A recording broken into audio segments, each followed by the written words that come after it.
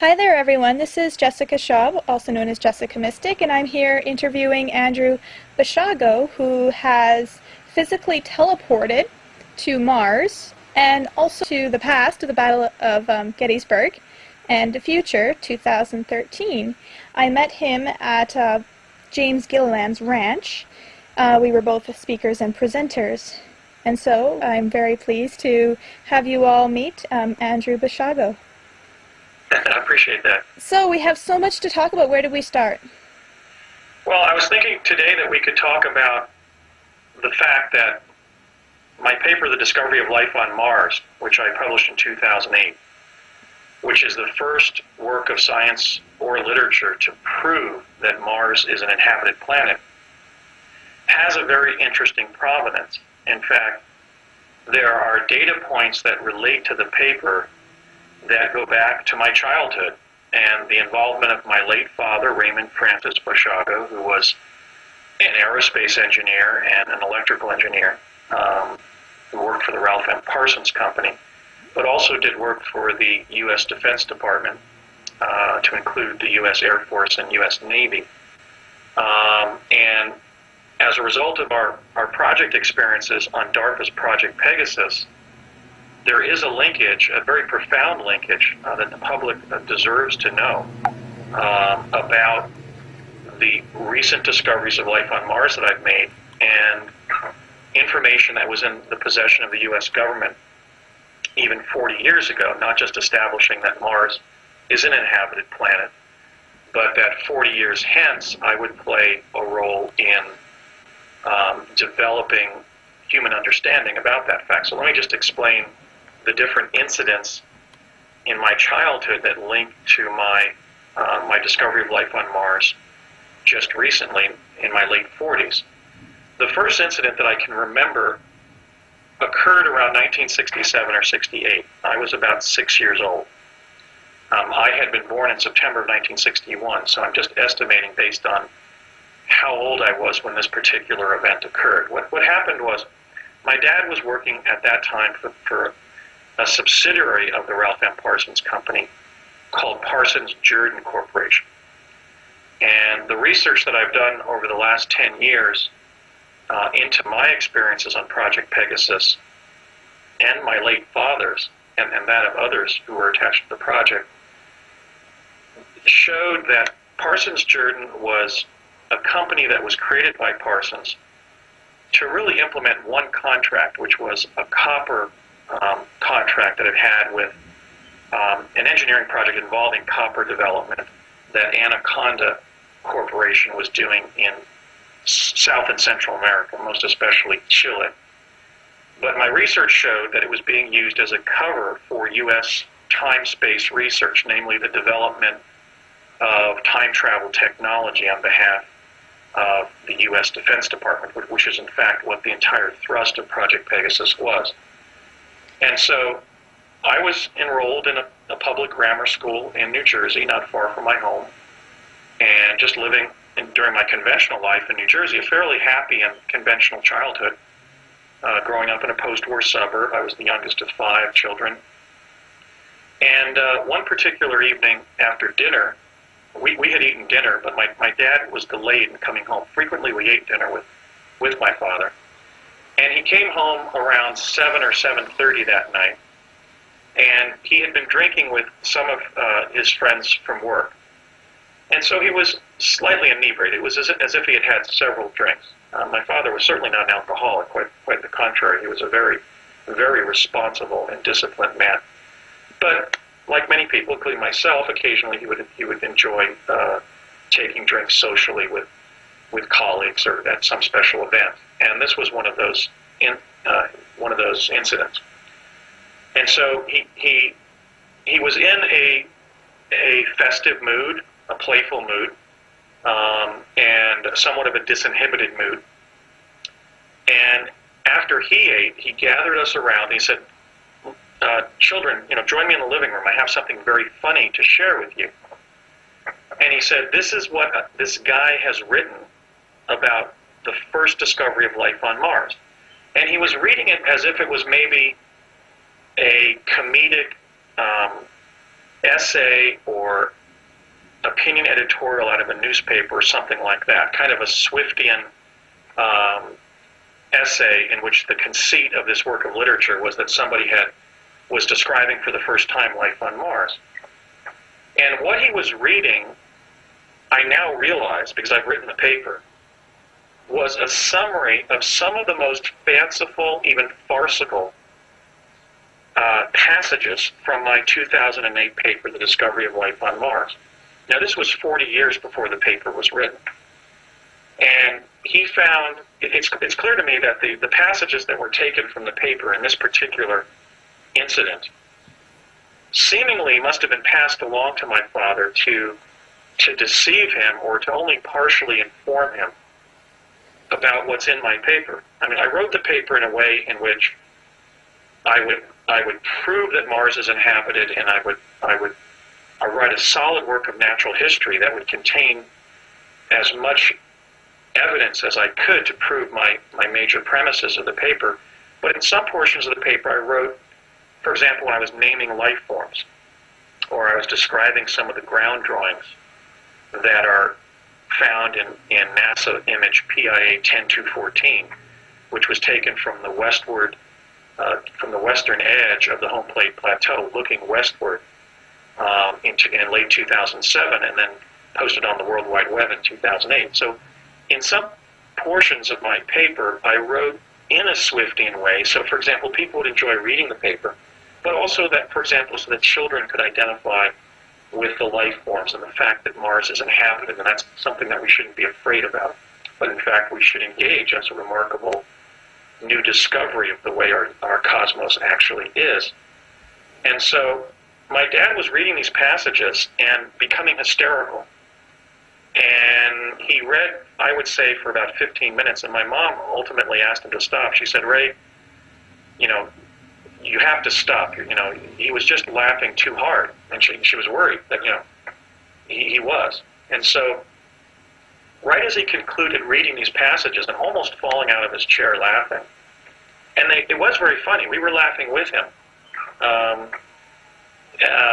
ran over to where he was. And even though I was a very well-behaved child, a very obedient, and socially appropriate child, I grabbed the file out of my dad's hand that he'd been reading from. It was a manila file, and I opened it up, and on the top of the paper it said Central Intelligence Agency. And then there was a caption where I saw my name, and I saw something that read something like Passages from the Discovery of Life on Mars, 2008. And my father suddenly grew very stern. He was not only inebriated, but he'd been essentially laughing substantially, quite vigorously. And he grew very serious, and he said, "You don't do that."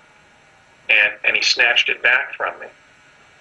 But I remember that incident because I realized that he wasn't reading something out of the Sunday newspaper that a colleague had passed along to him. He was reading a kind of a bowdlerized synopsis of very limited passages from my 2008 paper. I think I could probably go into the paper tonight and identify what passages they are. They were the passages that were the most Swiftian, that were the most fanciful. So that was the first data point in which the quantum access capabilities of the U.S. government entered my reality in the context of Mars and showed me that 40 years before I wrote my paper, The Discovery of Life on Mars, the U.S. government had it.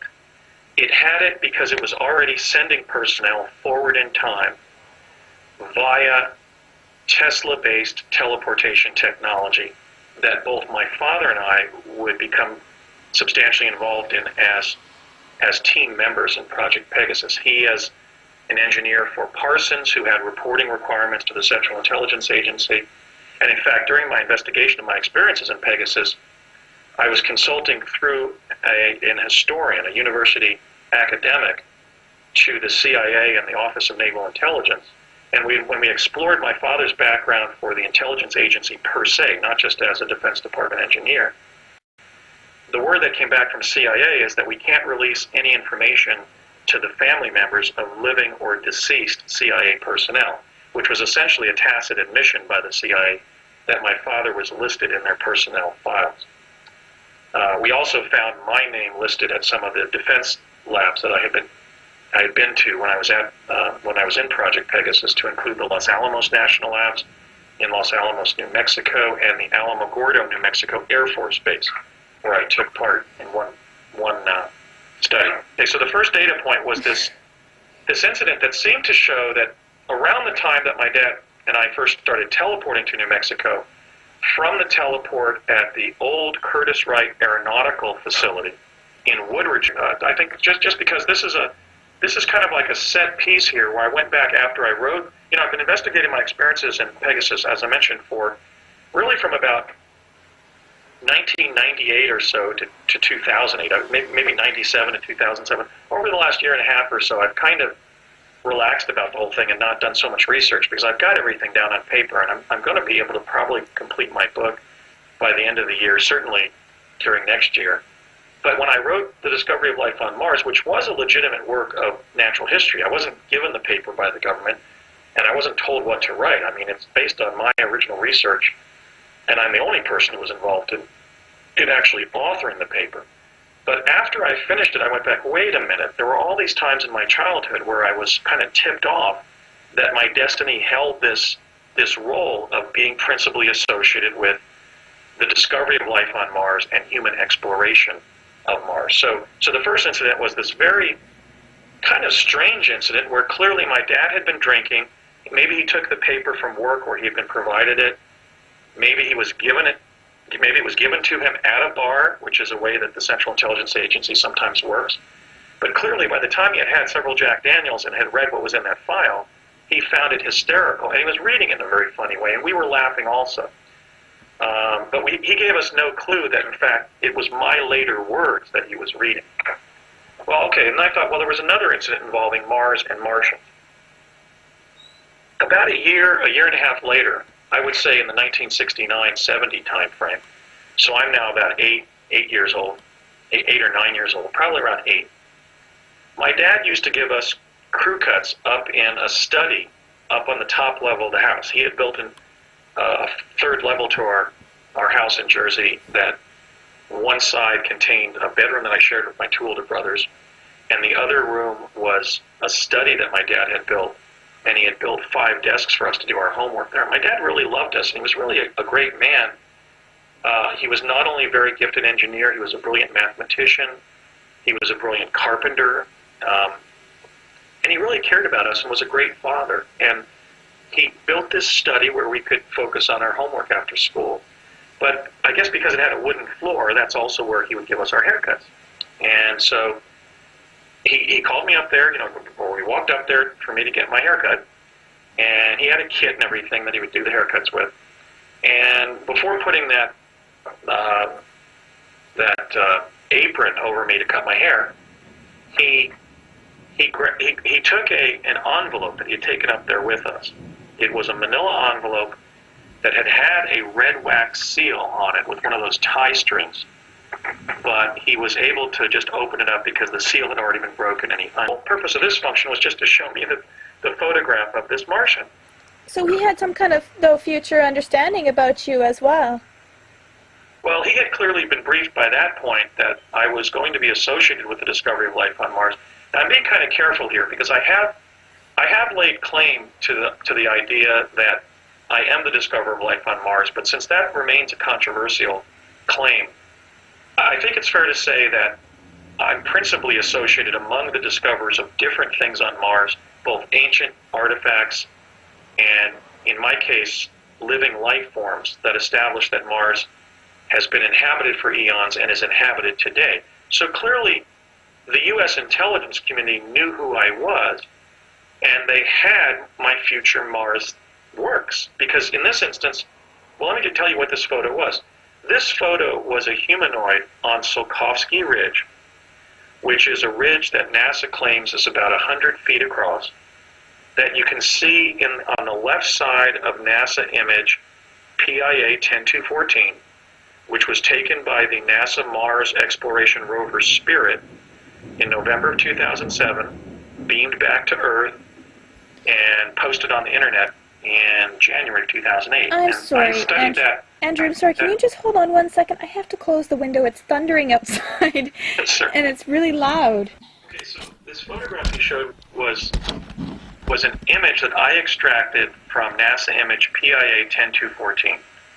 The humanoid is standing in a cluster of rocks, an artificially assembled cluster of rocks. In fact, one of the rocks has an elaborate carving in the side of it, very much like when we draw an image of the sun and personify the star at the center of our solar system as a human face or as a man. And so this humanoid being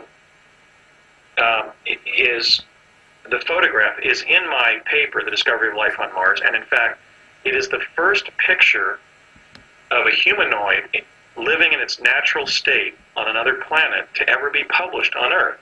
So it would make sense that because the Central Intelligence Agency and other alphabet soup agencies in the U.S. that my dad was associated with, to include DARPA, the Defense Advanced Research Projects Agency, to include the coordinating military agency responsible for U.S. intelligence, which is the U.S. Navy. My dad was one of those Cold War era engineers that had a secret military rank as a major in the U.S. Army that allowed him to get on and off of military bases. In fact, he was taking me on and off military bases throughout my childhood. But in this instance, he had a very significant photograph from my paper. And in fact, I wrote a series of later monographs just focusing on this particular detail from PIA 10214. It's the first photograph of a humanoid like us on another planet. And in that sense, it's a very historically important image. So they had it, and they not only had it, but they let me see it when I was 8 or 9 years old. In a secret context, a very domestic situation, my dad's giving me a haircut. He opens up an envelope and says, look, you find this, 40 years from now. Actually, he didn't tell me then when I would find it, but he did make it clear that this image of a Martian is something that I personally would discover and publish. Do you feel that they may have known also about other people's future as well? Do you think that they have that? The way to put this in context is they were sending personnel forward in time on a limited basis to both just gather artifacts spontaneously, like the day's newspaper, and take it back. And also, I know others were involved in going forward and taking microfilmed summaries of intervening events between, the early 1970s and the year in the future that we were visiting, and we were taking those back to the present. So I think the way to look at this is that they had isolated what they were calling persons of interest. Before the war on terror, a person of interest was not a member of Al-Qaeda or some other terrorist organization. A person of interest was somebody who in some way would do something significant in the future. Now, I could go off on a tangent here and talk about how when I was in college, I met a young Barack Obama, and we discussed the fact that he had already been briefed on the fact that he would become the President of the United States. So I think in a similar way, it's clear that because they knew who I was, and they were literally sharing elements of my future Mars research with me, my own publications, that they had identified me as a person of interest relative to the disclosure of life on Mars and the other things that I'm destined to do as a figure in the disclosure movement. Because they were clearly, I wouldn't say they were grooming me to become the discoverer of life on Mars, but they were just using the quantum access capability that they had to make sure that I knew what my destiny was, even on an unconscious level. Because as I'll show in these other anecdotes regarding the Mars data points in my childhood, it's not like they sat me down and did a lot of extensive discussion for hours about the fact that when I was 47, I would discover life on Mars and write about it. These were just like little memento moris from the future that they were dropping in my past, in my unconscious almost, because they were very limited incidents. How old are you right now? And how old are you right now, Andrew? I'm still 47. I'm going to turn 48 in September. Okay, interesting. Yeah. So I did get extensive training in Pegasus. We were being trained on these speed learning machines called tachistoscopes that my research showed were developed at the behest of the Office of Naval Research to work with gifted and psychic children in specialized education, advanced education. Mm-hmm. In my case, I was given, in 3 years of grammar school, in my 3rd, 4th, and 5th grade, I was placed in a learning laboratory where I was given sort of a university history program in everything involving society and science in particular, science and applied technology, applied science, from the year 1450, which would be the High Renaissance, which we would associate with, for example, Galileo. In fact, the name of this curriculum was Galileo. And the machines had been developed at the instruction of the Office of Naval Research. They were designed at one of my father's former employers, which was the Thomas A. Edison Research Laboratory in West Orange, New Jersey. No connection to Edison. This, in fact, was a defense R&D think tank-like engineering company that was founded in around 1950. But it was actually physically adjacent to Edison's old labs in West Orange. In fact, it shared a common doorway that was always locked with the old Edison labs that Mrs. Clinton refurbished and made into a national park when President Clinton was president. She realized that Edison's labs had been laying fallow for decades and had been ignored by the American people and government. So my dad was working at the Edison labs from 1956 to 64, and during that time, these speed learning machines for gifted students were actually constructed at the Edison labs. And they had taught us how to photo read. So we were getting all this history of society and history of science and technology crammed into our heads during those 3 years of grammar school. And in fact, there were U.S. Army field hospital cots in the learning lab that we used to collapse onto and fall asleep because we were so exhausted after, let's say, 2 hours of standing there and doing all this saturation learning. This is at age 8?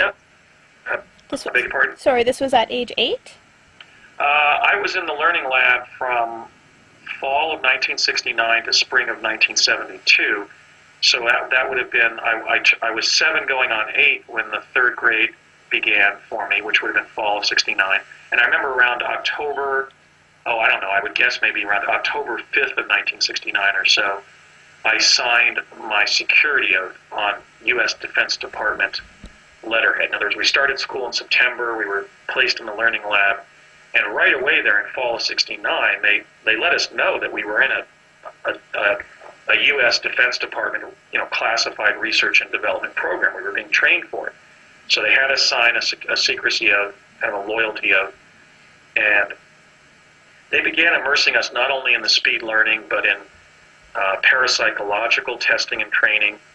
And very quickly, they began to involve us in very far-out stuff that was going on off campus. And so I can describe that a little bit later in this interview. But so this showing me that this Martian and telling me that I was going to be responsible for discovering it on the surface of Mars was pretty heady stuff, but it was the kind of stuff that was going on in my life around that time. I had already been dropped into Pegasus. I'm guessing this was probably after I'd been dropped into Pegasus. It might have been the summer beforehand.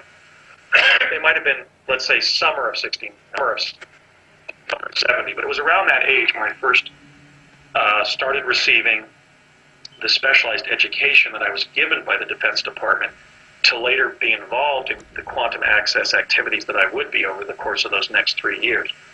But they definitely had the Mars data because my dad showed me that very photograph of the Martian that's in the paper. Now, the third Mars data point that I've recollected is around 1970. This was definitely after my father had showed me the picture. My dad's, and after we were already teleporting from building the teleport in building 68 at the Curtiss-Wright Aeronautical Company facility in Woodridge, New Jersey. We were always jumping through a device there to the state capitol complex in Santa Fe, New Mexico. So after I had already done that with my dad once in 67, 68 when I was 6 years old, and then after I'd already been doing it during summer of 70 with the kids in my learning lab who were by that point attached to Project Pegasus and actively, if you will, time traveling. At least we were already teleporting back and forth between New Jersey and New Mexico. My dad said on a Saturday morning, I'm guessing, this might have been around spring of 70, or actually no, it had to be after we were already teleporting as a group. This must have been around fall of 70, because I know it was after we were already, I had already teleported with the other children in the program in summer of 70. So fall of 70 or thereabouts, my father says, come on, Andy, we're going over to Curtis Wright. And I get in the car, and I'd always been, I've been trained how to keep project information secret, so I waited to get into the car, and he closed, his door. And I said, Dad, are we teleporting to New Mexico? And he said, no, I'm taking you over to Curtis Wright because there are some Martians there that I want you to meet. And again, I had forgotten the earlier incident involving reading the passages from the paper and him showing me the photograph. This was another unusual event in my childhood in which he was bringing Mars up. And I said, what do you mean Martians? As we drove over from our home in Morris Plains, New Jersey to Curtis Wright in Woodridge, New Jersey, I really couldn't get my mind around what he was talking about. And my dad got exasperated, which was very unusual for him. He was a very thoughtful and intelligent man, and he was really an ideal father in terms of being patient with children and educating us about things. And he always used a very advanced vocabulary, and he would always explain things very thoroughly and very patiently. But I had asked for most of the 15-minute trip over to Curtis Wright, I said, what do you mean, Dad, Martians? I don't get it. And he pulled the car over to the side of the road, and he said, Martians, son, they're human beings like us, except they're from Mars. And he had, lost his patience. So I said, oh, okay, I get it. So we drove over to Curtis Wright, and we didn't enter Building 68. We entered a different building. And this building was like an Air Force hangar that had a huge concrete loading dock that we actually walked out onto as we entered this big building. It was like a huge Quonset hut over a concrete loading dock. And I looked over to the right near the edge of the loading dock, and you could see that maybe twice as far beyond that. Maybe the loading dock was about 150 feet of concrete from the door to the edge of the loading dock, and there was maybe another 100 feet of concrete that went out to the tarmac there at Curtis Wright. So it was one of those big Air Force hangars where they put planes. And over on the edge of the stage, or this loading dock-like platform that we were walking across, there was a small silver metallic spaceship. It wasn't circular. It wasn't a flying saucer. It looked teardrop-shaped. It looked basically like a silver flying Z-type car. What is that? A Honda Z? Something like that. Like a flying Camaro or Suzuki or Honda Z-type automobile. In other words, it was an aerodynamically designed spaceship, but it wasn't a flying saucer. It was bilateral, but it looked more like an automobile without tires than a flying saucer. And something that clearly hasn't been depicted very frequently in the UFO literature. And it was just hovering there, and I could hear it going put, put, put, put, put, put, put, put, put, put, put, put, like it was riding on a cushion of air. And we went into an office that was right adjacent to this huge, cavernous aircraft hangar. And there's hardly anything in it. I mean, it was just this big, empty concrete space with this silver ship hanging over there, and there were these big lights that were illuminating the whole hangar. And there was a brief discussion with these three men in a small conference room with just some basic furniture, almost like those little briefing rooms you see the astronauts being briefed in before they then walk across the tarmac and get into the space shuttle or whatever. It was just a small little utilitarian briefing room where people would get coffee, who were on the project. And these men were essentially human, but for one thing, they were speaking in a very high-pitched way, with very high-pitched voices, almost as if they were straining their vocal cords and yet had very high voices. And they were just talking shop, and I didn't understand hardly anything they were talking about. They were talking aerospace. And then they said, well, I guess it is time for us to leave, or maybe some kind of attaché came into the room and told them it was time to leave, or whatever.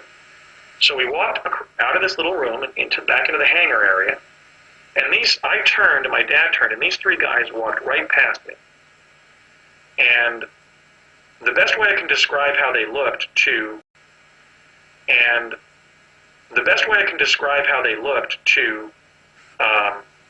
an 8-year-old or a 9-year-old from New Jersey of that generation. I've written it. I've written how they reminded me of or looked like any combination of 3 of the 4 Three Stooges. 2 of them were bald, and one of them, the 2 were about 6 feet tall and bald. One was about 5, 6, or 7 and had essentially a bald head with a fringe of brown hair around his bald pate. And they didn't look particularly athletic, but they were rather muscle-bound, fairly muscle-bound. And they looked, for example, like human beings would look if they were the result of a more keen struggle for survival on their planet. In other words, they looked almost like natural athletes, even though they didn't have really striking physiques as bodybuilders would, but they looked very fit physically, and they looked highly intelligent. The 2 of them looked like were bald guys with big heads, as if they had really substantial intelligence. And the shorter guy looked like a professor. He was a very distinguished, intelligent-looking person. But they looked essentially like us. And they walked past me, and they were wearing these tight-fitting silver spacesuits, kind of like neoprene wetsuit type, form-fitting jumpsuits. And the chest was covered with a blood-red crest, and then on that crest was a single emblem, which was a yellow lightning bolt going from the top to the bottom, with the jagged edge of the lightning bolt at the bottom of this 5-sided crest on their chest. So this was apparently the astronaut garb of the indigenous Martians. These were the Martians, my dad was telling me, we're going to meet over at Curtis Wright, and we met them. And as they walked past us there on the loading dock to get into their ship, the one who was walking third turned to my father, and in a very intelligent and courteous way said, "Well, Ray, it was a pleasure visiting your beautiful planet again, and a privilege to be with you again. And thank you so much for introducing us to your young son, Andy." Because my dad had introduced me in the room. And my dad said, "Well, it was great to see you 3 again, and I hope we can meet again." And my dad was just being very, very diplomatic, almost as if he had worked with these 3 gentlemen but didn't really know them that well. Like he would be polite to colleagues in the aerospace community that you were on a project with, but weren't best of friends with. And they walked down along the edge of the stage there, the loading dock, and they got into their ship, and they closed the hatch, and they went put out across the floor of the hangar, and then they started to do a big loop around the tarmac. We could see from the hangar. We were standing in the hangar and kind of following them, but we were still in the hangar, and they were out in the tarmac. And the engineer standing next to me was one of my dad's colleagues there I would say at Curtis Wright, because my dad was already working for Parsons. But one of the engineers who was there said, "Now watch this, Andy, you're not going to believe this." And as the Martian ship completed its loop and got to kind of the home stretch, it was only going about, I would say, maybe 20 or 40 miles an hour, not really that fast, but it was making this big loop, and then it hit the straightaway, and it just, in 3 very sudden pulses of speed, just took off at an incredible rate of speed, horizontally across the tarmac, and then shot up at a 45-degree angle and disappeared. And that was the most striking display of high technology I've ever seen before or since. Wow. That craft went from about 40 miles per hour to 4,000 to 8,000 to 12,000, so that by the time it got out of my field of vision and I could see it shoot up, it was a blur. It was literally a blur. So we know from this event that by around 1970, the U.S. Defense Department, including engineers like my father, were in liaison with human beings like us on the planet Mars. Now, what had my father done for the U.S. Defense Department? Well, I'm in possession of his 1964 resume, which is an ancient document under the law of evidence that's self-authenticating. And what his 1964 resume shows, I mean, that was written, 44 years ago, so it's more than 20 years old. It shows that he had worked on the ramjet engine You're so fascinating that I don't, like, I want to have you continue speaking at the same time I have all these questions, but I'll save them for later. Okay, I just want to narrate all the Martian data points because I think it shows that the U.S. government was definitely prioritizing Mars and the Martian presence there, and its quantum access activities were definitely focused on Mars, even when I was on Pegasus as a kid. Because here we find, my father had been working for Okanite in Paramus, New Jersey in 1952, and he explained to me one time, and this is again validated by his 1964 resume.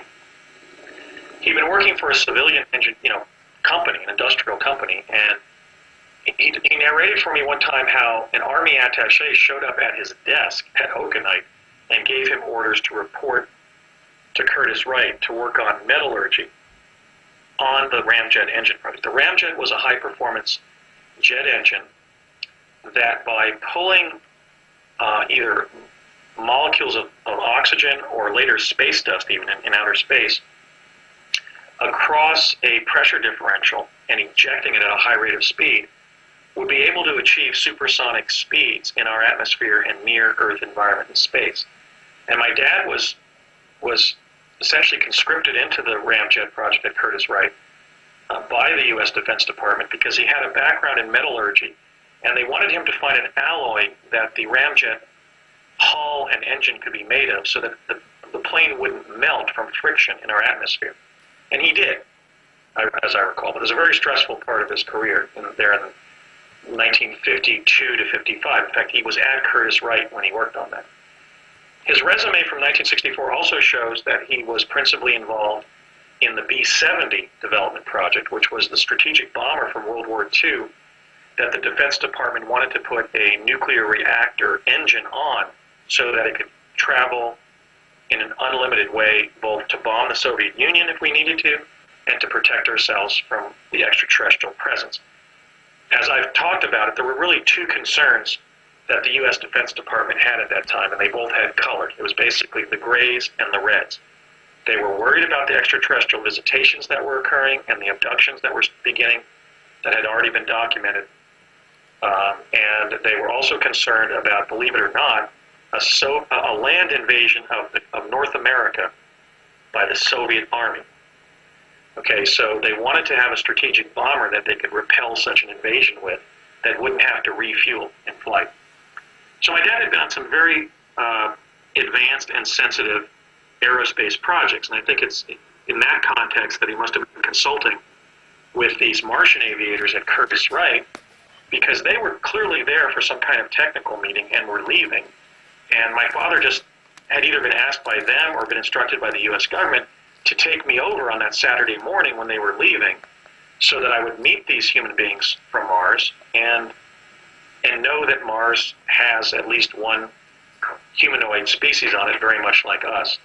Now, who could these beings have been? Well, we know that in 9500 BC, years ago, there was a cataclysm in our solar system.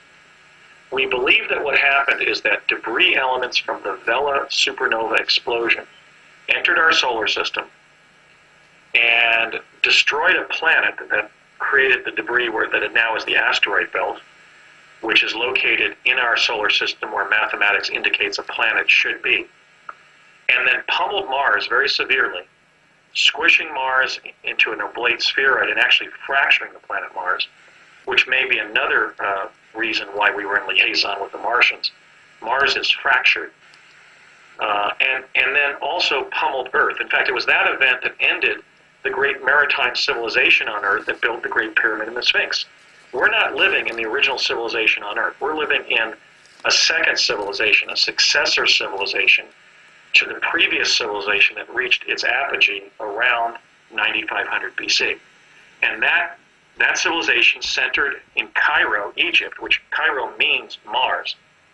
And it had a space launch platform in Lebanon, at Baalbek in Lebanon, which is a huge stone platform there that we believe they were using to reach space. The whole pyramid complex itself at Giza links to Mars. For example, every year on the same day, the passageway to the King's Chamber focuses on the planet Mars and creates a red orb on the wall across from the sarcophagus there.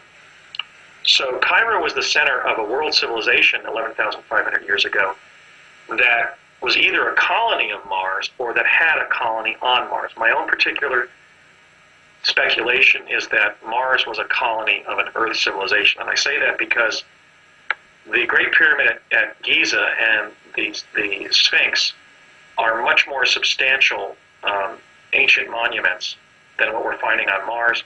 The evidence that I found on Mars is much more scattered and fragmentary. And of course, Earth is has a much more bountiful natural environment to sustain life, including human life.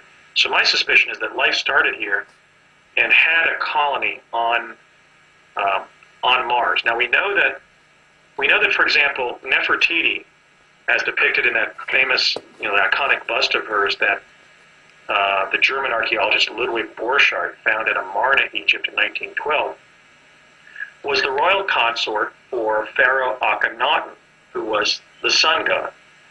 And in my investigations of Mars, I would find not only that the surface of Mars is littered with dark turquoise rocks and also with drab green and blood red colors that are on Nefertiti's famous, conical hat on that bust, but also I have found artifacts on Mars with an identical headpiece. So I think it's fair to conclude that the sun god, as he was called, Pharaoh Akhenaten, and his queen, the royal consort, Queen Nefertiti, were the monarchs who were in power during the time of the pharaohs when that ancient Egyptian civilization reached its zenith and reached Mars and placed artifacts there. In fact, my paper, The Discovery of Life on Mars, goes into this at considerable length. But in any case, wow, these men... That's so cool. Okay, sorry, continue. So these three men there at Curtis Wright were Martians. They were Martians like us. In fact, if today a Han Chinese individual can marry somebody from, Mexico, and their genes haven't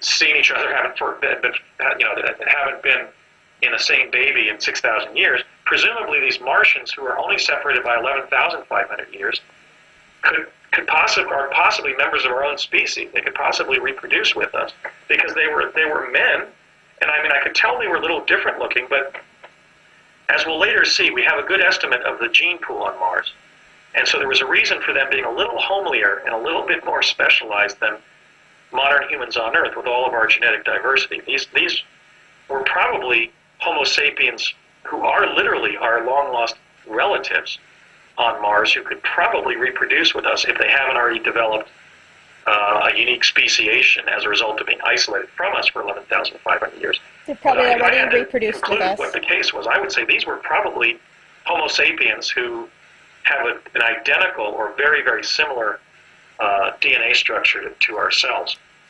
And in fact, my dad was emphatic. He said, they're human beings like us, except they're from Mars. Okay, so apparently by 1970, the separation of those two cultures, which was traumatic, and in fact, the Mayan elder Barbara Hand Cloud has talked about how that event created catastrophobia in our culture, where we're phobic about Mars, phobic about space, and fearful of a repeat of that kind of solar system cataclysm, because human civilization on Earth wouldn't recover until around 3000 BC. And I was schooled on the fact in Pegasus, in these yellow book sessions that we were having about extraterrestrial issues, that the civilization that we're living in, the successor civilization to the ancient Egyptian one, began in ancient Sumer around 3000 BC with intervention by an advanced extraterrestrial species. Certainly not the creatures on Mars. This was an advanced, intelligent hominid species from outside our solar system that came here and reintroduced things like mathematics and writing. And that's why we've been developing as an international culture since around 3000 BC. That dichotomy also explains all these more ancient relics of the previous civilization that we're still finding when we hack away at, for example, the jungles of Central America.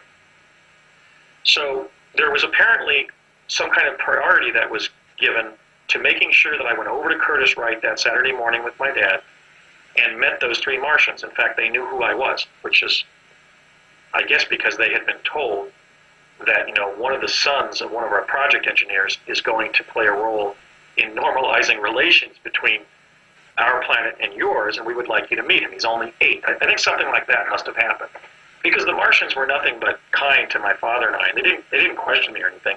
He simply sort of said, and thank you for introducing us to your young son Andy. And he kind of like looked down at me and nodded and smiled. So these Martians were nothing but considerate, intelligent people. But that wasn't the only data point from my own Mars writings that was shared with me as a child. Because after that event, and this event I can date, my mom had permitted me to go out and trick-or-treating, and I know this just from family lore and my own memory, when I was 10, in the fall of 1971.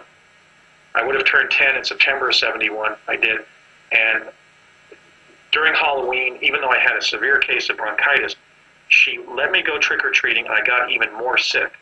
And I got very sick. In fact, I still have some respiratory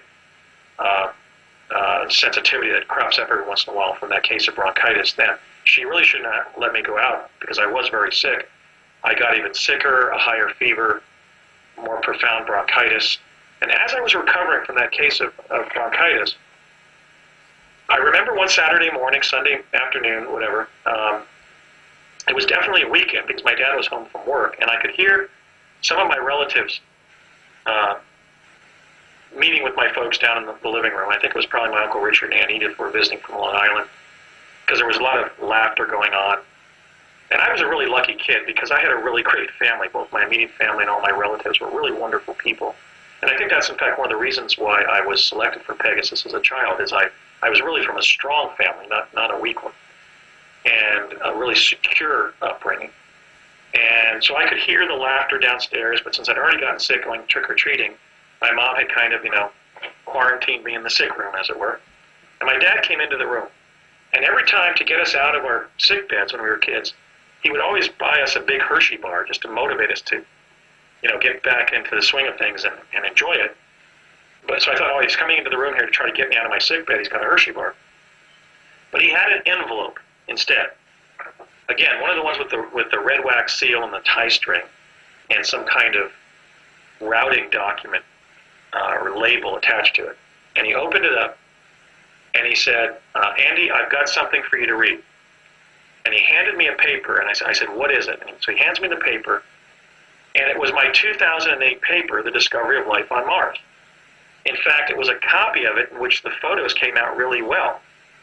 So presumably, it had to be a document from at least 40 years or so in the future, 37 years in the future, because it's 1971, and he's handing me a copy of my 2008 paper that I could have printed this morning at a local Kinko's. I mean, it was a quality version of the paper. So we know it was accessed via time travel from some time after I published the paper in 2008. And clearly by this time, by 1971, now about 3 years after the original incident involving Mars, where my dad was laughing about what was in the paper, he had clearly read the paper because he had already opened the envelope, and he was handing me the paper somewhat reverentially. In other words, this meeting was not a time for laughter at all. It was a deadly serious meeting in which he was being very respectful with what he was handing me. And I said, what is it? He goes, it's a paper. It's a paper you write. Look at when you write it. And I looked down at the copyright declaration at the bottom of the paper, and it said 2008. And he said, how? Yeah, I said 2008. He goes, how old are you going to be then? And I said, 47. So he said, yes, you're going to be 47, and look what you write. And I said, what is it? And he goes, it's the first paper to prove that Mars is an inhabited planet.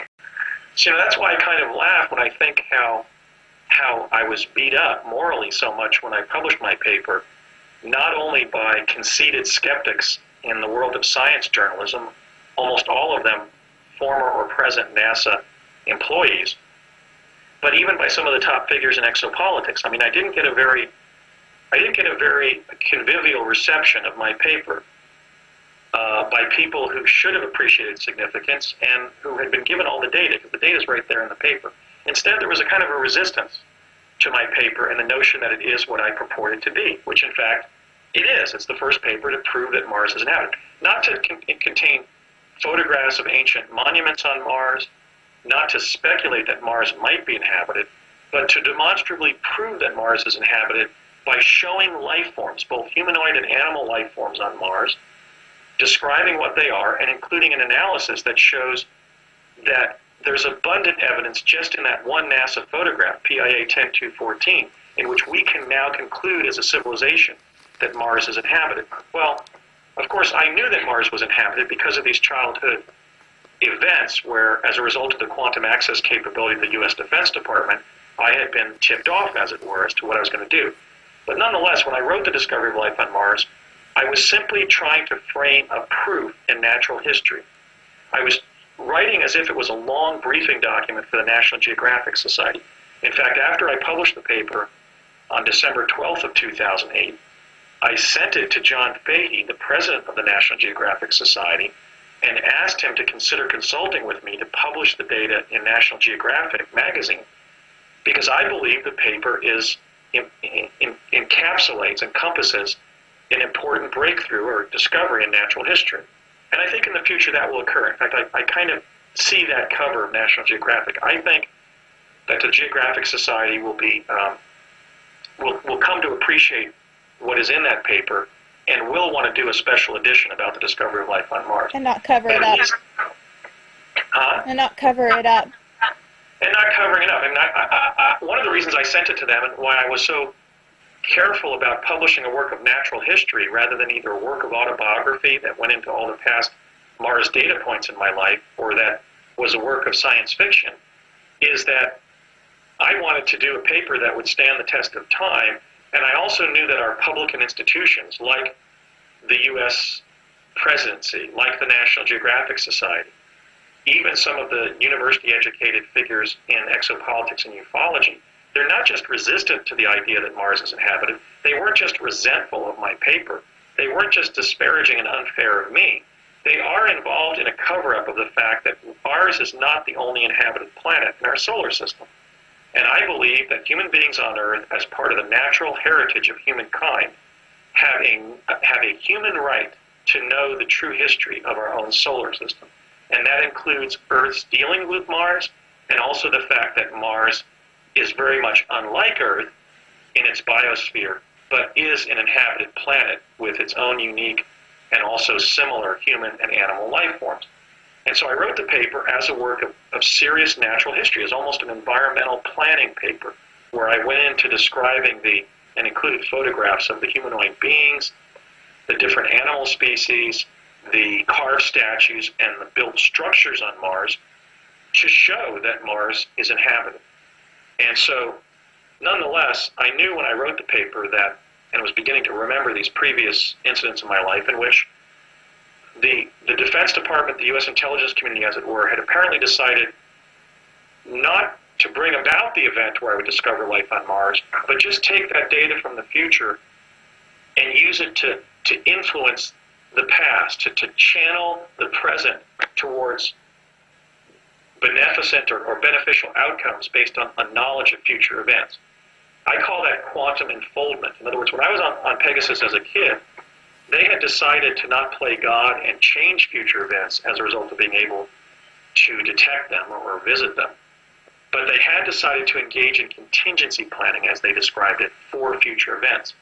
So one of the forms of contingency planning that they've engaged in is to identify persons of interest like myself, a discoverer of life on another planet, persons of interest like Barack Obama, the first African-American president of the United States, somebody who I'm very proud of and, in fact, is a contemporary of mine. We were born about a month apart. And I know based on my meeting with Barack back in 1982 that, like he had gotten these briefings by intelligence community officers throughout his life, because by age 20 he already knew he was going to be president. Not that he wanted to be president, like somebody would want to pitch for the New York Yankees. He had been briefed on the fact that he was destined to be president. So in a similar way, I was not just briefed on the fact that I would play a principal role in the discovery of life on Mars, but that I would write the paper.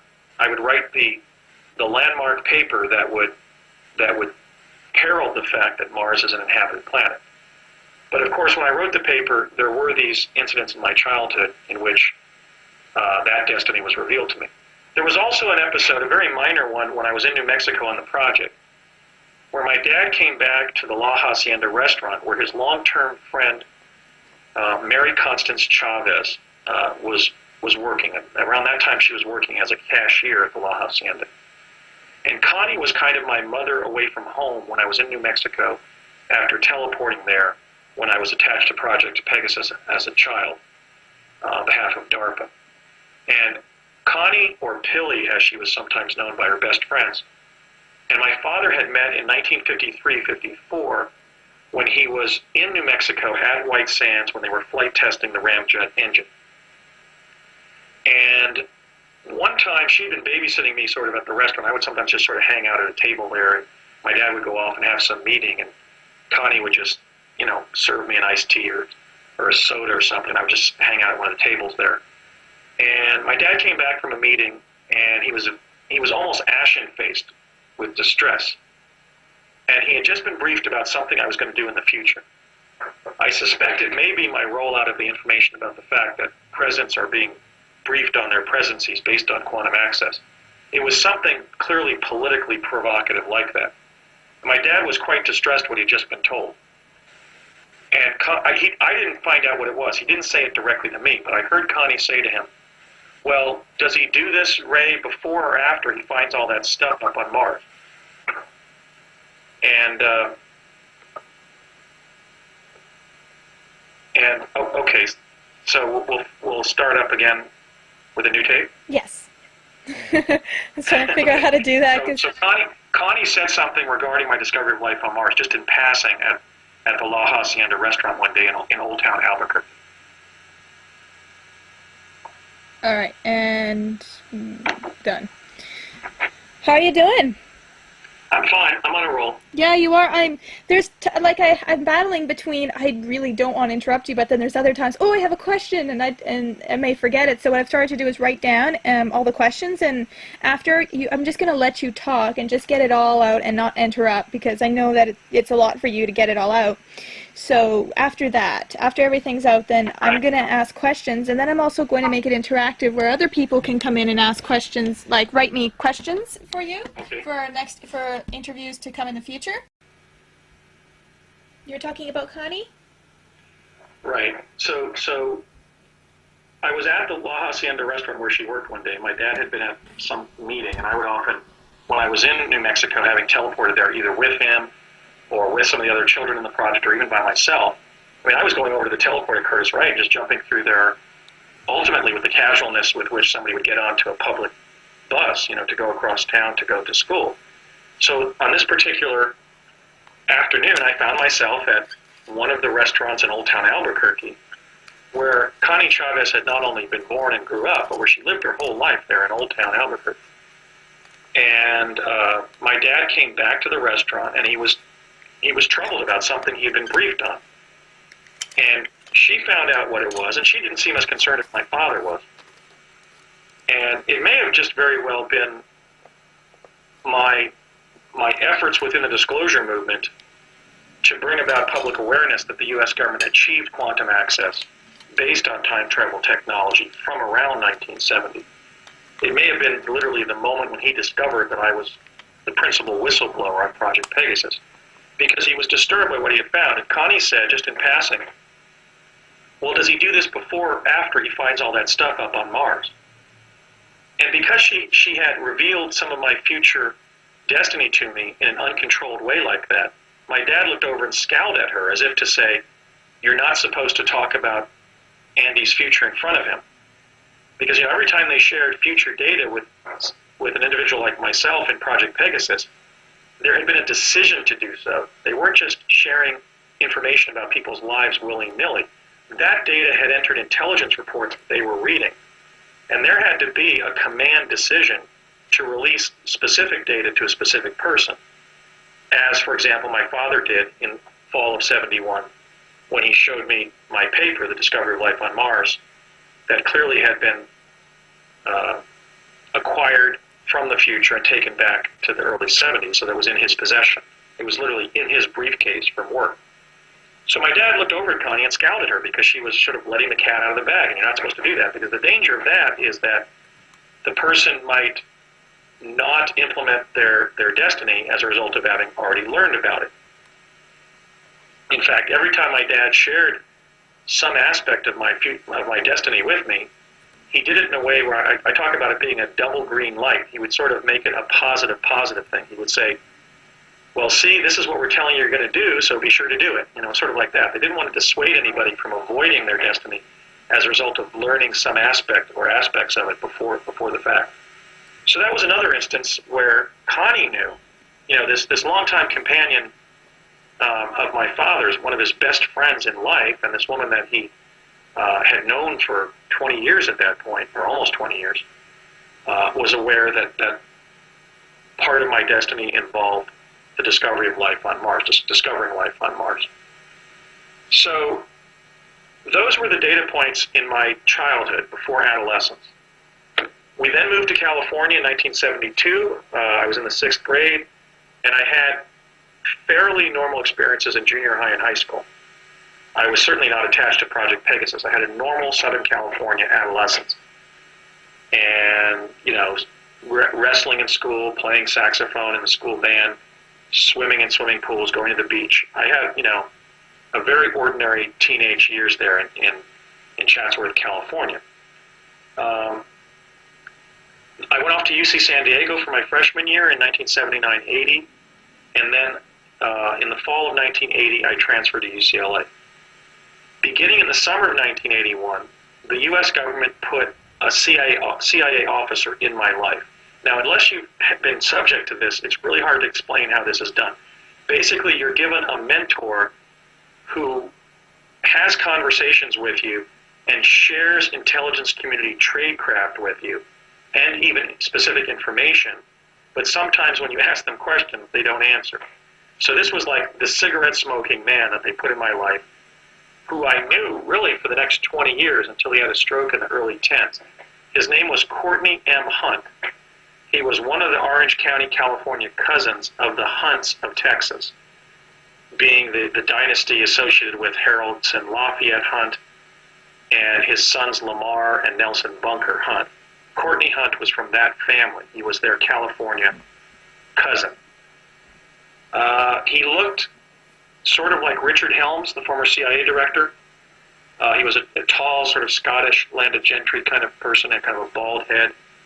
Kind of looked like Hunter Thompson or Arno de Borchgrave, kind of thinning hair. But he was a chain cigarette smoker, and he was career CIA. In fact, he had joined the CIA during the Korean War when he did jumps behind enemy lines via parachute. So he had seen some very serious experiences as a CIA agent. Courtney lived in Chatsworth and had semi-retired in his early 50s in the early 1980s. But he was still working for CIA. You never really leave the U.S. intelligence community. And he was placed in my life as sort of a mentor who was trying to recruit me for CIA as well. Now, I rebuffed that recruitment attempt just like I had rebuffed my father's attempt to have me apply and be admitted to the U.S. Naval Academy at Annapolis when I was in high school. So this was the second attempt to get me back inside the military intelligence community, if you will. I had been in Pegasus as a kid. I had performed well as one of the children in the project. In fact, I had jumped through all the hoops and had been one of the children involved in jumping through the Stargate at the Cerrillos Cultural Center outside of Santa Fe to access the year 2045 and then bring back via teleportation to the radio antenna array, the microwave tower called Continental Divide in southwestern Colorado, near the Lobo Overlook site associated with the area north of Pagosa Springs, Colorado. I had gone to the future via the Stargate device at Cerrillos and come back via southwestern Colorado and provided the U.S. Defense Department summaries of future events, what I call in my book, the history of the future. What these were microfilm canisters with hundreds of feet of tape on which were digitized, so they couldn't be detected if these devices were lost, They were digitized summaries of intervening events between 1970 and 2045. Imagine microfilm, hundreds and hundreds of feet of microfilm of, issues of Time magazine. I don't think it was Time. I think they were actually, I had been told they were historical summaries of particular events and people, and photographs and technologies and so forth, and world events, and encyclopedic and biographical information about people that had been prepared in 2045 and were being sent back on a tactical basis to give the Defense Department information about the future to basically allow the U.S. government to engage in contingency planning for the most serious events. One of the things the U.S. Government, more specifically the Central Intelligence Agency, was concerned about in the early 1970s was the prospect of a new ice age that would destabilize civilization. The concern about that and some of the data that we collected in Pegasus, by the time I was no longer attached to Pegasus in 1972, or by the end of 1972, was their concern that there would be a mass flooding event, either before or after a mass ice age type of cataclysm. So I clearly had been identified as a person of interest when I was on Pegasus, because my father ultimately became angry at me when he learned that I was destined to be the chief whistleblower about the quantum access capabilities that Project Pegasus achieved on behalf of the U.S. government. So there was a concern that they get me back within the realm of secret government operations. The first attempt was when I was about 15 or 16. My dad sat me down and said, "Let's talk about your application to Annapolis." And I said, "My what?" And that even got as far as a scheduled meeting with our congressman, who was Barry Goldwater Jr.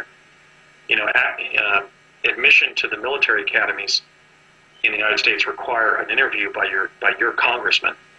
And so I had an interview scheduled with Representative Barry Goldwater Jr. that I didn't go to. In fact, his secretary called me and chewed me out for standing up a congressman for an interview to get into the Naval Academy. I basically balked because I didn't want to be bossed around again like I had been in Pegasus. I was not treated kindly when I was on Pegasus. We were treated basically as young military personnel. And we were bossed around and told to do things and told to buck up and tolerate whatever they were asking us to do, just like we were, private first classes in the Army. Privates first class, I should say, in the Army. So we were yelled at a lot. I mean, in some instances, we had experiences that were tantamount to torture, or at least to averse treatment that was designed to either make us comply with authority or engage in military activities or espionage activities as part of the project. And then ultimately, in my case, to make me forget what I had done on Pegasus. So I wasn't really happy about how I had been treated as a child on the project.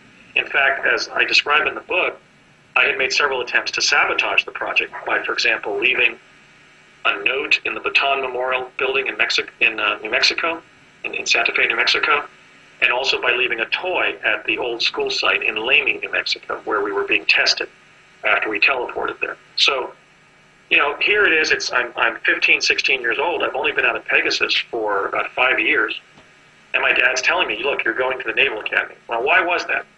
Well, I recall a conversation that took place between my father and the defense attaché for Project Pegasus, who was a young former congressman named Donald Rumsfeld.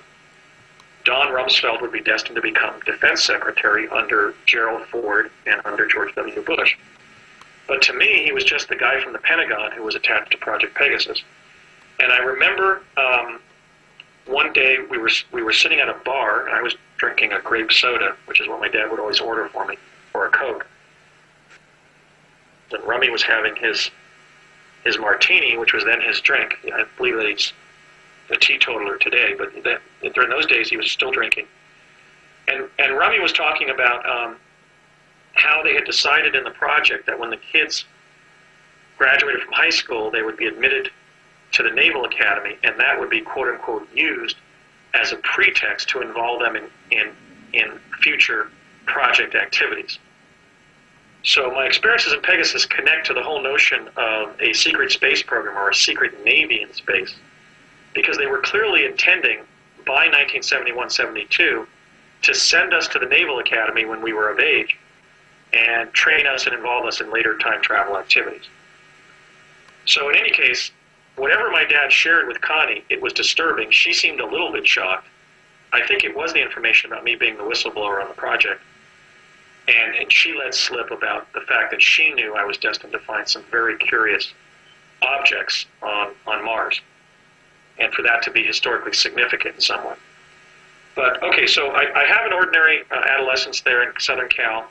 They put Courtney Hunt in my life in summer of 1981. Now, for many years, I had been blocked about everything that happened that summer in my interactions with Courtney. But what I now remember, and I now know, is that throughout the summer, he was asking me a question. When he was training me, different aspects of how the U.S. intelligence community operates, I mean, he was clearly grooming me for a career with the CIA. I don't want to mince words about that. That's what my interactions with him were about. I didn't go on to a career in the CIA, but I was involved in some U.S. intelligence community activities in Los Angeles from roughly 1981 to 1986. So I did end up becoming implicated by them in their activities, but I was never hired by them. I never became a full field agent, if you will, but they did manipulate me into doing some things for them throughout the early 1980s. And those are largely irrelevant to the whole story of Pegasus and Mars. They were just pretty much conventional intelligence functions in Los Angeles when I was in college. But in any case, Hunt was essentially training me for the things I would do for the CIA from 1981 to 85. And they didn't involve domestic spying, by the way. I was just basically an errand doing different things in Los Angeles. They could trust me to be an errand because I had been a much higher level errand as a child, and they had sent me to the future to recover information. So they were happy to send me around Los Angeles to transmit information to people. But in any case, Hunt was working with me beginning in summer of 1981, and he was an exceptionally forbidding and cynical person. He was, like I said, the classic cigarette-smoking man from the CIA. He would grow moody sometimes. You'd ask him a question, and he would look at you like he was angry, and his eye would begin quivering. You know, it was kind of like interacting with a pirate captain sometimes. He had a very brutal side to his personality, where he didn't want to be intimidated, and he didn't want sensitive information to be extracted out of him. He wanted to share enough information with me to train me. But the question he kept on asking me throughout the early summer of 1981 is, so do you want to go to Mars? Yes or no? And I was saying things to him like, oh, go to hell. I don't want to work for the government again. Or I was saying, I don't even believe you. I think you're on LSD or something. I don't even believe we're going on to Mars. Or I said one time to him, how am I going to go there? A spaceship? Spaceships, I don't want to get aboard a spaceship, no, and take off like a rocket. And he looked at me like I was crazy and said, you know how we get there. You did it right here on Earth. And of course he was referring to teleportation. So he was essentially pressuring me out throughout the summer of 1981 to agree to go up there. So I finally relented, mostly because, when your dad is an engineer for the Ralph M. Parsons Company who has spent a career basically as the $1-a-year man on teleportation, and you were in a black project with him, the black project in which teleportation and other quantum access technologies were developed, and if you told your mother or your brothers and sisters or your best friend what you had done as a child, or who your dad really is, who he's really working for, and that now there's this CIA guy in your life, people simply don't believe you. In fact, I told everybody at the dinner table one time that I was under recruitment by CIA, and my dad made some dismissive comment, and everybody thought I was crazy. But Hunt was in my life. They already had a CIA agent in my life as a mentor. He was already training me by summer of 1981. But the difficult question he kept on asking me in the summer of 81 was, come on, I need an answer. Do you want to go to Mars? So I finally relented. In fact, he had me meet with a young person my age who had been up there, and after listening to that guy, he said, yeah, you just go into this elevator-like device, and it opens up on Mars, and you step out, and there you are. Okay, so I met with Hunt once, at which he explained how the teleportation to Mars was going to take place. And it's exactly how it did take place. It was very minimal training. You would think that we would go through 3 months of NASA-type, astronaut-type training to teleport to Mars. No, the CIA people like Courtney Hunt, and for that matter, even my father, who were consulting engineers to this teleportation capability that the U.S. intelligence community had, they gave me minimal training before going up there. And so let me describe what happened and when I did go up there. Hunt drove me in his automobile after briefing me at his home in Chatsworth. He lived in an apartment with his wife Linda in Chatsworth. We had a briefing session of an hour or two. It was a very basically brief session where he just told me what was going to happen. We drove to an office building in El Segundo, California, down where there are a cluster of buildings that are defense contractors. And there was one building that was entirely operated by the CIA. He drove me over there in his private automobile. We went up to about the 5th floor in the elevator. We stepped out, and the whole room was just one big counter. Like when you have a law firm and there's a Ephesian suite in the middle, and you have a secretary who's working for all the different lawyers in separate rooms around this central console or counter. It was just a big console like that, big counter. And Hunt, the guy laughed that Courtney had shown up again. We walked over to the counter. He said, Andy's going up today, and he wrote my name in a ledger. And he said, okay, Andy, you want to go back and step into the elevator? And I said, I'm not going to Mars? And he said, no, you're going to Mars. And I said, in the elevator? And he said, yeah, that's the teleport. And they laughed kind of derisively. People in the CIA are very cynical, and they often spend a lot of time laughing at you even while they're training you. Probably because they know, and they right, just because, they don't want. Because they're insiders and they know things that ordinary people don't know, and they know how foolish almost everybody is ultimately. So he said, no, the elevator is the teleport. So I walked back into the elevator, and as he explained how the teleport would operate, the whole room would go there to Mars. So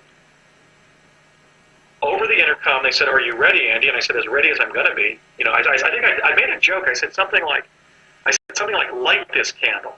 Because I had been in the colloquy with Courtney Hunt about how I didn't want to get aboard the top of some rocket ship, because I thought that was inherently unsafe. And if you look at the Challenger incident 5 years later, I was right? So I didn't want to go to Mars via rocket ship. But once he explained that it was via teleportation, indeed that the identical technology I'd been involved in so substantially in childhood, I ultimately agreed to go. And Hunt explained how the whole room would go there. And that's in fact what happened. They said, are you ready? And I said something like, as ready as I'm going to be, light this candle.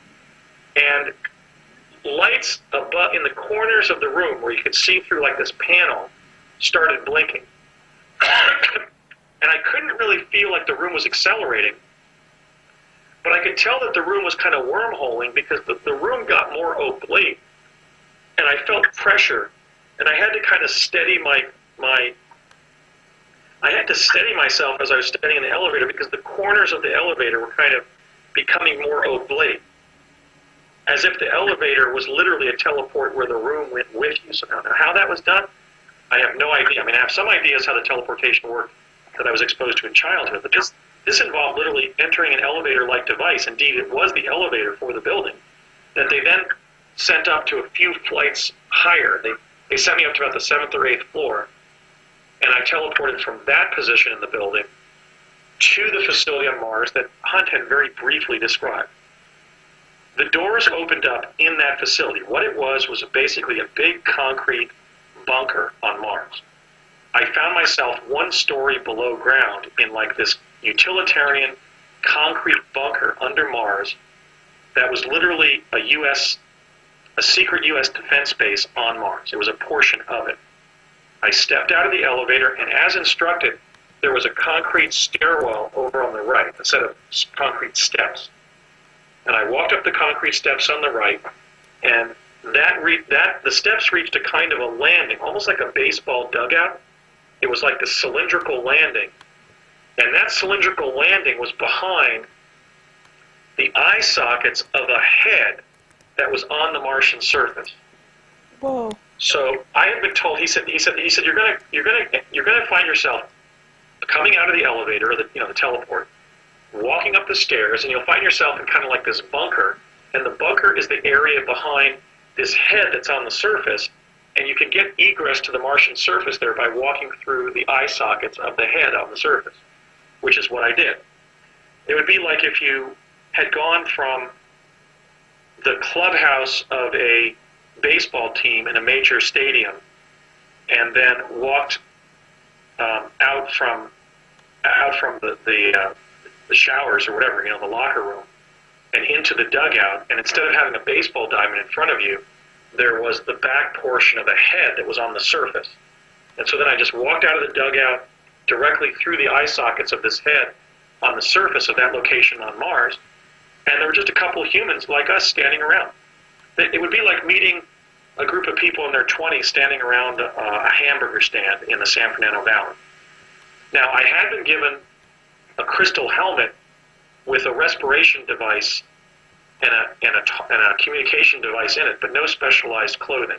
I was wearing like a white T-shirt and blue jeans, and my sneakers or something, maybe boots. I don't even remember what was on my feet, but I didn't have any kind of specialized spacesuit on, but I did have a crystal helmet on. So I walk out of I had been provided that by Hunt before I got in the elevator back at the building in El Segundo. And so I step out, and there are these young people. They were a little bit older than me, but in 1981, I was 19. And these young people were like 23, 25, 27. There were three of them. There were two men and a woman, and they were very young people. Presumably because I was arriving there as a 19-year-old. So this was a kind of an acclimation trip to teleporting to Mars. And I felt very odd. I mean, I felt strange to be on another celestial body. It was a very alienating, kind of weird, hallucinatory kind of experience. And they were standing around, and I was yelling, I guess, even though I forgot that my helmet had a communication device. And I was saying, can I take my helmet off? Because they didn't have any helmets on. And they said they were laughing and saying, yes, you can breathe without you can take your helmet off. Okay, so I took my helmet off, and I quickly breathed in, because I found the air on Mars hot and difficult to breathe. The best way I can describe it is if you combined the kind of labored breathing you can get in a smoggy city like Los Angeles at the end of a hot summer day with being at a high altitude. In other words, I could breathe, and I didn't start hyperventilating, but I felt like I was in an environment of diminished oxygen, and it was hot also.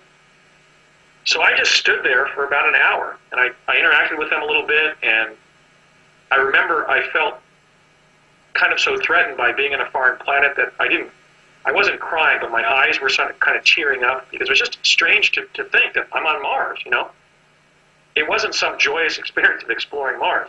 But I just stood around that skull with several other humans, and these were human humans. These were U.S. personnel. The guy even said to me, so you're the guy Courtney mentioned or something. So they were just apparently sent there from wherever they were living on Mars because somebody was coming up to get acclimated to teleporting up there. And then I said, after about an hour and a half, I said, look, I'm going back. And I said, you can if you want, or you can hang out some more. And they didn't stop me. I walked through the eyes of the skull, down the steps, and into the teleport. And I said something like, beam me back or something. But then ultimately, I was standing in the elevator for like 10 minutes. In fact, I walked a couple of times in and out of it because the door wasn't closing. I thought, oh, shit. Hunt has set me up here, and I'm going to be up here forever, or up here for hours, or going to have to sleep here, or whatever. So because there had been times when I had kind of been left behind in time space when I was in Pegasus. These kind of emotions from childhood where I felt I had been double-crossed and I was going to be set up for a more stressful experience were kind of going through my mind. My thoughts were kind of racing. And so I just sat in the corner of the elevator, and then finally the door closed, and I teleported back to the building in El Segundo. And on the way home to Chatsworth, Hunt said to me in the car, remember one thing he said, next time we send you up there, we want you to walk around the surface some more. And I said something like, if there is a next time. Because I simply didn't want to go to another planet, okay? But I was trapped, because I'd been trapped in the cult of intelligence since I was a kid.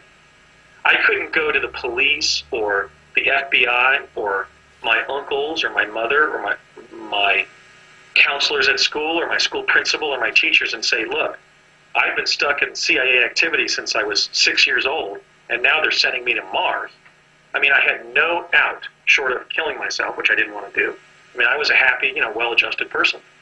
But when I had these interactions with the U.S. intelligence community, like when I was doing project stuff with my dad, or when they put Courtney Hunt in my life, beginning around, when I was 19 there, that was it. I mean, I had no way of refusing what they were asking me to do, or in any way extricating myself socially from interacting with them and tolerating the requests that they made of me.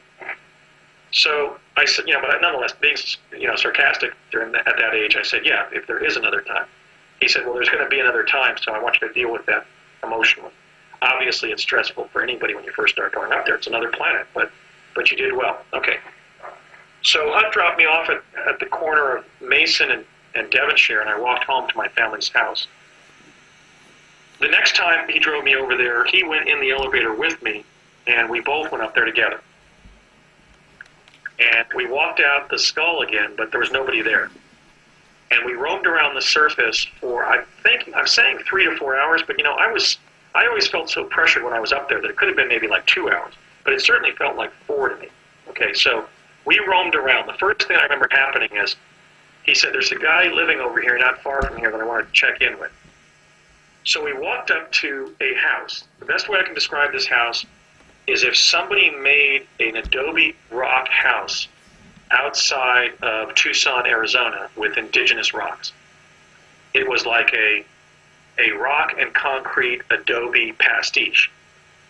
And as we walked towards the front door of this tiny little house, and we could tell it was a house, not because it had windows. It didn't have windows, but it had a front door. This creature was sitting on the front lawn that was a hybrid. Now, the house didn't just look like some old adobe house outside of Tucson. Everything associated with the human presence on Mars looked execrable. It looked like project stuff that had been built in a simple way and then neglected for years. So there was for example, when Hunt opened the door of this house, the screen door was ancient and it fell off in his hands. So clearly there had been human construction on Mars going many years back. Maybe the guy was living in a house that Martians had built and that he was just occupying. But as we walked onto the property where this house was, where, the identifiable lawn, and it wasn't a grass lawn, it was just a yard, like a zero-scaped yard with rocks on it and paraphernalia laying about. This creature, I think it was partially on a leash. I mean, it reached us, but basically it was a man with a bald head and the shoulders of a man, but he was sitting like a dog sometimes sits, with its paws forward, and the lower part of his body was sort of grub-like, almost like a person looks when they're standing in one of those sleeping sacks, or throw pillows or whatever. And when he saw us enter the property, this creature came bounding across the yard, snarling and barking at us simultaneously. The best way I can describe it would be if you had a vicious dog who knew some English. It was like, he was like making this very intimidating bark and snarl at the same time.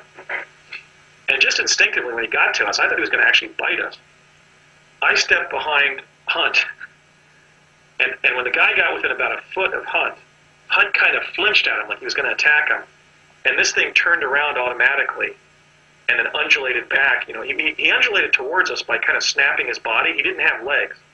Snapping his body and running on his front, on his hands simultaneously, kind of. But Hunt flinched at him, and this thing turned around and with this woeful bail, kind of retreated in a cowardly way, kind of like baying like a cowardly dog, kind of howling. So we then entered the house, and we walked in, and there was a man about 45 years old. He was a Caucasian man with not a beard, but stubble on his face. He had a suntan. He was wearing grimy clothes, and he was almost at the point of total insanity. He was one of the Mars colonists who had been there for months. And when we entered, he started backing up in his house like he thought Hunt was there to assassinate him or something. And then Hunt said, we're just here to find out what's happening with you. How are you doing? And this guy came forward and calmed down, but he was still jabbering. He was very agitated. And he was talking about several project personnel who'd been lost to predators on the surface of Mars.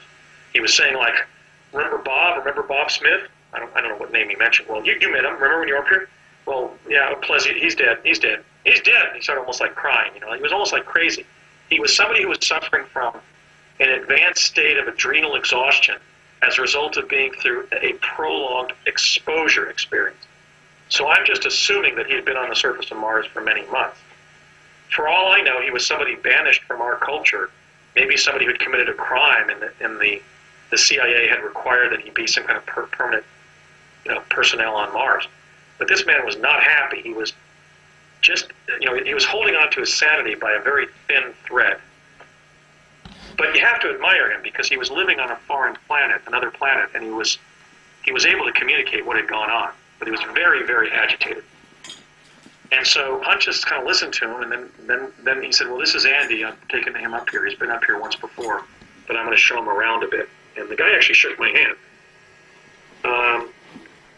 So anyway, he was somewhat of a pudgy white guy. He had a little bit of a pot belly.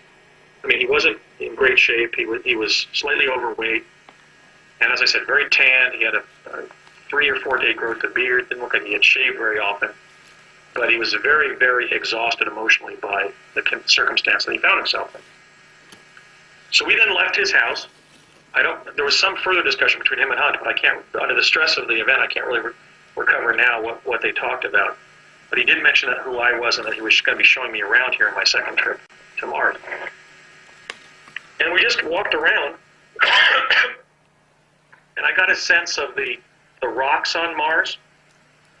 There are some very beautiful dark turquoise rocks. The soils run from ochre through rust red to drab green to blood red. There were certain life forms that were non-predators, just like the creature on the guy's yard that sort of attacked us, that he was pointing out, and I'd say, are they dangerous? He would say no. And I remember as we were leaving to go back to the skull, I remember how night was falling, and it was different than dusk on Earth. I think it happened quicker than I expected. I'd have to consult with an astronomer to really reconstruct how I experienced night beginning to fall on Mars, or at least it was getting darker. And as it was getting darker, we walked past this group of these hybrid creatures on the crest, and they were barking in a friendly way, kind of like seals or sea lions. And I said to Hunt, something like, is that some more menacing noise from them? And he said, no, in fact, they're saying goodbye to you. But they were kind of up on a crest of a hill going, almost like a dog barking to you because they recognized you. It was like a happy sound. And then we got back to where the skull was, where we had to get, egress back to the teleporter, 1 story below the surface there. And when we got about 40 paces from the skull, I noticed there was this boulder over on my right that I didn't notice when we'd walked out of the skull. It was about 4 feet across and grayish, kind of a mottled grayish tone. And then when we got about 30 feet from the skull, I saw it move, and I saw a head on a periscope-like neck lift up from this boulder, and then as we moved closer to the skull, turn its head. And I said, Courtney, that's an animal, isn't it? And he said, yes. And I said, is it a predator? And he said, afraid so. And I said, oh shit. Is it going to attack us? And he says, it might. And so he then said, okay, when we get to about 20 paces from the skull, I want you to run like hell and dive through the eyes like you're diving into home plate. Can you do that? I said, yes. And he said, on the count of 3. And by then we were like 20 paces from the skull. And he went, 1, 2, 3. And we just ran like hell to save our lives. And as we were diving through the eye sockets of the skull, this creature closed on me. And actually I heard it kind of groan as it smacked its neck and apparently its face against the eye socket of the skull. Now, when I remember my training, that is to say, the little bit of information that Hunt shared with me, both before and after I went up, one of the things that he described is that the human civilization on Mars only comes out on the surface occasionally, but they left their predators on the surface. He didn't tell me why. I believe they did to eat their dead, because if you're stuck in an underground civilization, you want to biodegrade your dead individuals from your civilization on the surface.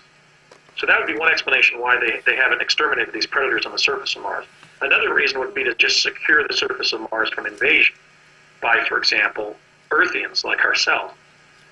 But I remember he said that the skulls have been built both by the Martians and by the U.S. Defense Department to indicate to intelligent humanoids on the surface where the access points are to the underground civilization.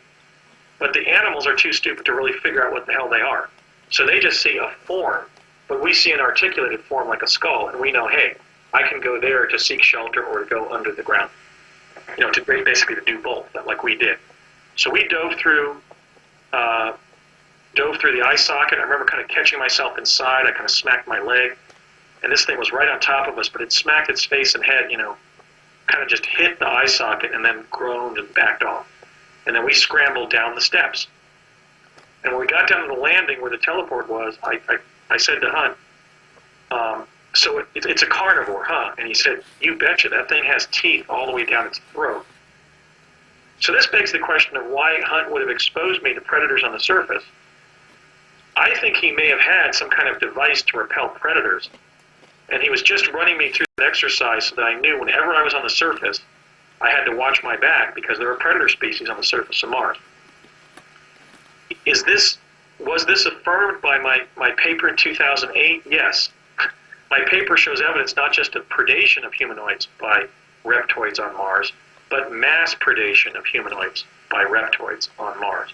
In fact, in 10214 and in 11049, I've isolated details of reptoid creatures literally, in one case, eating a human, and in another case, guarding a recently killed human. So humanoids are not on the top of the food chain on Mars, and that's another aspect of Martian ecology that's going to be difficult for human beings on Earth to accept. But Mars is essentially like life on Earth would be if the carnivorous reptile species like plesiosaurs, or let's say even the smaller dinosaurs, survived so that occasionally, or rather frequently it would seem, they eat humanoids. So that's now been established by my experiences on the surface, and if people don't choose to believe that I was on Mars, which in fact I was, I'm telling the truth, we have had a capability that has been placing people on Mars via teleportation since at least 1981, because that's when I went up there. More recently, we have the claim made by the brilliant young researcher David Wilcock that there are 600,000 personnel on Mars, from Earth. I have no reason to discount that because I was sent up there 28 years ago, and we got there in about 5 minutes from this jump room at this particular CIA facility in El Segundo. So I don't doubt David's claim because we certainly had 3 decades now to place U.S. personnel and potentially chrononauts from other nations on Earth on the surface of Mars, and I'm going to continue to tell the truth and share what I know and bear witness to what happened. I have been on the surface of Mars, and I was there without specialized clothing, and during the latter half of the first trip and during the whole second trip without any kind of specialized breathing apparatus. Mars has an atmosphere. It has both humanoids like us and humanoids unlike us, and it has a variety of different animal species, both animals that resemble animals presently on Earth, or animals that used to be on Earth and that are now extinct, or animals that have never existed on Earth because they're hybrids of different existing Earth species. The plesiosaurs, for example, that are on Mars, such animals did not survive the KT extinction on Earth. So what we can begin to derive in terms of our understanding of biology on Mars is that Martian life forms are both similar to and diverge from life forms on Earth, which may be an important paleological finding in the sense that it shows that life forms on both planets seem to have emerged from a common origin, but that at some point, excuse me, in prehistory, the two planets diverged, and yet modern humans are on both planets, but there are species on Mars that are extinct in our age on planet Earth. So that was 1982. that was 26 years before I wrote The Discovery of Life on Mars. The question is, well, why didn't you talk about the fact that you teleported to Mars when you wrote your paper? And that's simply because the fact that I had been on Mars was irrelevant when I wrote the paper. If you look at the structure of the paper is a work of natural history that seeks to prove a single postulate, and that is that Mars is an inhabited planet. My subjective claim, or anybody else's subjective claim, that they've been placed on Mars via the advanced teleportation capabilities of the permanent secret government, the U.S. intelligence community, the U.S. military-industrial complex, as President Eisenhower called it, is irrelevant to the case I make in the paper that Mars is inhabited. The reason I wrote the paper the way I did, and I didn't talk about, first of all, I didn't want to blend or just alter the story based on a narration of the fact that the very story I was telling I had been told about when I was a kid. So I couldn't do that. That was off the show, off the table. And then I pondered whether I should talk about the fact that I had been on Mars, and I thought, well, look, people are going to have enough difficulty believing the case I'm making in this paper that Mars is inhabited. I won't talk about myself or my experiences. I'll talk about what the evidence shows. I'll make a legal case, a natural history case for life on Mars, which is what I did in the paper. So I find your personal story more interesting. Well, I know, and it may be more significant, but the value of the paper, and the reason I structured it the way I did, is it's basically a work of natural science or even belletristic literature in which I present the photos and what the photos mean. So separate and apart from any subjective claim I would make that I and others have already been to Mars, even somebody skeptical of that position can at least embrace the data. They can investigate the data in my paper and say, I think this author did prove that Mars is inhabited. So then I can now that paper has been published, I can now share with others some of the backstory of the fact that I was not only aware of my destiny as the author of that paper, but in fact, I have been on Mars because the U.S. government has been sending people there for decades. Now, the reason I think I was sent, I think, Jessica, I should just address why I was sent, and then maybe I can field some of your questions. The reason I think I was sent is not they were planning for me to be permanent personnel on Mars, or become an astronaut or whatever you would, I guess chrononaut is the term I've been using, because our space personnel or CIA personnel have been getting to Mars via teleportation rather than rocketry. So we're really not astronauts. We've really been chrononauts. Without these breakthroughs in time-space physics, we simply would not have gotten there yet. But anyway, the reason I think I was sent up there is for the same reasons that I was briefed in childhood about the authorship of the paper. They wanted me to be familiar with the data. Because when I was up there, for example, I interacted with humans up there. I had met human Martians as a kid at Curtis Wright, but I met U.S. personnel up there. I met the hybrid. I saw some of the other hybrids that are up there. They're actually, I show in my paper the Scorpion Man, who's a hybrid between a human being and like a Helgermite or scorpion.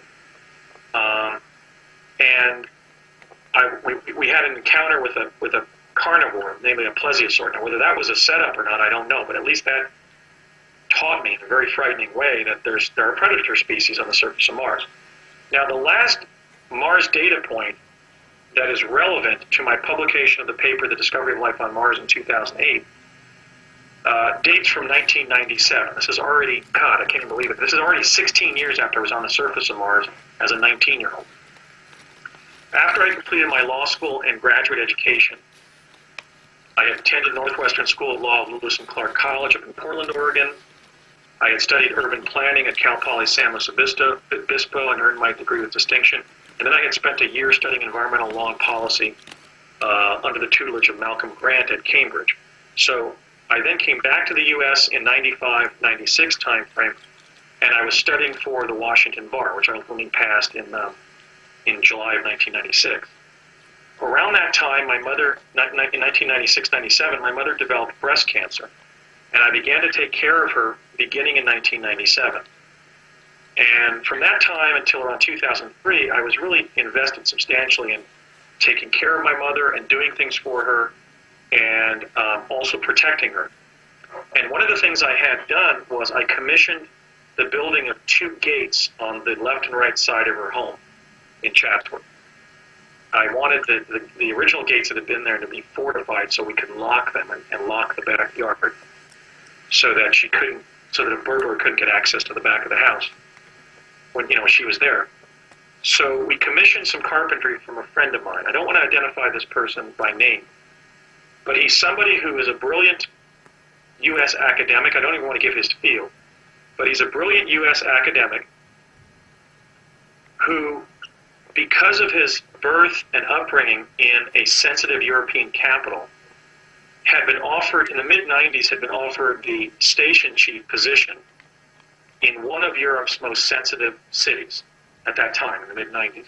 Again, I don't want to say what city it was because I want to protect this individual. He helped me a lot, and we had an agreement that I wouldn't reveal his identity. But he was studying his social science field at a California university, and he was recruited for CIA as the station chief position for this particular European capital city because he was conversant in the language of that country and English and French. And so he was highly sought by CIA. And when we were finished, and he helped me build the gates to my mother's house, which again, nobody would, besides my late mother, would know who he was, because I don't even think he gave us a receipt when we paid him. But anyway, we went down and had lunch or an early dinner at a Chinese restaurant in Chatsworth. And when we went out to his car, he said, "I want to show you something." And he said, "Get in the car." And he reached behind his seat, or in the glove compartment, and from the car, he pulled out an envelope.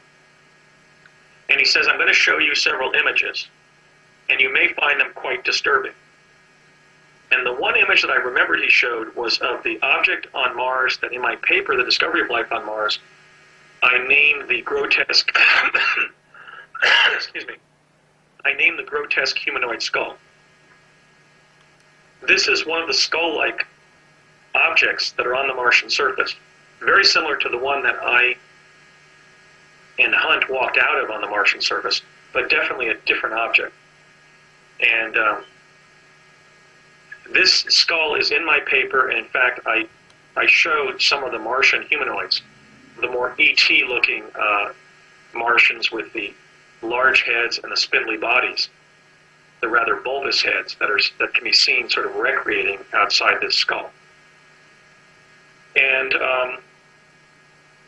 he showed me, in other words, another detail from my paper. Just as my father had shown me the humanoid on Tsiolkovsky Ridge, there was apparently project continuity, at least within CIA, because now he's showing me another picture from my paper, the one of the other humanoids on the surface of Mars. And he said, you may find this somewhat disturbing. And I said, well, what is this? And he said, these are ancient artifacts and life forms that in the future you're going to include in a landmark paper that you write about your discovery of life on Mars.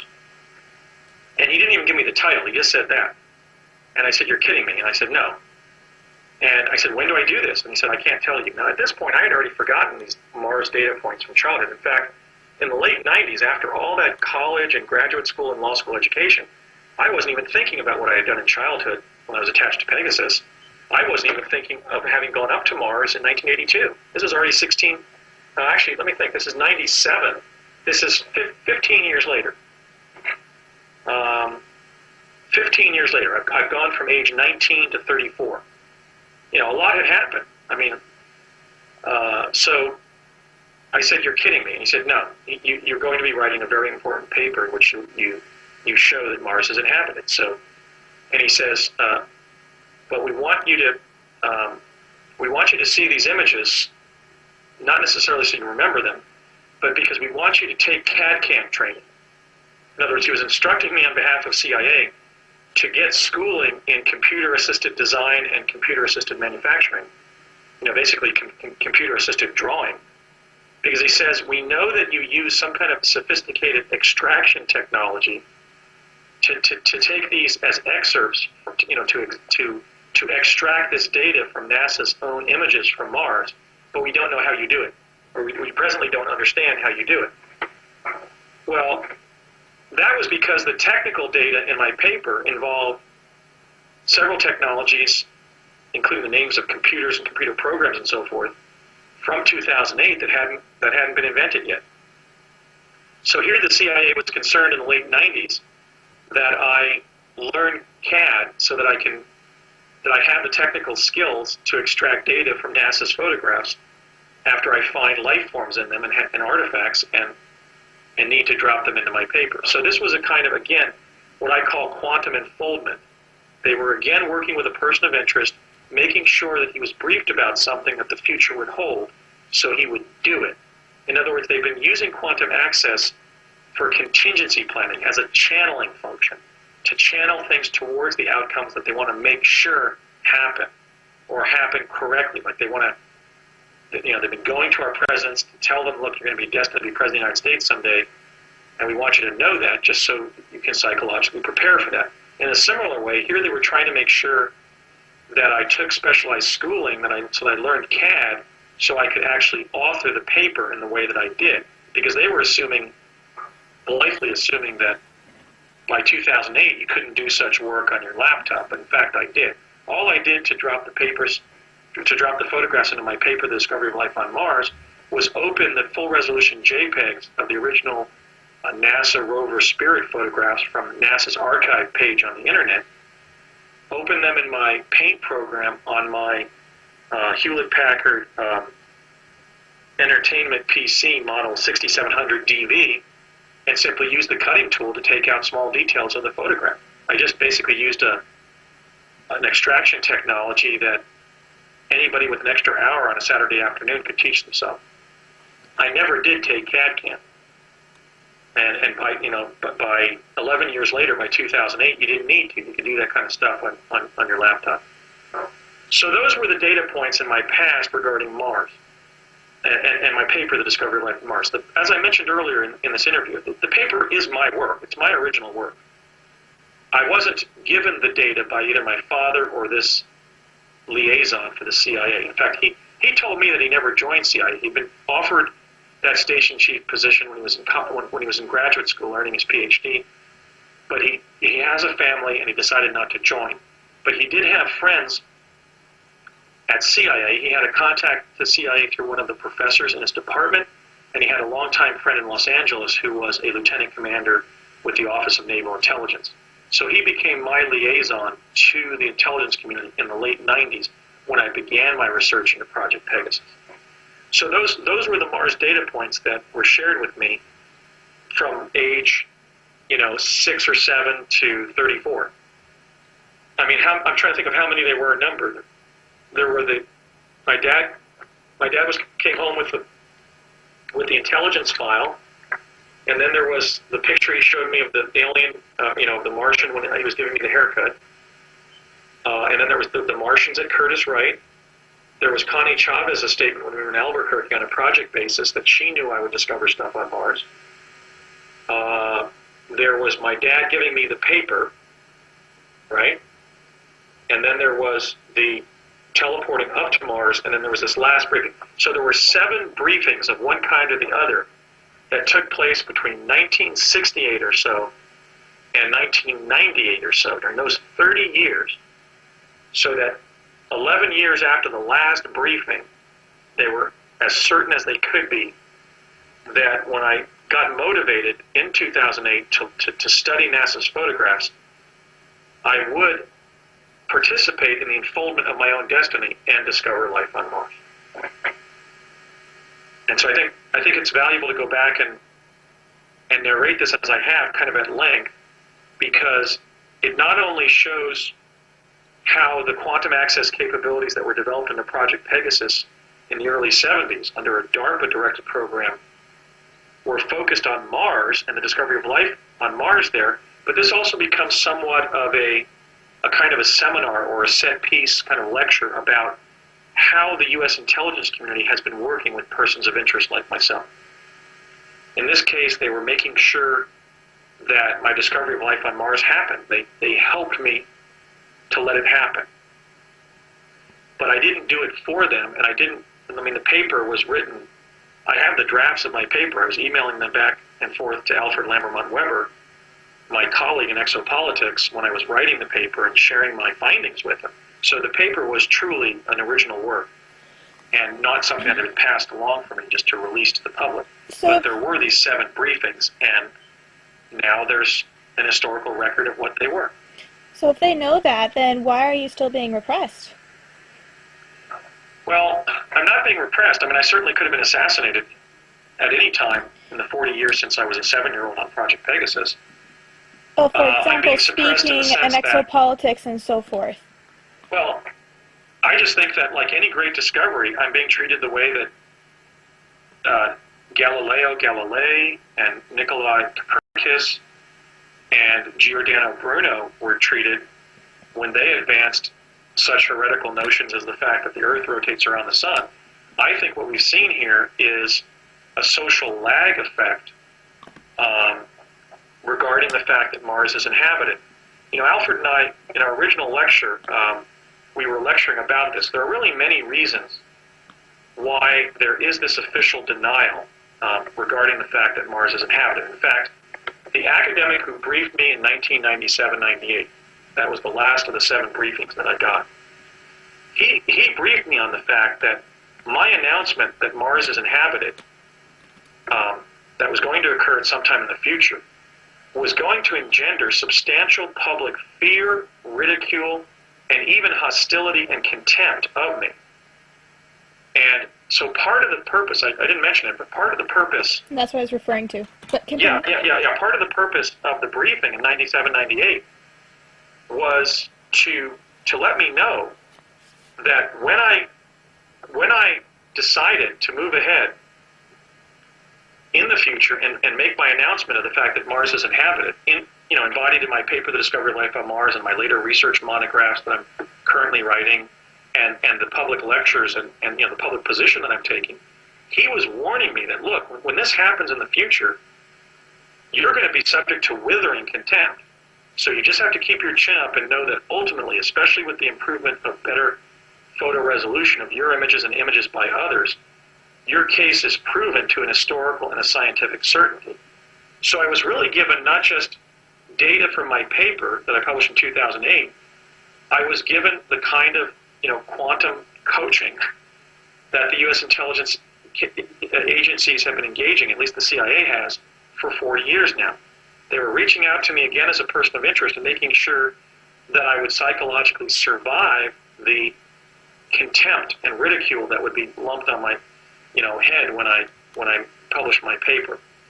And I was aware of that by the time the paper was published, because I was having discussions with Alfred about the fact that I was recovering these memories of the briefings. Now let me just, because it's come up, let me just give you some ideas as to why I think my announcement of this simple discovery in natural science or natural history has been met with such negative responses by both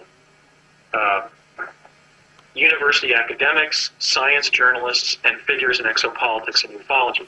I think the first is probably groupthink. And so the criticisms of me and of the data, I think, are being made in defense of the establishment scientific view that life cannot and therefore must not exist on Mars. In other words, it's just the consensus wisdom that Mars is not inhabited. Like the planet's not hollow. Huh? Like how they say, I'll save it for the next tape. Okay. Yeah, like they're focusing on just the fact that we've just been to the moon and not Mars. That Apollo has, put 12 human beings on the surface of the moon, but nobody's been to Mars. The group consensus is that not only nobody from Earth has been on Mars, but that life doesn't exist there because it's too cold or too barren or what have you. But in fact, my paper shows that Mars is inhabited because it has pictures of humanoids in it, and I didn't Photoshop them into the paper. Their original data from NASA proves that Mars is inhabited. All I did is I was observant, and I found that data, and I packaged it in a way that made a convincing argument of that fact. Okay, so groupthink clearly has had its impact in causing this negative reaction to my announcement of my discovery of life on Mars. Another factor I would cite would be brainwashing. if you look at a lot of the criticisms of me, like some of the blanket criticisms that were made in chat rooms anonymously, it seems to be actual government disinformation that was scripted to reinforce the public's brainwashing that Mars is not inhabited, and at the same time suppress my data to the contrary. So I think it's difficult to reason with brainwashed people, but unfortunately, all of us were brainwashed even in our schooling that Earth is the only inhabited planet in our solar system. So that's very difficult for people to overcome that brainwashing. It's also the same with the Earth. And so certainly if our good friend Dr. Brooks Agnew is successful in launching his expedition to the inner Earth, we might learn, for example, that, as many people have long alleged, that the Earth itself is hollow. But these kinds of ideas, that the Earth is hollow, that the Moon is hollow, and that Mars and possibly other planets in our solar system are inhabited, go against the grain of the brainwashing that the public has been subject to, and that was being reinforced in the government disinformation that was being directed at my discovery of life on Mars, both in science journalism that was being written and in anonymous blogging where I was simply being criticized personally in a groundless way by obviously some members of the general public, but also undoubtedly government disinformants who were just attacking my character. They're paid to do that. My discovery. They're paid to do that. Yeah, and some of it was so very superficially, obviously, government disinformation. The third factor I would cite as to why such a positive event in natural history and in our exploration of the solar system, which was the original purpose of NASA. You know, NASA's original mission, the first objective that it was charged with under the NASA Enabling Act of 1958 was to foster the expansion of human knowledge about space. So unfortunately, my doing so went against the grain of how NASA has actually been functioning, which is to study what's going on other planets, but then suppress their data. So brainwashing is certainly a large part of it. The third factor I would cite would be fear. The discovery of life on Mars evokes fear of different things, of the new. People are generally afraid of new things, what they might mean. The unknown, could this be a threat? And the strange. And certainly when there's the discovery of something new, anything new carries with it a possible threat. So I think that it was clear that some people were reacting, not hysterically, but certainly phobically, out of just mere fear about the notion that there could be life on the planet, which every 2 years, you know, Mars supplants Venus as the planet that comes closest to our planet. It's literally our celestial neighbor. There's probably life on Venus, too. Well, there may be. Certainly we know that the surface temperature of Venus is about 600 degrees Fahrenheit. We do know that life forms exist near volcanic vents that are very hot in the ocean. So since life can survive at 600 degrees Fahrenheit, there might be primitive life forms on Venus, but there could even be, for all we know, advanced life forms that can survive at a higher temperature. We always think about life forms being in a physical 3D form, but there's, you know, many different dimensions of life forms as well. Right, and Venus also might be inhabited in other dimensions where the temperature isn't 600 degrees. That's right. It's 60 degrees Fahrenheit. Parallel realities. That's the case. So I do know this. I know that Mars is inhabited with indigenous life and also with human life from Earth because we have personnel up there.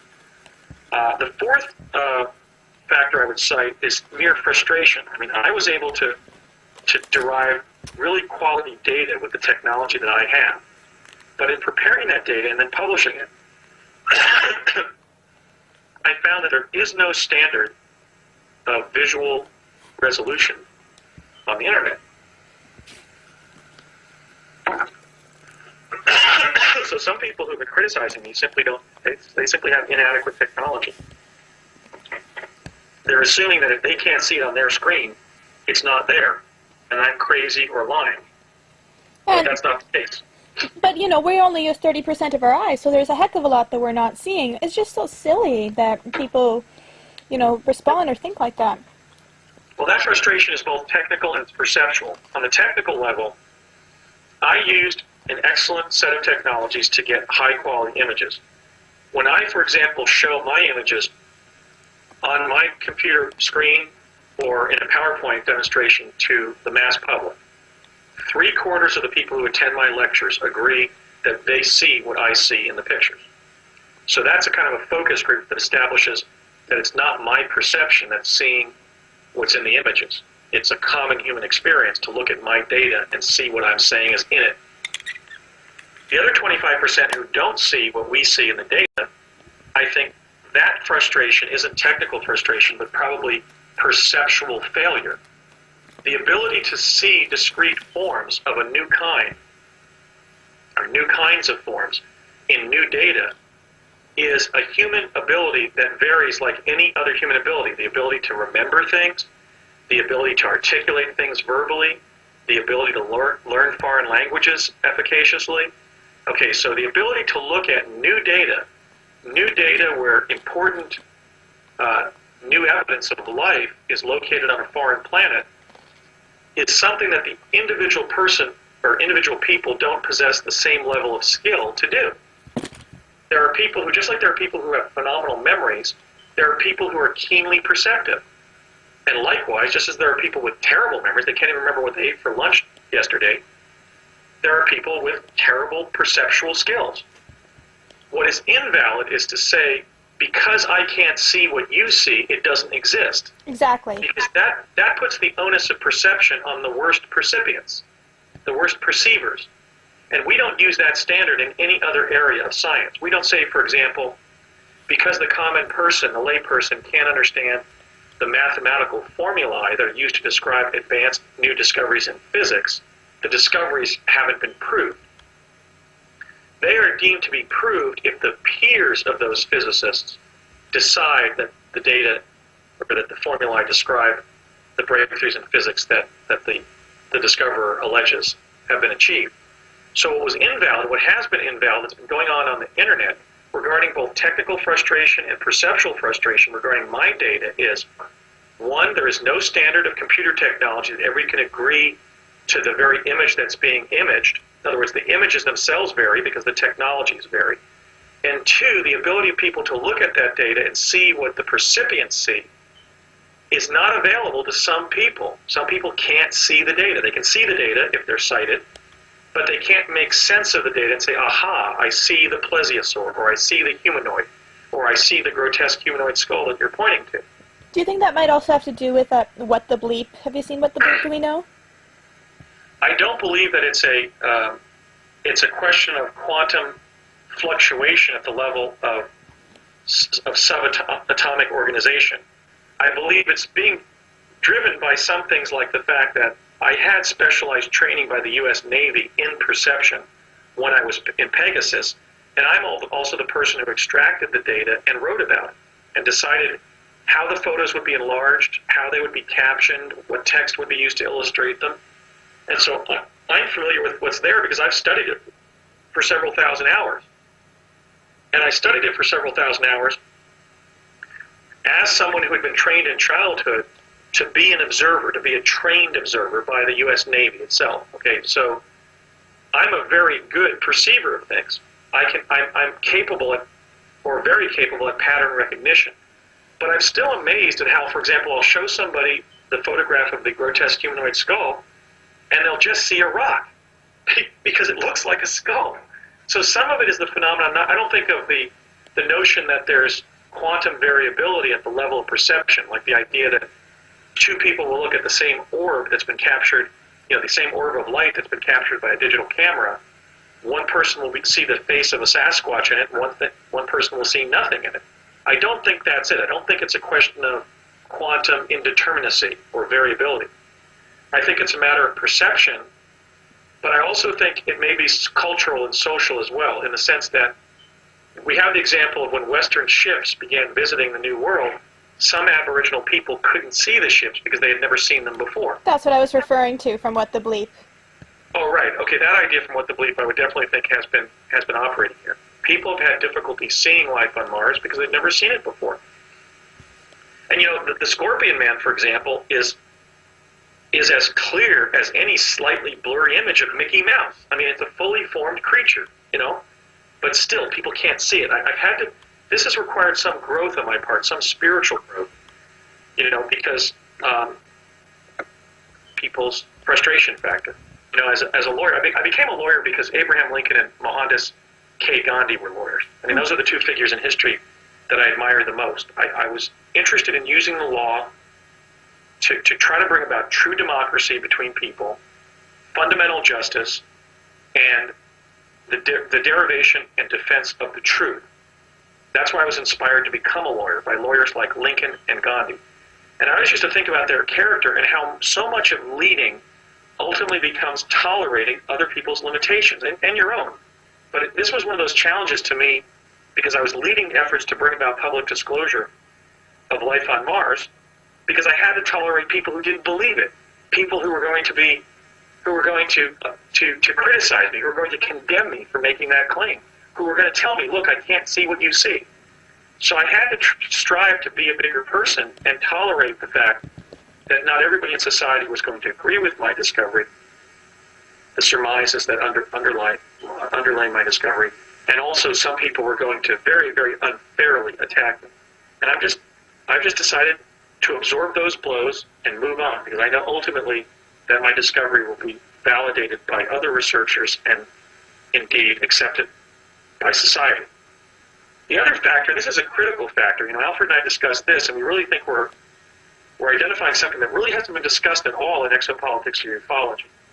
And that is that since the post-war saucer flap began, since, let's say, 1947, and through the motion pictures, for example, the 1950s and 60s about alien visitations to Earth, the mass media has been used, and I would say through the movies of the 1970s, like Close Encounter of the Third Kind, and then E.T. the Extraterrestrial, even the best movies about extraterrestrials coming to Earth have been used in a way to condition the public to expect that first contact by human beings will forever remain an inevitable possibility that will never occur. Okay, so such moments have been dramatized in films like E.T. or like the very excellent film Contact. But the net assumption of such films and the way that the mass media has been used to condition the public is to describe such an event, but also postulate it as a possibility that is both inevitable to occur and that will never occur. And an example of that was, in fact, E.T., where, what do you know? Henry, the human child, finds an E.T. in his backyard, but by the time E.T. is leaving Earth at the end of the movie, they've used an extraterrestrial's experience to do a retelling of the Gospels, telling of Jesus Christ's experience on Earth. And when E.T. is leaving Earth, his ship looks like a Christmas bulb, and they're leaving a stand of evergreen trees and going back to his planet.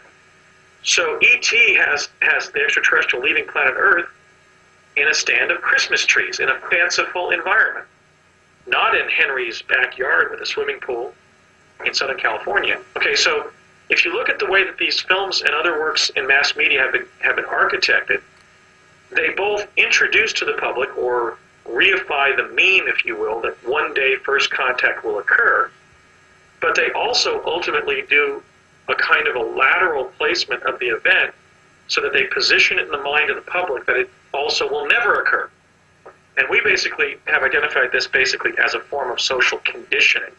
Conditioning to expect first contact, but also the fact that it will forever remain inevitable and never become dispositively so. Well, the problem is that first contact with extraterrestrial life forms began in January of 2008, when the Mars exploration rover Spirit that NASA placed on the home plate plateau of Mars in the inner basin of the Columbia Hills range namely the West Valley of the Columbia Basin of Mars, began sending back images that contained dispositive evidence that Mars is inhabited. My paper basically summarizes or analyzes that dispositive evidence. So I still think, though, that people are having an inability to overcome the notion that Mars is inhabited because they've been conditioned to believe that first contact will someday occur, and that day will be never.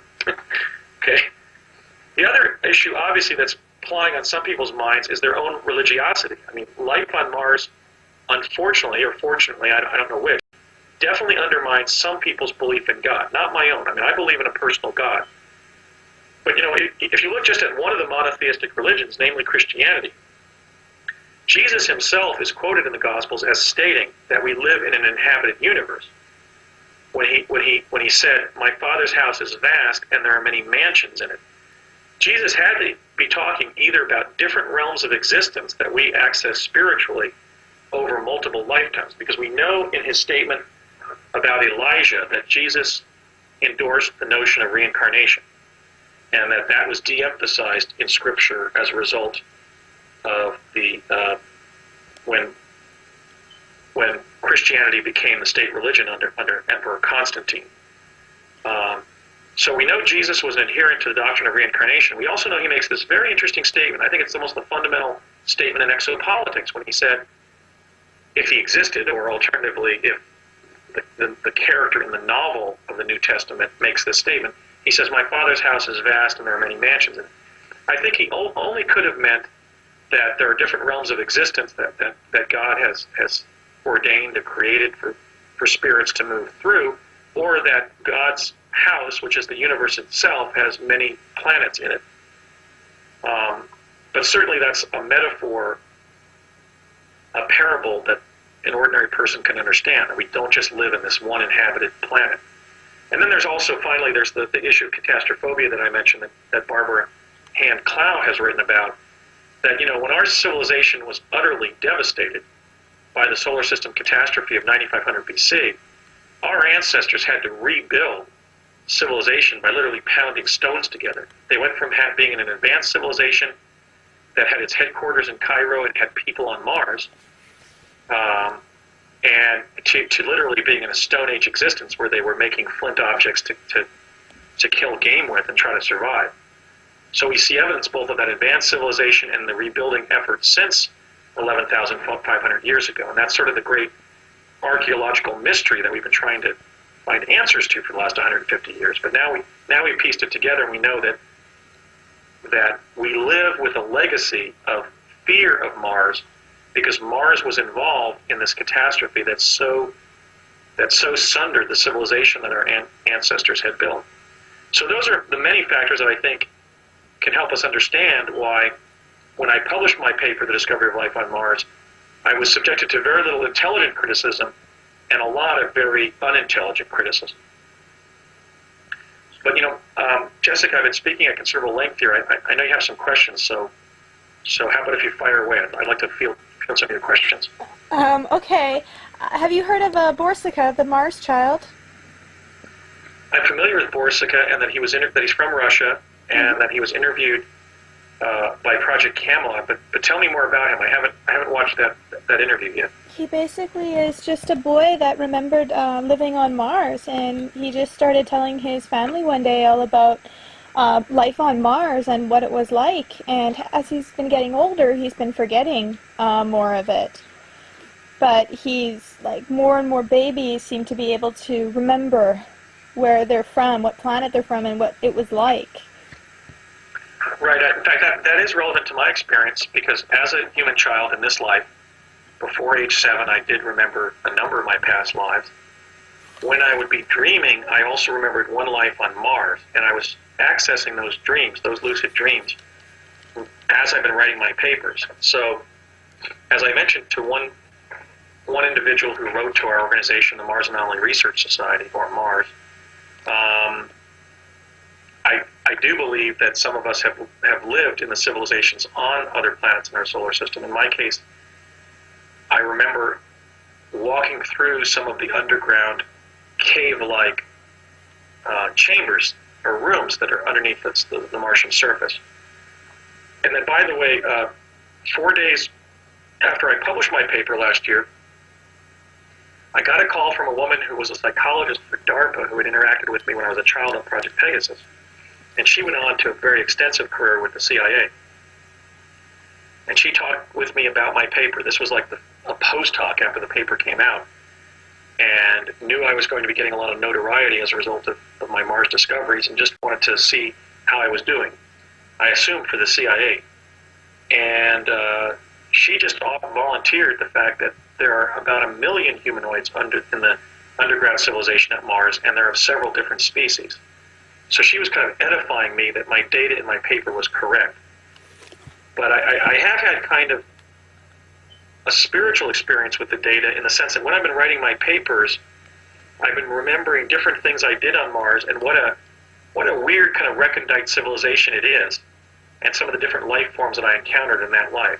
For example, some of the creatures on Mars are sort of like bipedal turtles or teenage mutant ninja turtle types, where you have somebody who talks like a human, but they have like a face like a turtle or a reptile. So I was having flashbacks to a life on Mars where I was interacting with a more diverse menagerie of intelligent creatures than you do on planet Earth. Because time is so non-linear, it's like a DVD. You know, you can jump to the middle, the near the end and the beginning, and so forth, back and forth in a split second. So you can get that memory and access it. I began to conceive of what I was doing, which was laying the foundation for harmonious diplomatic and cultural relations between the civilization on Earth and the one that we now know is on Mars. In other words, I felt at the level of the oversoul, if you will, a sense that I was engaged in a universal government function that was important, because I was laying a foundation for our dealings with the Martian civilization to be based on knowledge and on the prospect of harmonious collaboration with the Martian civilization, rather than on ignorance and fear and thoughts of violence and warfare. So I think that past life on Mars and my current work may be linked at the level of my soul, in the sense that because I had the past life memories, I knew that it was a good thing that the data be positioned in a way that leaves open the prospect that the people of Earth and the people of Mars can creatively and harmoniously and peacefully collaborate with each other. And I know we were doing that with one of the Mars species back in 1970 when I met the three Martian aviators or astronauts, and they seemed like very nice chaps. And so I think that past life on Mars may be informing this part of my mission in this life. I think so as well. Okay. Wow, where to start? I have so many questions. Fire away, Jessica. Okay. When you were talking about how people knew about you in your future, that they knew what kind of work you'd be doing and so forth, you mentioned about how even Obama knew that he was going to be president, and that reminds me of that article I came across with the Lincoln and Kennedy coincidence, and even Marilyn Monroe involved. And they were doing... I'm not familiar with what you're describing. We talked about this article once before, the Lincoln-Kennedy, how similar that they both look alike, the timing and the synchronicities with all the presidents. Yeah, the famous coincidences. Yes. Regarding their lives and deaths and so forth. Yes. Mm-hmm. What are your thoughts on that? Because it's interesting because it started like with Kennedy time, right? Well, actually, sorry, before Abraham Lincoln. Well, what do you mean? Just what are my thoughts on that? Well, they knew that he was also going to be president as well, so it seemed like if they weren't advanced even in that time and had that information and knowledge, then was it time travel? Was it informed? Were they informed that way? I think that the Kennedy-Lincoln coincidences are a function of the fact that President Lincoln and President Kennedy were great spirits who chose to incarnate as presidents of the United States, who were linked in a common identity as spirits, that they were on the same team, if you will. And so the coincidences or synchronicities are a function of their spiritual kindredship. I don't believe that the coincidences surrounding their lives and their assassinations are linked to quantum access, but I do believe they may be hallmarks of the way in which those two great men, two great leaders, in fact, were linked in the quantum hologram. Because, in fact, there are many more coincidences that haven't even been published. You know, people always talk about the obvious ones, like the fact that Kennedy had a secretary named Lincoln, and Lincoln had a secretary named Kennedy. That's right. And that President, for example, there are many more. The fact that President Lincoln when he was coming to Washington to be sworn in as president in 1861, was saved from assassination earlier by a New York policeman named John Kennedy. So there are many. I even myself, in my own research into the paranormal, found a Kennedy-Lincoln synchronicity that's never been identified before, which is that the diary that John Wilkes Booth had in his pocket when he was shot by Boston Corbett, when he was supposed to be apprehended so he could be tried for President Lincoln's assassination, he was shot to death in a farmhouse in Virginia. That diary was passed on to Secretary of War Edwin Stanton. And when it was later released to the government at large, 18 pages were ripped out and were missing. Well, if you go forward to the life of John F. Kennedy, President Kennedy was involved in the Bay of Pigs, which was the CIA's failed invasion of Cuba. And then he was assassinated several years later.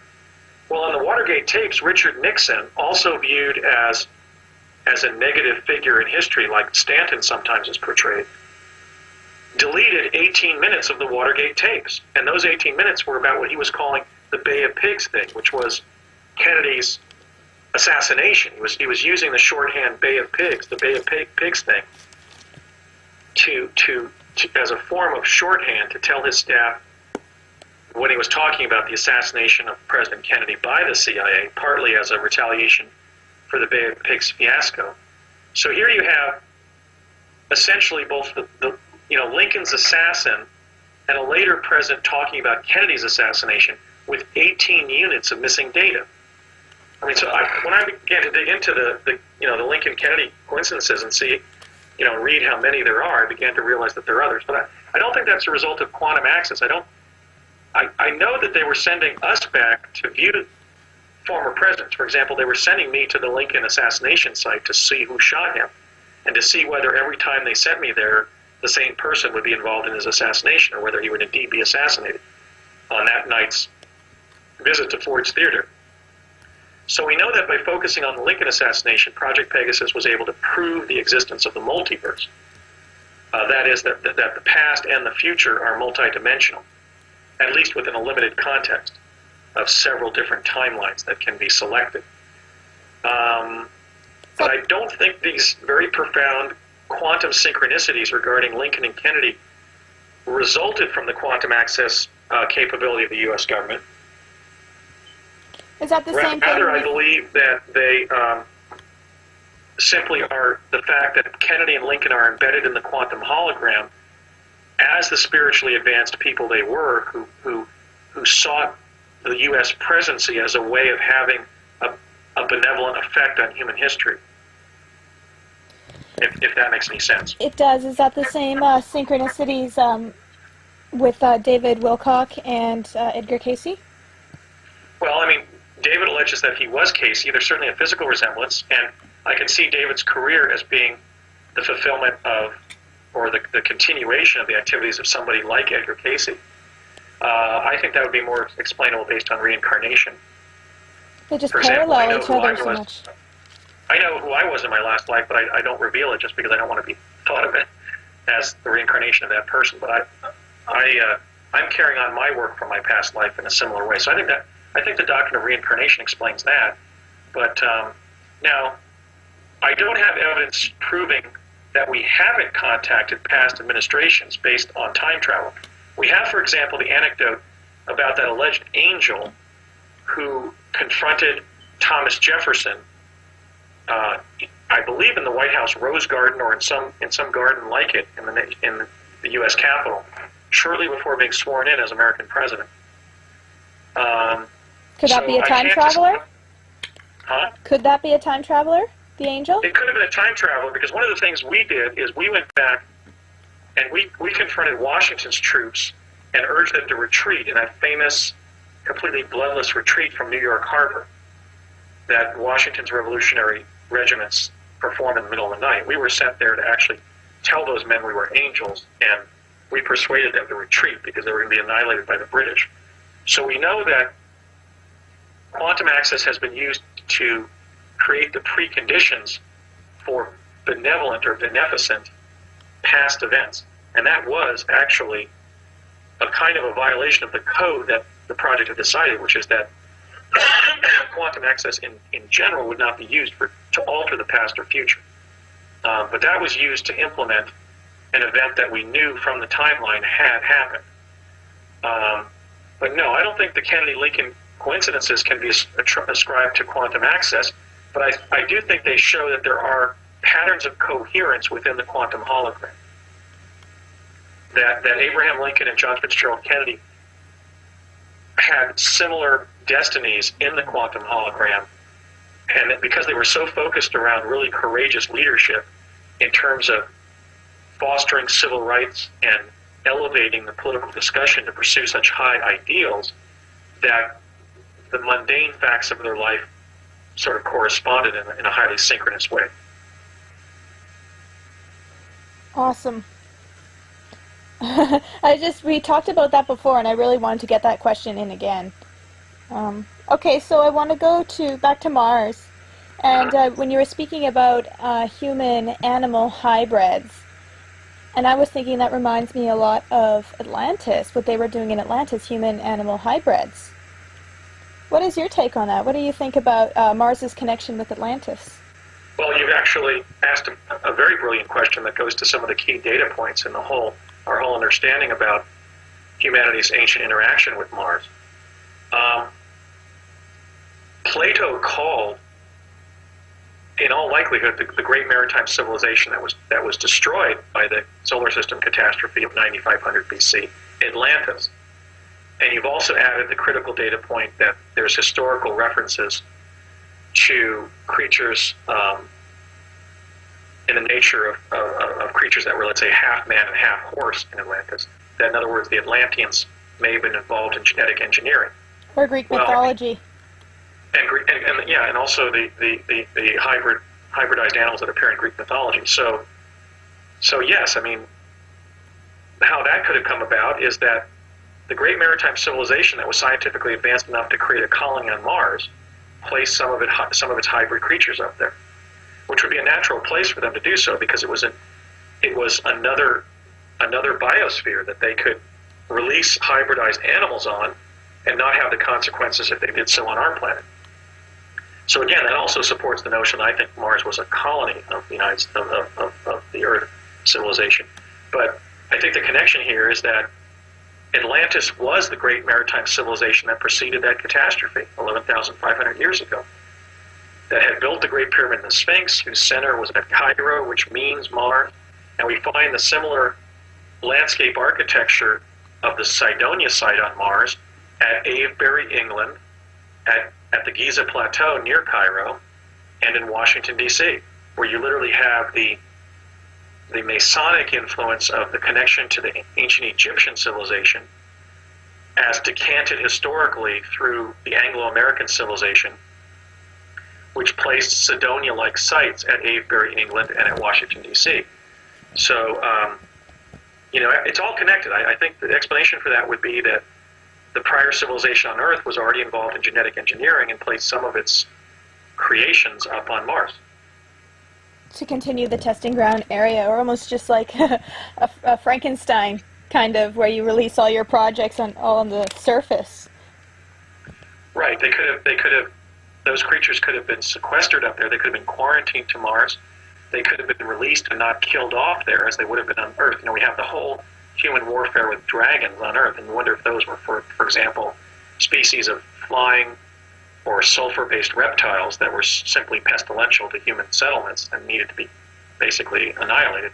So on a planet like Mars, such previous creations of... Mars is red too, and it kind of feels like a kind of a root chakra kind of existence there, very carnal.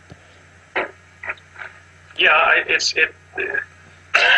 is predominantly reddish-brown, sort of like the desert around Sedona, Arizona. There are also many other beautiful colors on the surface. I mentioned the dark turquoise rocks.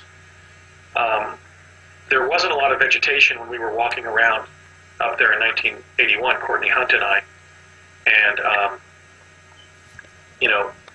you also have the obvious evidence of camouflage. Like you see camouflage in the plesiosaurs, how much they look like rocks, and yet have these telescope necks and heads coming out of them. And I mentioned how when we were walking back to the skull on my second trip, I thought the thing on our right was initially a rock, and then it turned out to be a plesiosaur. In fact, it's so close to one of the plesiosaurs that I included in the paper. It's kind of makes the hair stand up on the back of my neck, because this boulder-like plesiosaur with a very round body and this periscope neck with like a more cobra-like head is what chased us. And as I said, several very dedicated Mars anomalists have contacted me to just describe how commonplace reptoid predation of humanoids is on Mars. The humanoid population on Mars can literally not go out on the surface without engendering the danger of being eaten. And that may explain why Hunt sent me up for that event when we were walking back to the skull, just so I would never forget that incident. I think that may have been a staged incident. So reptilian kind of people, were there dragon-like entities there as well, or they were just kind of, you said like Ninja Turtle, Teenage Mutant Ninja Turtle? Well, I'm just flashing back to my past life there, and I remember that, you'd be in a group of fellow Martians, and you might be talking to a bipedal hominid-like creature that looked primarily like a turtle. So in other words, the descent of intelligent creatures on Mars varies from the descent of just Homo sapiens on Earth. It was just a stranger culture in that way, I remember. And I also remember how Tolkien-esque and well-crafted a lot of the underground areas were. They were very well-engineered, but carved from the indigenous rocks and caverns and so forth. Were there giant, like, dinosaurs there as well? Like the I don't remember either coping with giant dinosaurs, and I definitely didn't see any giant dinosaurs when I was on Mars in 1981. The reptoid presence there, in terms of, let's say, the plesiosaurs, which at least on Earth were carnivores, and the one that we had the encounter with was certainly acting like it wanted to eat us. Was it large, though? Was it really big? Yeah, on Mars. Certainly indicates that life there would sort of be like Earth is like if you had small dinosaurs and some of these more aggressive reptile species still predominating. But it's kind of a bad analogy I'm making, because my impression of what we experienced on Mars and what Hunt had briefed me about is that the animal species on Mars are animals, and they're not really that intelligent. In other words, they're not able to look at a statue of a skull and see that it's a portal to an underground civilization. So I don't think there's the real high sapient intelligence of the reptoids on Mars, for example, that's been indicated in some of the UFO contact literature involving the so-called reptilians, or reptoids. David Icke with the reptoids controlling the world. That's quite that compared to the ones that we have on Mars. Well, and also when you go out hiking, even in the desert, I mean, really the only way to get stung by a rattlesnake is if you step on, right? In fact, in all of North America, there are only 2 predator species left, right? The grizzly bears will stalk humans overground rather than fleeing them, and also mountain lions, or so-called pumas. Okay, so we've eliminated most of the predator species from most of the inhabited parts of the world. I guess every once in a while, somebody in a game reserve in Africa gets killed and eaten by a lion or something like that. That's certainly part of human history. But I think the point I'm making here regarding Mars is that on the surface of Mars, predators are a threat in the way that people who've been born into this present civilization really don't think of other life forms as being predators that would actually seek them out and eat them. Now, I don't think that animal, that predator, I'm talking about the plesiosaur that we saw when we were walking back to the skull to get access to the underground bunker there.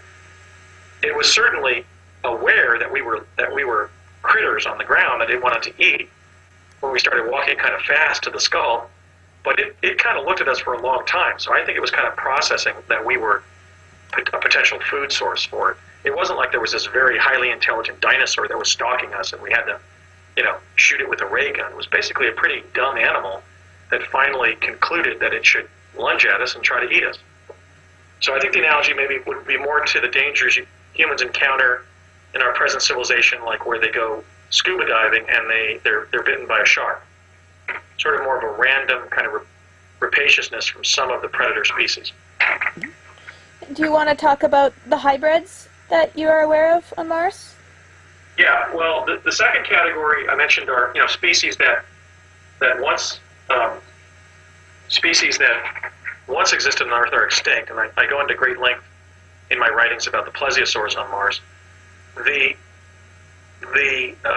Martian ecosystem is also characterized by creatures that have, for example, the head and shoulders and arms and hands of humanoids, and bodies that are either similar to what we would consider is either insect or reptile. In fact, in one part of 10214, an encampment where there are extraterrestrial seeming humanoids is also a location where there are these multiple lizards on the ground that I call Gumby lizards, because they look like they were cut out of plastic, like the animation character Gumby. Okay. The cartoon character Gumby? Yeah, of course. Yeah, so their bodies are just kind of like that. They're kind of rubber-like. I think they're real creatures and not some kind of cartoonish figures that were placed on the surface of Mars by NASA or in the photograph, as models. There are also, and I mentioned the interaction with the human with the grub-like lower body, where he was sort of snarling and barking like a human dog would, a hybrid between a human being and a canine. But he had a lower body that looked very much like a grub, even some of those white multi-segmented grubs that some Aboriginal tribes on Earth eat as a food source. And he didn't have any way of locomoting besides sort of snapping his lower anatomy together and sort of undulate across the yard, trying to maintain some semblance of direction with his arms and hands. So I think the best way to conceive of this is that some of the creatures on Mars are truly hybrids between human beings and insect and animal species. Another example of that, obviously, is the Scorpion Man. I include a picture of the Scorpion Man in my paper, and he has the bottom, the lower extremities of a scorpion. Wood on Earth. He has a multi-segmented body with multiple appendages and a tail that comes up in the back, just like a scorpion, of the order Scorpionida on Earth. So there are human arachnid type hybrids. Too bad you weren't an artist. Sorry. Too bad you weren't an artist. I'm just, if we had someone who could draw this, it would be incredible. Well, we have the photos. I mean, the Scorpion Man is one of the images in my paper, and when I show it publicly, there's often actual public shock. You can actually hear an exclamation where people in the audience are actually stupefied because they're looking at a creature on Mars that is a hybrid between the upper anatomy of a human being and the lower anatomy of a very large scorpion. So I think your point about Atlantis is well taken, because these are so divergent from life on Earth and imply cross-speciation that may have been introduced artificially by humans engaged, humans on Earth or humans on Mars engaged in genetic engineering. We can't discount the possibility that these are either ancient or recent genetic engineering experiments that have been artificially placed on Mars. Do you think some of the genetic engineering was done inside Mars as well? The people there, that leads me to the next question about the people as well that are living there, but I'll let you answer that first question before. Well, we know the following about the humans living under Mars. Right. We know that in 1970 they were in liaison with our Defense Department, because my dad and I met 3 of them at Curtiss-Wright, and they left in an advanced spacecraft that was traveling at speeds that the U.S. Air Force supposedly wouldn't reach with the Aurora project for 10 or 15 or 20 years after that time. What did that spacecraft look like?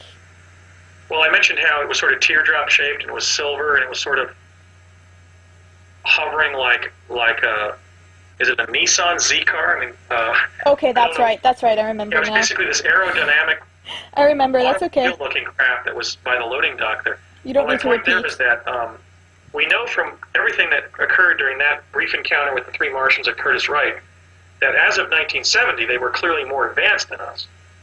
We also have the softer, more fuzzy logic data from the remote viewing that a very gifted team of remote viewers under Dr. Courtney Brown at Emory University in Atlanta, Georgia, performed, and he's described in several of his books about remote viewing and the Mars connection to the remote viewing program.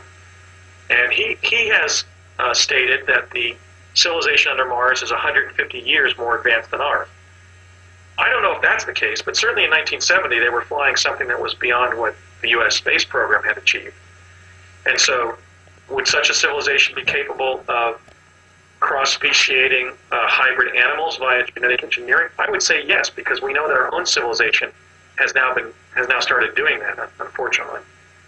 So yes, I think the hybridization of creatures on the surface perhaps has resulted from experiments that have been undertaken by the indigenous Mars civilization.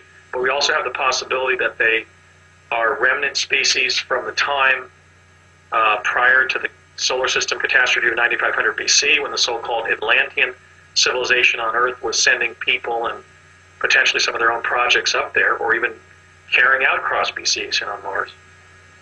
If they were an advanced civilization, as advanced as we think they are, namely capable of space launches from Baalbek, and using, for example, the Great Pyramid, because we had a colony there, they might have even engaged in genetic engineering on Mars because it was a quarantine site where they could sequester those experiments from Earth. So I think it might be all of the above, but I certainly wouldn't discount the possibility that the indigenous Martian civilization may have brought about those species through genetic engineering. Or if they are doing the genetic engineering on Mars, like now, in the present.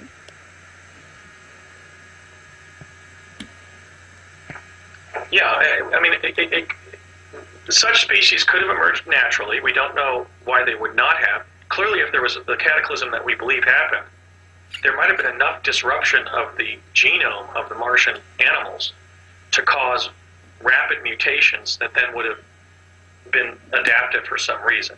So the hybrid species up there may be a result of the catastrophe or of other events that have affected Mars in prehistory.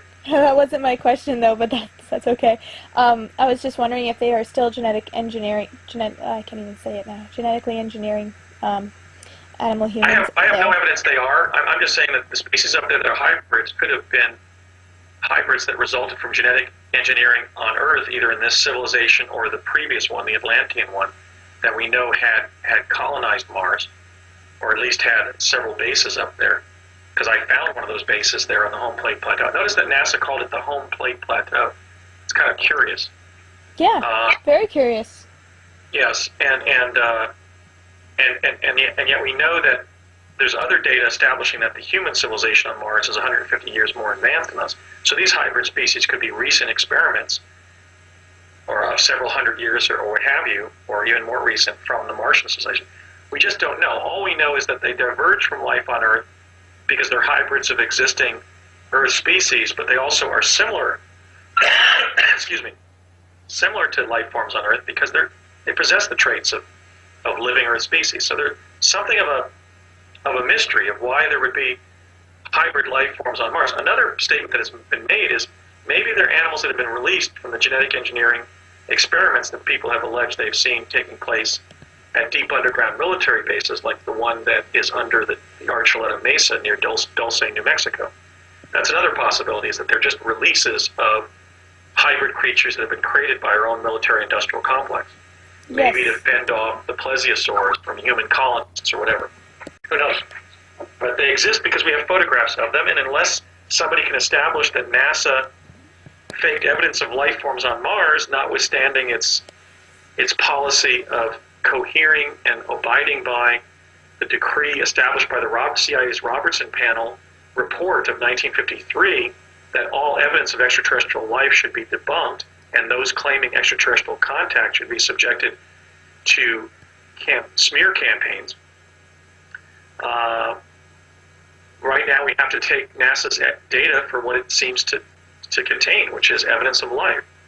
If we later find that there was some kind of conspiracy or hoax with inside NASA to hoax life forms, I guess this data could possibly have been hoaxed. But some of it is so subtle. For example, I'm looking at right now at the 3 images of plesiosaurs that I isolated that I include in our PowerPoint for our public lectures that Mars is doing. And except for putting statues up there or basically models of life forms, I don't see how they would have faked this data. Like one of the plesiosaurs is jumping out of an earthen embankment, and the shadows beneath him are all consistent with the sun, with position of the sun and everything. And the subtlety of these photographs would have required human beings up on Mars to put the models in place, and that itself becomes a proof of the fact that Mars is inhabited. So I think NASA's caught in its own lies here. I don't think it can lie the implications of this particular photograph away. It contains evidence of life forms. You also said that there are some people on Mars that you met who are absolutely crazy. They've just... Well, there was one U.S. personnel who had apparently been there for months and was in a state of extreme psychological agitation because he was a pioneer in a forbidding environment. But he was, I wouldn't say he was crazy. He was somebody who had undergone an exposure event. He was sort of agitated and speaking very quickly, just as if people might if they had been out in the elements for a number of weeks and had suddenly been rescued. You know, you encounter people who have experienced exposure. Sometimes if they're still ambulatory, they're in a state of adrenal exhaustion because their will to live has been summoned over many weeks. He was kind of in that condition. He was ruddy complected from being out in the sun. His hair was greasy. His face had a stubbly beard, like a week or 2 weeks of beard growth, but not a full beard. His clothes were kind of sticking to his body like somebody would be if they were perspiring a lot. He was kind of stinky. You know, he was somebody who needed a bath. And he was just very, very agitated because he had lost some of his fellow colonists to predators on the surface of Mars. Makes sense. Yeah. This one, I'm not sure. Like, I know that you may not have the answers to all these, but I'd rather pick your brain and find out just in case. Yeah. Do you think some of the people could have made it to Mars via the Bermuda Triangle? I think that there may be, that's an interesting question in the sense that I've been speculating that since we believe there are natural wormhole locations where natural factors may create a teleportation effect, I was thinking along this lines of the possibility that maybe some of the lake monsters that have been seen at Loch Ness in Scotland and Lake Champlain in New Hampshire and Lake Okanagan up in British Columbia are the result maybe of plesiosaurs from Mars who have accidentally wormholed to Earth. For example, interesting. My photographs of plesiosaurs look very similar to the picture of Champ that Susan Mancy took. Although Champ has a darker complexion in the famous Susan Mancy photograph of Champ. But the articulation of the body and the neck, the contours of the neck, the size of the neck relative to the rest of the body is very, very similar to that photograph of the Lake Champlain monster. Okay. I think it's much more speculative as to whether that possible natural teleport effect occurred at the Bermuda Triangle so that humans have simply jumped to Mars accidentally as a result of getting caught in some kind of quantum vortex in the Bermuda Triangle. I think that would possibly be fanciful, although since it's an area of high geomagnetic disturbance, I don't think we can eliminate the possibility that people have... Can you tell us a bit more about Project Pegasus? Sure. I've talked a lot tonight about the fact that when I was a child, the U.S. government was in possession of information about the fact that 40 years hence I would discover life on Mars and write about it in my paper, The Discovery of Life on Mars, and play a role as a figure in the disclosure movement in a broader sense. But I mentioned this phrase quantum access, and I realize that I haven't really described for you what I mean by that and what the U.S. government had achieved by around 1970 as a result of its secret technical activities. Project Pegasus was a classified research and development program that was undertaken beginning in the late 1960s under the aegis of DARPA, which is the Defense Advanced Research Projects Agency. And when I first became associated with it, it was then known as ARPA. And at various times in its history, it's been known as either DARPA or ARPA. So when I say DARPA, I'm also mindful of the fact that some of the time when I was on the project, it was called ARPA, like when we were trained about what the function of DARPA was. DARPA is essentially the modern successor agency of research and development activities in the United States that actually began during the Revolutionary War, when General George Washington commanded a group of scientists to develop for him and for the Revolutionary Army a more effective form of gunpowder. So DARPA is ultimately the modern successor agency to that effort that's been undertaken by the U.S. military for 230 years since the Revolution to basically give the U.S. military more sophisticated technology of one sort or the other. Initially, it was obviously more sophisticated weaponry, but then especially during the 20th century, it also evolved into efforts to give the U.S. military and what would become the U.S. intelligence community after World War II more effective technology to gather information. So fundamentally, what Project Pegasus was commissioned to do was to give the U.S. president and the U.S. executive branch, broadly defined, to include not just the military but the intelligence community, greater capabilities in an area that they were calling remote sensing in time. In fact, when I was attached to Project Pegasus, I read a mimeographed DARPA technical paper called Remote Sensing in Time. Well, what did they mean? What they meant was giving the U.S. intelligence community access to information that's stored in the past and in the future. Now, this was going to be achieved through different forms of what I'm calling quantum access. And that quantum access ran the gamut of everything from conventional remote viewing by gifted psychics, all the way to physical time travel to the past and the future. And when I was attached to Project Pegasus as a child, beginning in the fall of 1969 and ending in the summer of 1972, I was engaged in everything from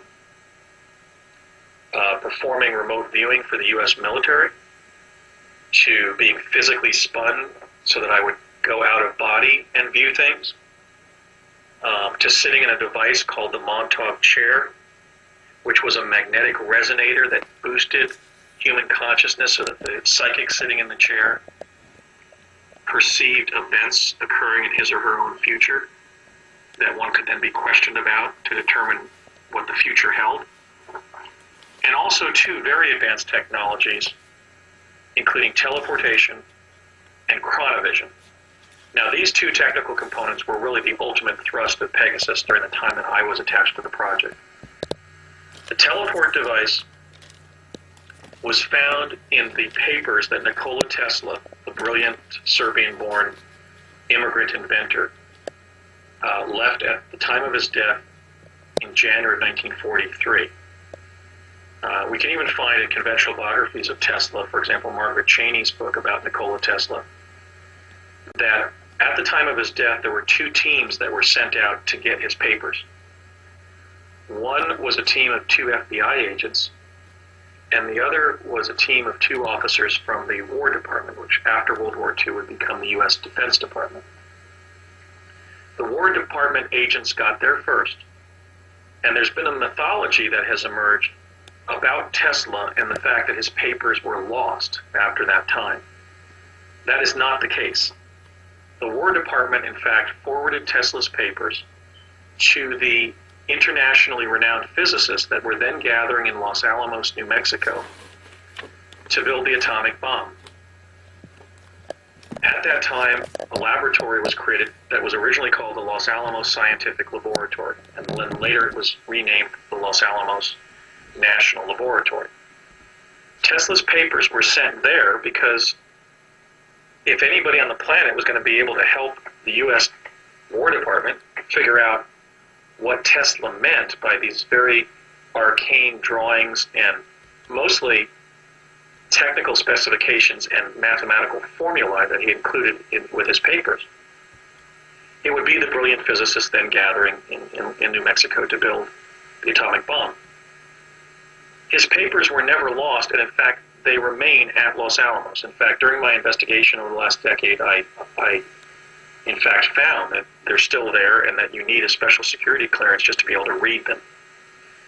Okay, so after World War II, there was an effort to figure out what all the different devices and schematics and drawings of technical devices and mathematical formulae and so forth that were found in Tesla's papers and that were being held at Los Alamos did. I mean, what were they intended by Tesla to create?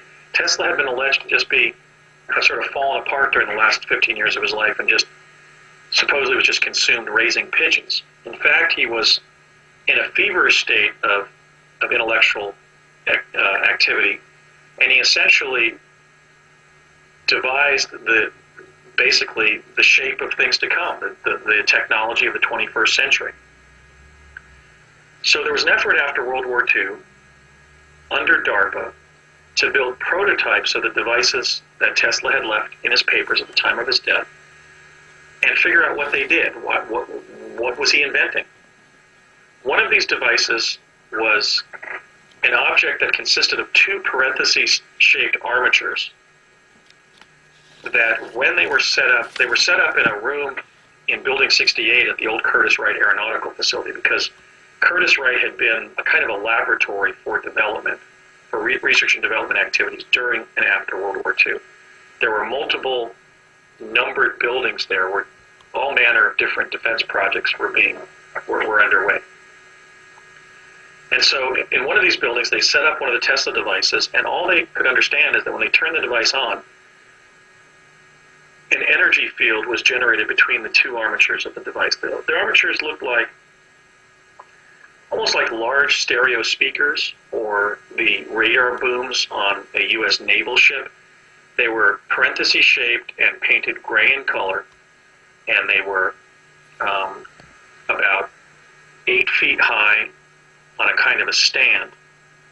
And the stand was recessed into the base of the object so it could sit on the ground in a completely freestanding way, like a stereo speaker.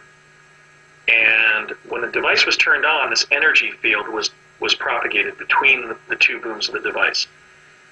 Let me describe what it looked like. If you stood about 10 feet away from the device, the energy field looked like water gently falling in a public fountain, kind of like a water sculpture in a metropolitan park.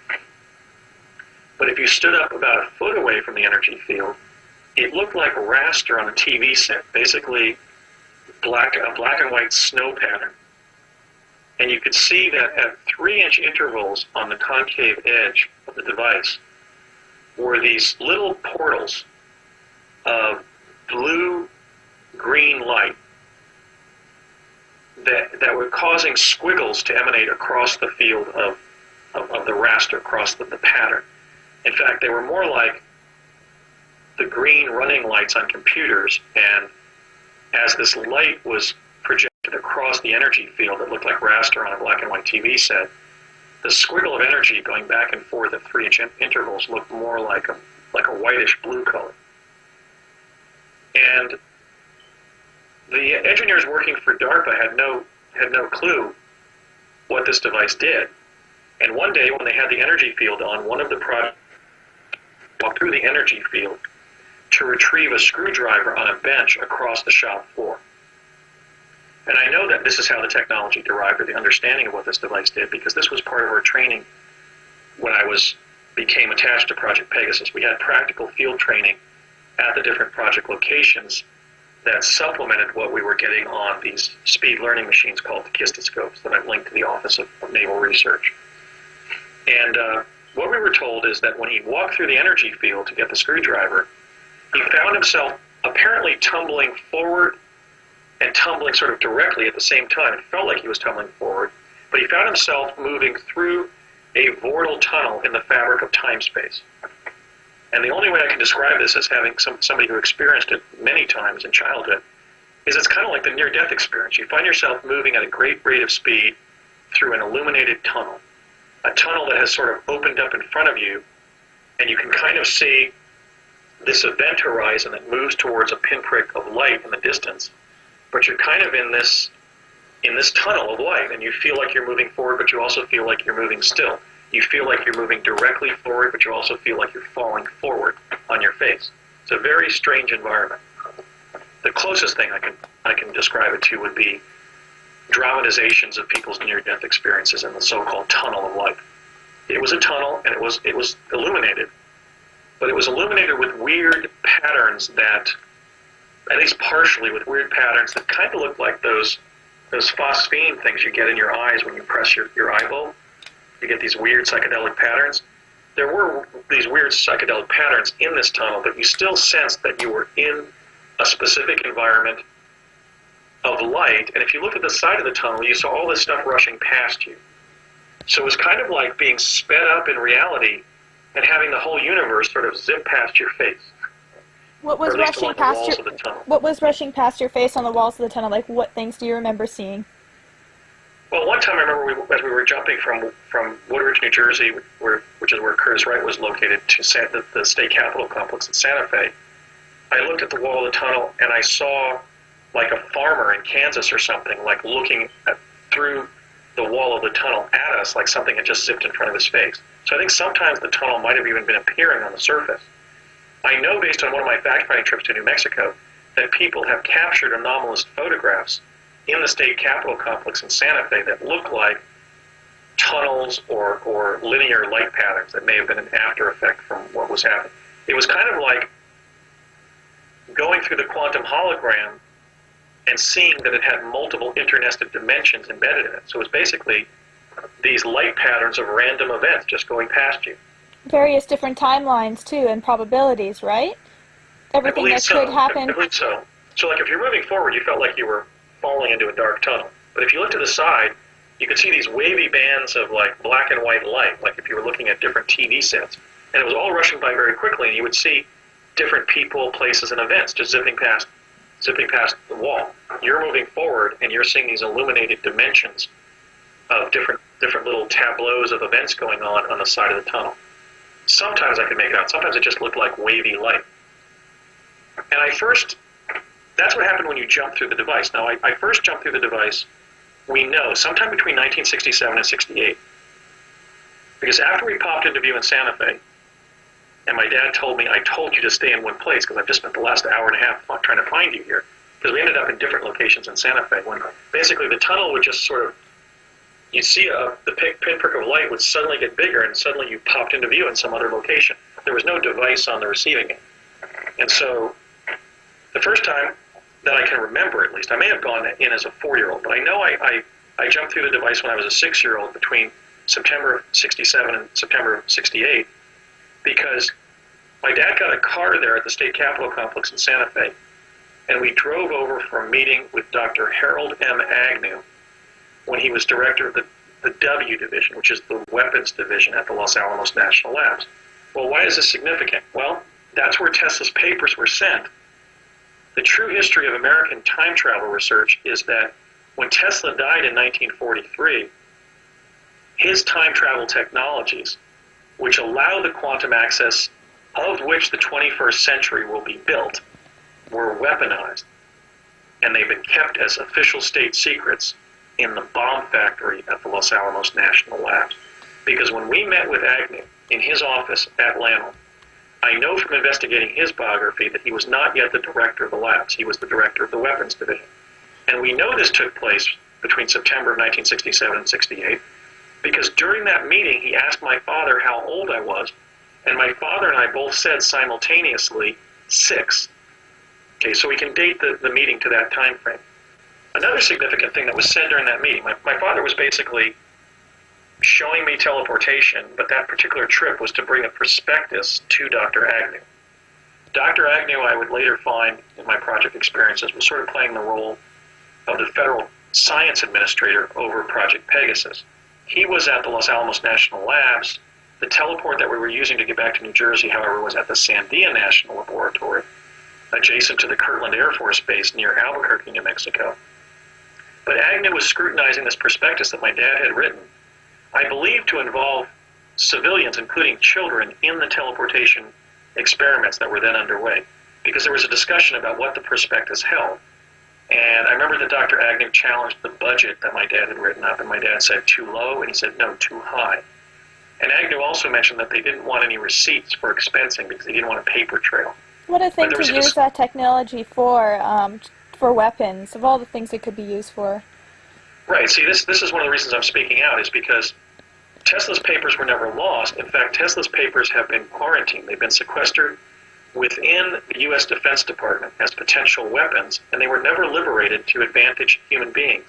Imagine the world that could evolve in the 21st century if you could go to a teleport at Grand Central Station in New York and jump through it and arrive at Union Station in Los Angeles several seconds later.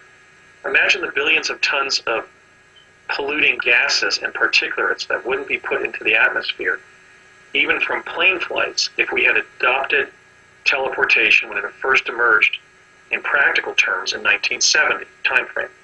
That is to say, I'm just dating that based on the decade. I know that we were doing several years before that, but certainly by 1970 we could have had an operational civilian transportation infrastructure founded on, or based on teleportation. Now, why do I know that's the case?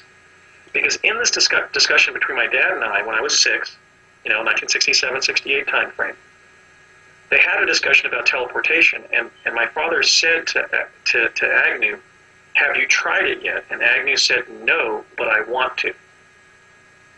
And from that, I draw the implication that, I draw the inference that teleportation as an operational technology had just emerged around that time, because my father had done it. He had just involved his youngest son in it to show the director of the weapons division at the labs that if it was safe for his 5th, and youngest child, it was safe for anybody's child. It should be used in the civilian sector. And when they had this back and forth about the technology, it was clear that the technology had just emerged as a practical matter, and that Agnew hadn't even tried it yet.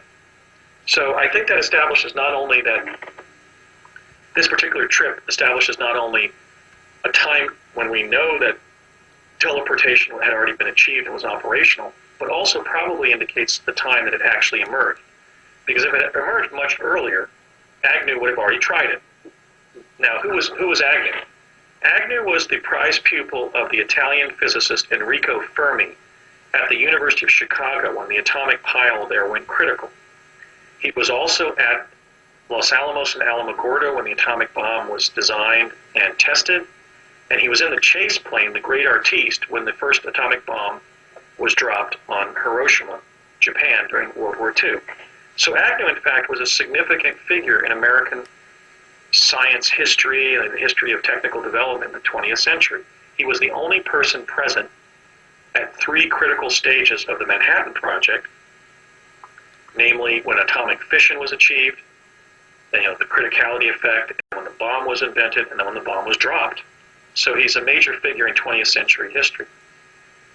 He's also significant not just because he was the federal science administrator who would later shepherd the secret U.S. time travel program, but because of his relationship with Enrico Fermi. Now, I know the teleportation we were doing in the project derived from the works of Tesla, because my father said to me, point blank at lunch one day in Albuquerque after we had teleported there, "Have you heard of the scientist named Nikola Tesla?" And I said that I had. We had studied him in the program, in Galileo, the curriculum that they were giving us. And he said, "Oh, yes, I see, okay." And my dad said, "Yeah, most of what we're doing in the project derives from the works of Nikola Tesla." But there was other major set of technical activities that was also being undertaken by Project Pegasus. And the linkage is to Enrico Fermi through Harold Agnew, Fermi's prized physics protege, as it were. And that's this. There was another device called a chronovisor. The chronovisor was basically an electro-optical device that propagated a field of supercharged particles that was so dense that it created a lensing effect holographically, where a past or a future event, the light from a past or future event, would be bent into the laboratory so you could look at it. And so if you stood in the hologram that was generated, you would experience being at that past time and place. Okay? This was the technology that in more recent times has been referred to as the looking glass technology. The term looking glass was never used, however, when I was on Project Pegasus. These devices were always called chronovisor. Now, what was the derivation of the chronovisor? Well, in the same way that Tesla's teleportation device had been ultimately become understood by the Defense Department by accident, when the technician walked through the energy field and found himself teleported to Africa, by the way. He fell through a vortal tunnel to Africa and took weeks to find his way home. The chronovisors were also discovered accidentally. What happened was there were two Vatican musicologists named Ernetti and Gemelli, and they were really distinguished Vatican prelates and scientists, and they were studying the harmonic patterns in Gregorian chants, because Gregorian chants, often sung, of course, by monks, or at least originally sung by Gregorian monks, have unusual properties where people not only experience spiritual positive experiences, spiritual grandeur and healing, but also physical healing. So these two very humble and decent Catholic priests wanted to see if they could figure out why Gregorian chants have special properties that can help humanity. And they were working with a microphone to try to split the signals of the voices in the Gregorian chants. And accidentally, and quite to their astonishment, something that Gemelli's father had said to him when he was a small child, when he called him by the nickname Zucchini, my little zucchini, came through the microphone. And they realized, my God, we've created a device by which we can access at least the sound signal of a past event. And so what did they do? They took this accidental technical discovery to the leading Italian physicist of that time, who was Enrico Fermi.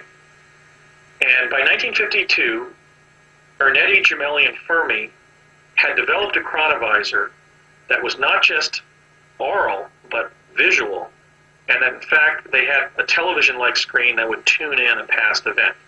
In fact, by 1952, they were claiming that they had a two-dimensional TV-like image of the crucifixion of Jesus of Nazareth, establishing the historicity of Christ's actual life. And obviously this was a technology fraught with great potential, but also great danger, because on the one hand, the device would allow government researchers and consultants, presumably historians who might be hired by the Defense Department, to look into the past and see how the past really was, also be able to direct it on the future and see what the future would hold. But it was also a device that if it was publicly disseminated and it got out of the defense labs, if it got out of the Catholic University of Milan, where Ernetti and Gemelli were working, and then later the defense labs in the United States, when the Vatican approached the United States government about this device, after Ernetti and Gemelli had partnered with Fermi to reduce it to a moving picture, the danger of it was that it would eliminate everybody's privacy.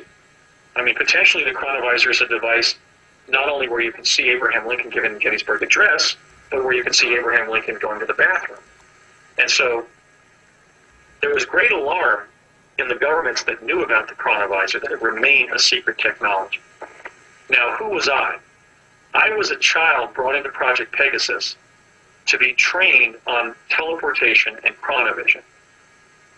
Now, why was that so? Well, on one level, I was my father's son. I mean, I've discussed how he had been on several sensitive aerospace projects as an engineer at the Ralph M. Parsons Company, which is one of the world's leading process engineering companies, a company that in fact would go on to build a whole city in Saudi Arabia, at Yanbu, Saudi Arabia. Ralph Parsons had been one of the lieutenants to Stephen Bechtel during World War II, when Bechtel took a $100,000 investment, and by making Liberty ships for the Navy, developed a fortune at about $50 million before the end of the war. So Parsons had been a principal lieutenant to Stephen Bechtel, one of the principal industrialists of the 20th century. But the other lieutenant to Bechtel had been John McCone, who would go on to, after working for Stephen Bechtel and the Bechtel Corporation, would go on to a distinguished career at the Central Intelligence Agency. Almost all of what the Ralph M. Parsons Company has done since its founding that hasn't involved direct civil engineering projects like building cities and dams and metal smelters and things like that around the world, hydroelectric plants, sewer systems, and so forth, has been defense work for the U.S. government. For example, Parsons later in the 70s would have the contract for the MX missile, where there was the concept during the Carter presidency of actually sighting intercontinental ballistic missiles on a train that would be moved around the country. So Parsons had this linkage to the CIA, and I know based on my father's statements to me when I was on Pegasus and my later research, that as a Parsons engineer, he had been tasked by the government to stay on top of advances in teleportation. Those were the so-called dollar-a-year men. You may remember the Sarbacker memorandum from the UFO literature. Robert Sarbacker was another one of these gifted engineers or scientists who had been tasked to stay on top of flying saucer technology for the Defense Department. My dad's assignment by the CIA was to stay on top of teleportation, to be able to describe to the Central Intelligence Agency and later administrations and so forth what had been achieved in that area. He certainly had the ability to do that because I have his papers from Lehigh where he earned a Bachelor's of Science in Electrical Engineering in 1951, and about half of what he did was in physics. And I know he was also a brilliant mathematician because most of what he did at the Edison labs between 1956 and 64 was solve high-end math problems regarding electronic components that would become ultimately part of the computer revolution when the patents for those technologies were bought up by Robert Noyce of Intel Corporation. So my dad was more than an electrical engineer. He was a brilliant mathematician, and he knew his physics.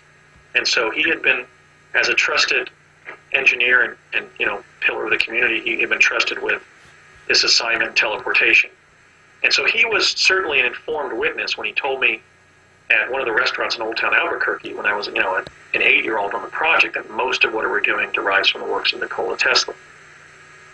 But in this linkage between Agnew as the manager of the project, the person who was looking at budgets and so forth, interacting with different agencies, there was the linkage to Fermi and what Gemelli and Ernetti had achieved in Chronovisor.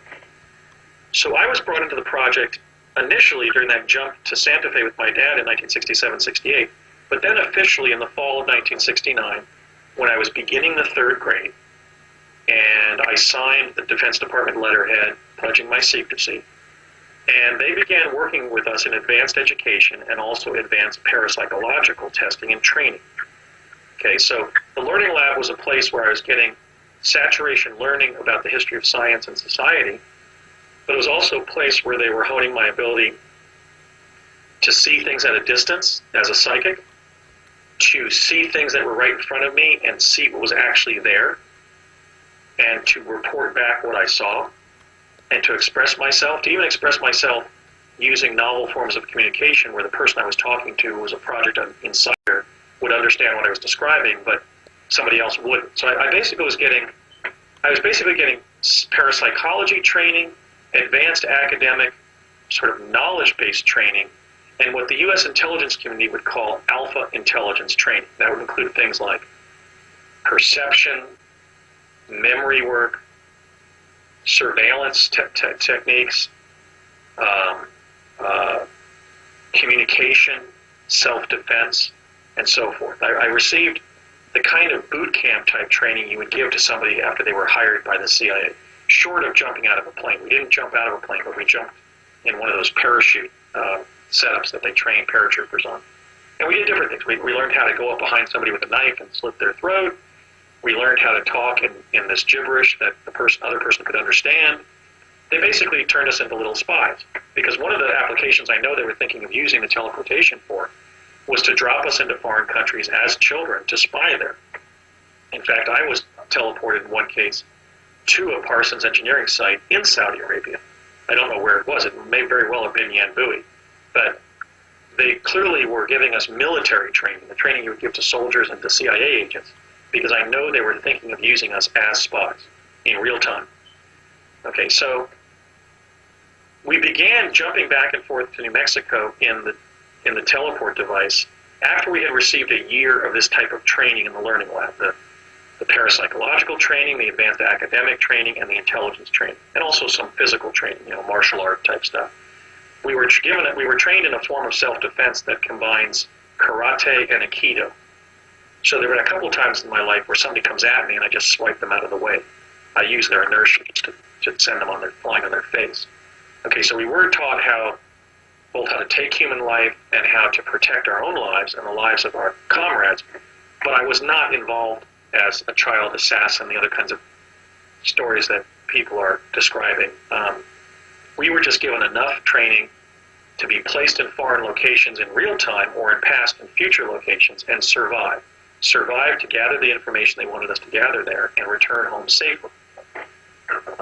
So I was spending 3 days a week, Monday, Tuesdays, and Thursdays in the Learning Lab, and then making up my other schoolwork on Wednesdays and Fridays.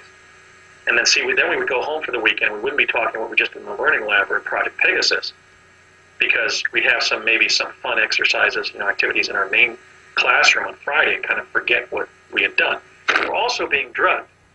We were being given these little capfuls of mint green fluid that I think was probably scopolamine. Jessica, are you still there? I hit my computer. Yeah, I'm still there. Okay, just checking. Because I was finding that after they would administer this medication in the learning lab, when I would then go home and play with my brothers and sisters or my playmates in the neighborhood around my house, I would totally forget what I'd done all day at school. I also remember waking up on Army Field Hospital cots, extremely achy and dehydrated.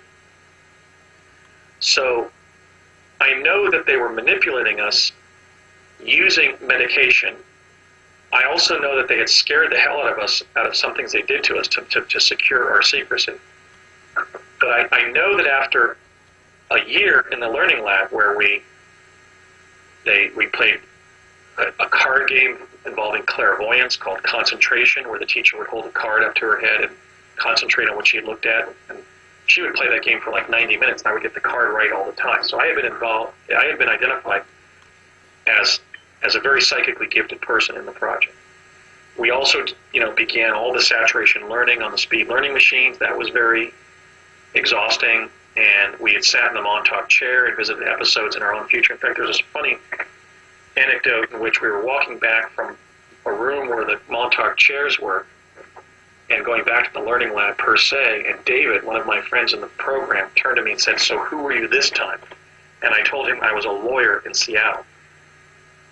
So we had this little colloquy, like a cartoon in the New Yorker, where these smart alecky little chrononauts being involved in a secret defense project. And we knew that every time they put us in the Montauk chair and sent us psychically to our own futures, we would get a slice of whatever the future was on that timeline we were sampling. Where That's all the pretty choices cool. in our so where all the choices in the intervening time between 1970 and that data point in the future had been made, all those choices, and yet I said I was a lawyer in Seattle. Now at that time I didn't have any relatives east of Pennsylvania, west of Pennsylvania, except my Uncle Ed, who was living in California at the time, and there were no lawyers on either side of my family. I had no enculturation in the law. So it was very odd that I did end up, in fact, a lawyer admitted to practice in Washington State. I'm not living in Seattle, but I may in the future. So we did a lot of the laboratory, learning lab experiences in 69-70. That was my third grade year. And some of the kids who were performing at too low of a level, either psychically or in terms of observing things and then reporting back what they had seen, were simply asked to leave the learning lab and return to their homerooms. But I was retained, and after the learning lab ended, after that first year, all we had really done that was non-ordinary is we had multiple trips to our own futures in the Montauk chair, and we had been spun to induce out-of-body experiences. And I remember leaving my body and going up to this environment where there were two planes of information soaring past each other in different directions. And I was flying along towards the vista of the horizon. And I could perceive that there was some kind of non-linear fourth-dimensional framework around the three-dimensional reality I found myself in. And when I was brought back and they stopped spinning me and I was debriefed by a nurse, some of the health teachers in my school district were Army nurses, which was part of the way that we were being handled as kids. They were using these U.S. Army enlisted nurses who had civilian roles as health teachers in our school district to handle us. And this particular health teacher asked me, she was from the local middle school, said, "So what do you see this time?" And I described what I saw, and she said, "Yes, many people are reporting that. We think it's the framework or the machine that's generating the hologram that we're living in. We're calling it the Matrix." What did you tell her you saw? I told her that I left my body, and I saw, when you go out of body, when you're being spun like that, initially you feel like you're falling. And then you dissociate, and you find yourself wafting out of your body, and you're actually looking at your body like you are during NDE. And you go up, and I saw myself I perceived going through the roof of the school and up into space. And then somewhere up in the sky, I found myself accessing this higher dimensional reality where this machine was processing information that was moving on two different planes simultaneously, in front of me and behind me. And I was soaring towards the event horizon where these two planes of information were interacting. But as I looked around spiritually, I kind of, tried to perceive what I was in. I saw that it was a machine that was generating a hologram of what we're in. In other words, there was a physical infrastructure beyond which I couldn't soar. And when I described that physical limit or infrastructure to her, she said, yes, we think it's the boundary of our existence. It's the device that's generating the hologram in which we exist. Wow. And she said, we're calling that infrastructure, that framework of our holographic reality, the Matrix. Wow. So that was 30 years before the movie, the trilogy of feature films around the theme of a matrix around our reality. But that's in fact what I had seen, and that's what I told him. And so, after the first year concluded, as I said, we hadn't done very many non-ordinary activities. In fact, most of the first year was focused on the learning machines and on our psychic performance and on some of this intelligence training. But we were told to come back for summer school after the 1970 spring semester. They said that, the learning lab's going to continue, so we want you to just get on your bicycles at 9 o'clock in the morning and ride around your neighborhoods for for a half hour, and then just kind of mosey over to the school grounds, because we're going to convene at about 10. And so we had these summer courses from about 10 a.m. to 1 or 1:30 p.m., and there was no air conditioning at my school, and this was summer in New Jersey, so it was hot and humid. It was just stifling in the room that we were in. But what they did during that summer of 1970 is they introduced us to two devices that we would be interacting with in the project, namely the teleport device that was at Curtis Wright and the Chronovisor array that initially was at the General Manufacturing Company facility in Convent Station, New Jersey, but was then moved to an historical building that was undergoing renovation in downtown Morristown, New Jersey. And so initially there in the summer of 70, all we were involved in was teleportation. We were being bussed up to Curtis Wright, and we'd been trained on how to jump through the device, and we were jumping through the device to get to Santa Fe, and then we were doing things there, and then we were jumping through the device at Sandia to get back to Curtis Wright. Now, what teleportation felt like was, it was very strange. You would jump through through the teleport like you were jumping through a window, but you would feel, as I said, like you were moving and not moving at the same time. You felt like you were moving forward, but also falling downward. And it seemed to last both a long time in terms of this time dilation that occurred in the tunnel, but then we realized it was only a short time that we were in the tunnel, because, and as I later verified in discussions with my late father in the late 80s before he died in 1990, we were surviving on the air that we had pushed into the Vortal tunnel with our bodies. In fact, my dad said that the first three guys who teleported after they discovered what the device did accidentally, with the guy who fell to Africa, the tunnel they opened up was so big that the guys actually asphyxiated and died as a result of not pushing enough air into the tunnel with them. So we were apparently surviving on the bubble of oxygen, the bubble of air around our face and chest that we pushed into the tunnel just as little kids jumping through into the energy field. And I guess because of the magnetic effect inside the tunnel, the air was staying around us in a bubble. But and what was the crystal helmet used for? The crystal helmet that I was given to go to Mars in 1981, I only wore once that I can remember when I was on Project Pegasus. And that was, I was going to describe for you what the chronovisors were like, but I did wear one crystal helmet when we jumped, well, we didn't jump. We had a chronovisor probe to 2013 at ITT Defense Communications on November 5th of 1971. So when we were jumping through the shop floor model there, the teleporter at Curtis Wright, to get to New Mexico, and then jumping through the device at the Sandia National Lab to get back to Woodridge, New Jersey, we had no specialized equipment on. All we had to do is when we were at the teleport location at Curtis Wright, we had to remove our belts because metal couldn't be taken through the tunnel. It was dangerous. It would start sparking and stuff. In fact, one time a kid, actually it was David, went through the tunnel with a quarter or a nickel in his pocket, and it actually began vibrating and got hot and shot through his pocket and burned along his pocket, split the right side of his pants open and burned out of the pocket. And then when we hit the tarmac at Curtis Wright, that thing just hit the ground and just went off like a bullet. So both of us, either of us could have actually been killed by that coin that he had left in his pocket. So I was always embarrassed when we were in New Mexico, even when I initially started going there with my father before I was officially in Project Pegasus as a child teen member and being trained with other kids, because I always had to put on this stupid Cub Scout type cloth buckle with a plastic clasp. So I always felt silly because it was sort of like a Boy Scout or Cub Scout multicolored belt made out of cloth with this stupid plastic clasp on the front. And I would leave my belt there, and then when we returned, we would walk in the building and grab our belts and stuff. So we had to get rid of all the metal on our person that was magnetic. Of course, our zippers didn't matter because zippers are made of a non-metallic alloy to avoid men, for example, being struck in that part of their body by a discharge of electricity, which could cause them to potentially lose or injure their genitalia.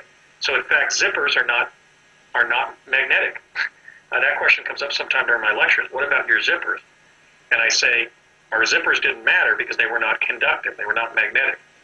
But anything metal had to be removed. So, for example, none of the children I remember being on the project had eyeglasses, and I certainly didn't have eyeglasses at the time. I had superb uncorrected vision. So that's one thing I remember, is that none of the child participants in Pegasus wore glasses. And none of the kids in school with glasses were in Pegasus. Okay, so that must have been because glasses have metal in them inevitably, and those kids' glasses would have become supercharged and hot, and either burn their faces or went flying when they finally arrived at their destination. And why children? Why children? Why would they have the children teleport? Yeah, that's what I was going to get to. So I'm giving you sort of the basic thrust of the program. It was an intelligence gathering program that was going to be based on physically teleporting people through Tesla-based teleportation to past or future events, or just dropping them in as spies in real time in foreign locations, and also chronovision to derive information from the quantum hologram itself about past and future events. And the chronovisors would be used both by looking at the hologram and also standing inside the hologram. So why were children used? Well, there were four reasons given to me when I was on the project, and the fifth was provided by my dad later in life, again, when I had discussions with him in the 1980s. The first reason we were told is that we were experimentees. As my dad later said in the mid-70s, DARPA wanted to test the response of you children to those technologies. And as was clear to us every time when we began teleporting to Santa Fe from Curtis Wright, beginning in the summer of 1970, that first summer school session we began teleporting as a group. We would arrive in the Santa Fe State Capitol complex, and roll would be taken by a young, recent college graduate named Bill Richardson, who would go on to become governor of New Mexico and energy secretary for President Clinton, a congressman from the 3rd District, and have quite a distinguished career in public service. But the first thing that Bill Richardson did in public service was greet us when we began teleporting to Santa Fe in summer of 70. Jack Pruitt, who was one of the team leaders, would gather us together after we all arrived and march us into one of the buildings there in Santa Fe, in the Santa Fe State Capitol complex, and we would stand in line in front of a door and walk one at a time in a room and sit down on one of those little chairs with a desk thing on it, and a young Bill Richardson would ask us our name first and last and have us spell and pronounce our last name. And so that was the context in which I first met Bill Richardson. But in any case, when we first began teleporting there in summer of 70, we would then be gathered up, they would do the head count, Bill Richardson would individually confirm that we were all there, and we would then be bused to an old school site in Lamy, New Mexico, which is outside of Santa Fe. And there we would be medically examined by a nurse, blood pressure, heartbeat, respiration, temperature, and we would then sit down at these long tables and take about 2 hours of standardized testing, and then we would be fed a sack lunch. And my dad later revealed to me in the late 1980s that I only missed one of those questions in all those batteries of tests that we undertook during multiple teleportations to Santa Fe during the summer of '70. I said, yeah, I was quite proud. In fact, I was bragging about it on the project. I would always say, Andy only missed one question. He said, I think it was a math problem. He said it was one of the more difficult math problems. You didn't carry the number correctly or whatever. So anyway, we would then be cognitively tested. So the first reason they were using children, indeed very young children. I mean, I look at a 7 or an 8-year-old today and I go, my God, that's how small I was when I was in Pegasus. They were really putting me through very frightening experiences as a young child. I look at a 6-year-old. A lot of 6-year-olds today are really acting like, big babies, for lack of a better term. And I think, was I really that young and small and vulnerable when I first teleported with Dad to Santa Fe? But I have to, look back, and that's in fact how old I was. So the first reason that they're working with children is because we were experimentees. They wanted to test the effects of these different quantum access devices on our anatomy, on our physical, medical functioning. They saw you as expendable then. Well, we weren't exactly expendable because they had tested the teleportation with Navy enlisted. They had lost 3 guys, and then they had figured out that the vortal tunnel that was propagated had to be short enough for people to respirate with the air that they pushed into the tunnel. Then my dad said that I wasn't the first human child to teleport. I was more like the first American child to teleport, because in the second wave of testing that involved civilians, the U.S. Defense Department, you may have read about this from other sources, was actually engaged in the nefarious activity of negotiating with governments in South and Central America and bringing orphans to the United States, street urchins off the streets of, Rio and Maracaibo and Santiago and Mexico City and other, Latin American capitals, and bringing the kids up here and involving them essentially as guinea pigs, as expendable people. But if they survive the defense research and development activities they were involved in, they would then be adopted into American households and receive everything they needed as children, namely a roof over their head and food and clothing and education and love and so forth. So part of the story of Pegasus is the fact that the people of Latin America should know, and in a way take pride in, is that the first child teleportees to experience teleportation and to contribute to the evolution of quantum access in the early 1970s were actually unfortunate children from Latin America who the U.S. government essentially contracted with Latin American governments to bring to the United States and use in experiments. And of course that went unnoticed in New Mexico because New Mexico has a very large Spanish-American population. So if there was a child, for example, with black hair, they were just presumed to be a Spanish or Native American native of New Mexico. But in fact, many of those kids being taken on and off of defense labs and military bases in New Mexico were street urchins off poor, unfortunate kids who were homeless and living on the streets of metropolitan areas in Latin American cities. I was in the third group. My dad said I was the first American child to teleport because he took me on those early jumps from Curtis Wright before I was even officially in the project. And he said I was probably about the 20th or the 25th child to teleport. So I don't take any credit to being a time-space pioneer in that sense of literally being the first. Certainly I was the first American child to teleport, but I was, as he said, probably the 20th or 25th or so human child to teleport. That credit goes to the kids from Latin America who were involved before me. So by the time that I was teleporting to Santa Fe in summer of '70, they had already found that the technology was relatively safe, even for children. Now, the Navy guys had been lost because they asphyxiated. There was also an incident when I was jumping to Santa Fe later in 1971, where one of the children from another school, indeed from another teleport, arrived in Santa Fe standing in 3 inches of water in a public fountain that had been leaking in the state capitol complex, and he lost his feet. He basically arrived standing in that fountain and slid off his ankles. Now, some of the kids were doing weird stuff when we were in the vortal tunnel, just like on an amusement park ride. They would try to move their bodies around and sort of go tumble and sort of the zero-G type effects of the vortal tunnel. But I would just do what I was told, which is I'd been told to jump through the teleport like I was carrying a football through a window, holding my midsection sort of bunched up and jump through it. So I would remain in that position until we found footfall in Santa Fe. And what I suspect that this child did is he must have somehow altered his physical position when he was in the vortal tunnel, because he arrived at a weird angle and actually popped into view in the fountain. So something may have gone awry, either because of how he moved when he was in the vortal tunnel, or some distortion of the tunnel itself.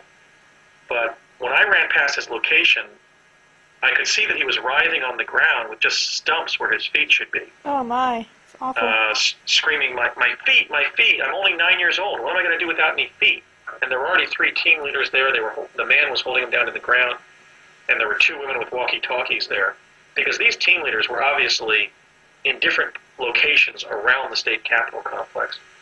And one of the women saw that I had saw the child with his feet gone, and that I had looked into the fountain. I saw his red kid sneakers with his feet and the stumps of his ankles, releasing a small rivulet of oxygen and blood up to the surface of the fountain. They were right below the water. They were just right in the 3 inches of water. And I was obviously shocked at what I was looking at, but she grabbed me by the shoulders and ran me away from this scene of mayhem, shouting in my ear, "You didn't see this, Andy. It didn't happen. You didn't see this. It didn't happen." Like reinforcing that concept. And then I was taken to a doctor's office in Santa Fe, where they gave me a big, rather painful injection in my left buttocks and some kind of sedative. And then my dad arrived after an hour or 2 and took me down. We just hung out in the restaurant with Connie. So it was dangerous experimental activity, and I wasn't immediately injured. I believe that my health was undermined by the process. But one of the children did have a catastrophic injury and unfortunately lost his feet.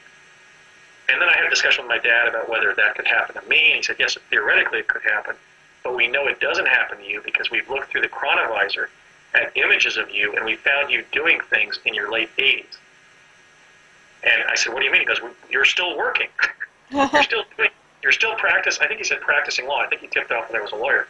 He said, you're still going about your career. He said something like that, and giving lectures and stuff, and when you're in your late 80s. Okay, so we know that you... I go, well, what does that mean? He goes, well, we know you survived the project with all of your parts. But unfortunately for this child, he lost his feet. So... Do you want to talk a little bit about the Battle of Gettysburg?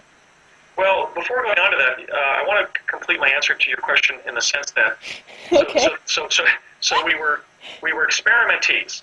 Okay. The second thing we were is what I call necessities, with a double E.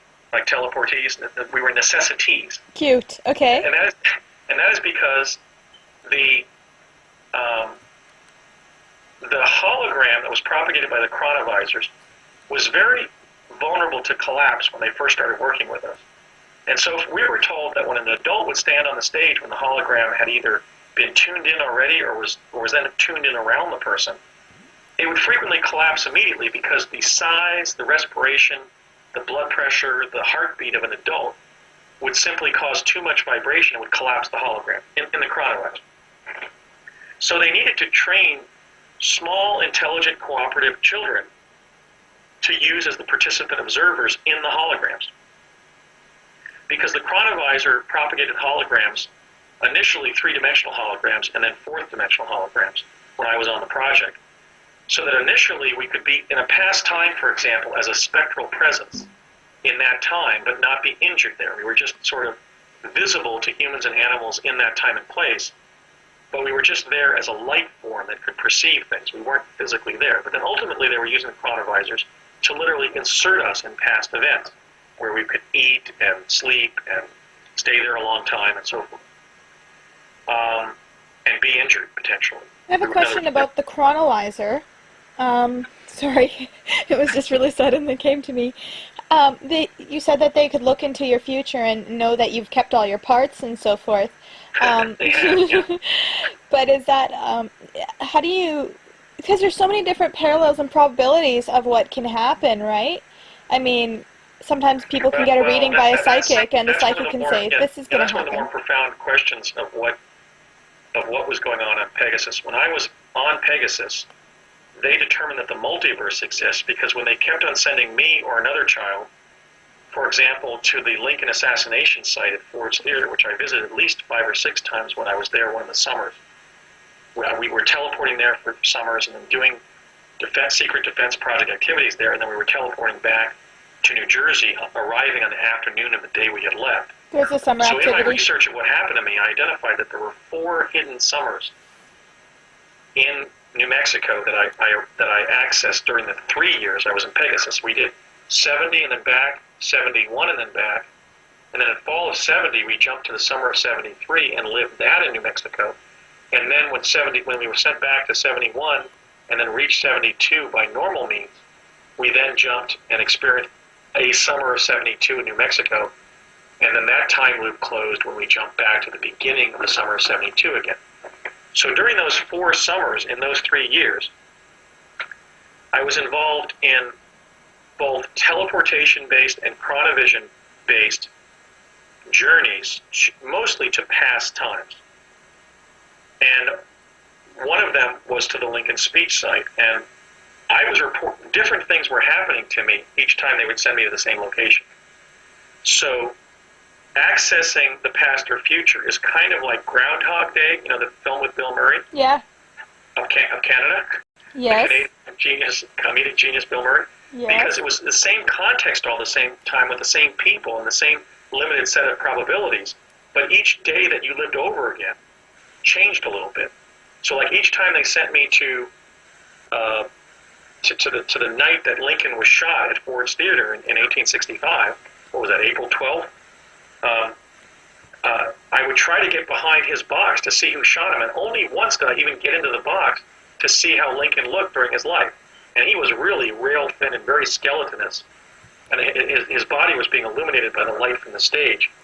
It was even streaming through his beard, and I saw this image of this very tall, elderly, cadaverously thin man. I mean, I could literally see his skeleton. We now believe that Abraham Lincoln had cancer during the latter years of his life. And I can certainly confirm that the Abraham Lincoln I saw sitting there looked almost like skin stretched over a skeleton in his suit. And we know from his pictures from 1865 how he had aged during the presidency. I mean, he went from looking like the 52 or 3-year-old he was when he was elected to somebody who looked like he was 90. He was very aged and very cadaverously thin. But every time they sent me back there to knock on the door or just to enter the box and just try to see Lincoln and just sit there and see who would come in and shoot him, or whether Mrs. Lincoln would shoot him or Major Rathbone would stab him or whatever. I never saw John Wilkes Booth, but I did see Lincoln. But each time they sent me there, something different happened. Like I'd go up to the box and a Union officer would tell me to get lost. They'd say, "No, this is the president's box, young man. You cannot have access to this. Go back to the theater." Or then the one time I finally got up there and the door was open and I walked behind the booth and there was Mr. Lincoln and Mrs. Lincoln sitting there watching the play. So I was at the meeting there in summer of 71, what I call the first summer of 71. This was a summer of 71 that we experienced in New Mexico. We lived there in New Mexico before teleporting back to Curtis Wright, arriving on the day we had left at the beginning of our summer of 71 in New Jersey. And during this meeting, there were about 30 engineers and scientists like my father in the auditorium, the main auditorium at the Sandia campus. There's kind of like almost like a college lecture hall there that seats about 300 or so, but there are only about 30 people there. And he said, I regret to tell everybody that we've decided to cancel the time travel to the past involving the children, because for one thing, every time we send the same child or a different child to the same time-space coordinate in the past, we're always getting, something different happens. We're always getting discrepant data. So while we're gathering data, it's not data that we can use. And in light of the inherent dangers to the children involved, we've decided to cancel that part of the program. People were actually groaning in the room. My dad was angry, actually. When we walked out, we were with Connie Chavez. She was permitted to go to that meeting with my dad as his guest, just as I was.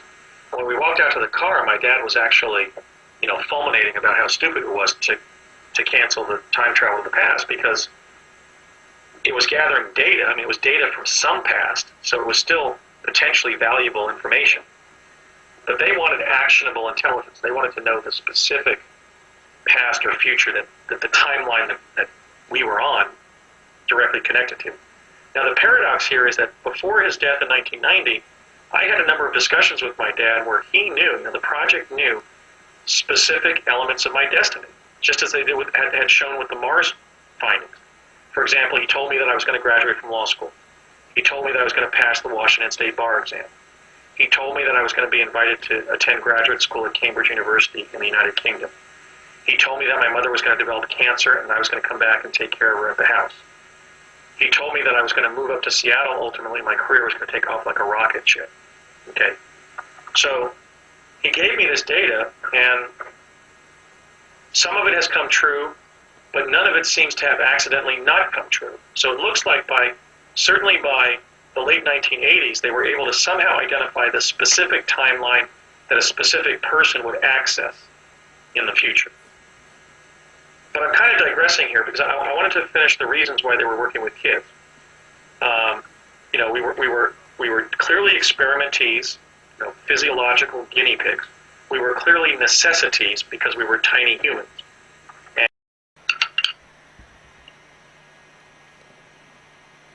They're able to track the person through the hologram and all parallels and probabilities as well. In other words, the study of the hologram using remote sensing technology samples the hologram. But a person's life is ultimately the residue. As Ernetti had said, every person from birth to death leaves a trace in the quantum hologram of light and sound. So I think the way to look at it is, you could tune a camera on an amusement park, and you would see different people entering the amusement park and going on the different rides in different chaotic patterns. Some people might get on the roller coaster right away or whatever. Some person might buy some cotton candy or whatever. But when one person goes to the amusement park, their day at the amusement park is one light and sound signal through the whole realm of potentialities at the amusement park. So I think that explains the dichotomy that we confronted in the program. Good metaphor. In other words, my multiple trips to the Lincoln assassination site are a set of squiggles that were unique, discrete squiggles in the quantum hologram that I was making. But they were trying to gather intelligence from the quantum hologram, not trace our activities. So every time they sent the same or a different kid to the Lincoln speech site, they were getting a different squiggle. So I think that's it. I think certainly by the time my dad died in 1990, the CIA had a way, in fact, Courtney Hunt used to call this running a line on somebody. They had a way to discern your actual destiny.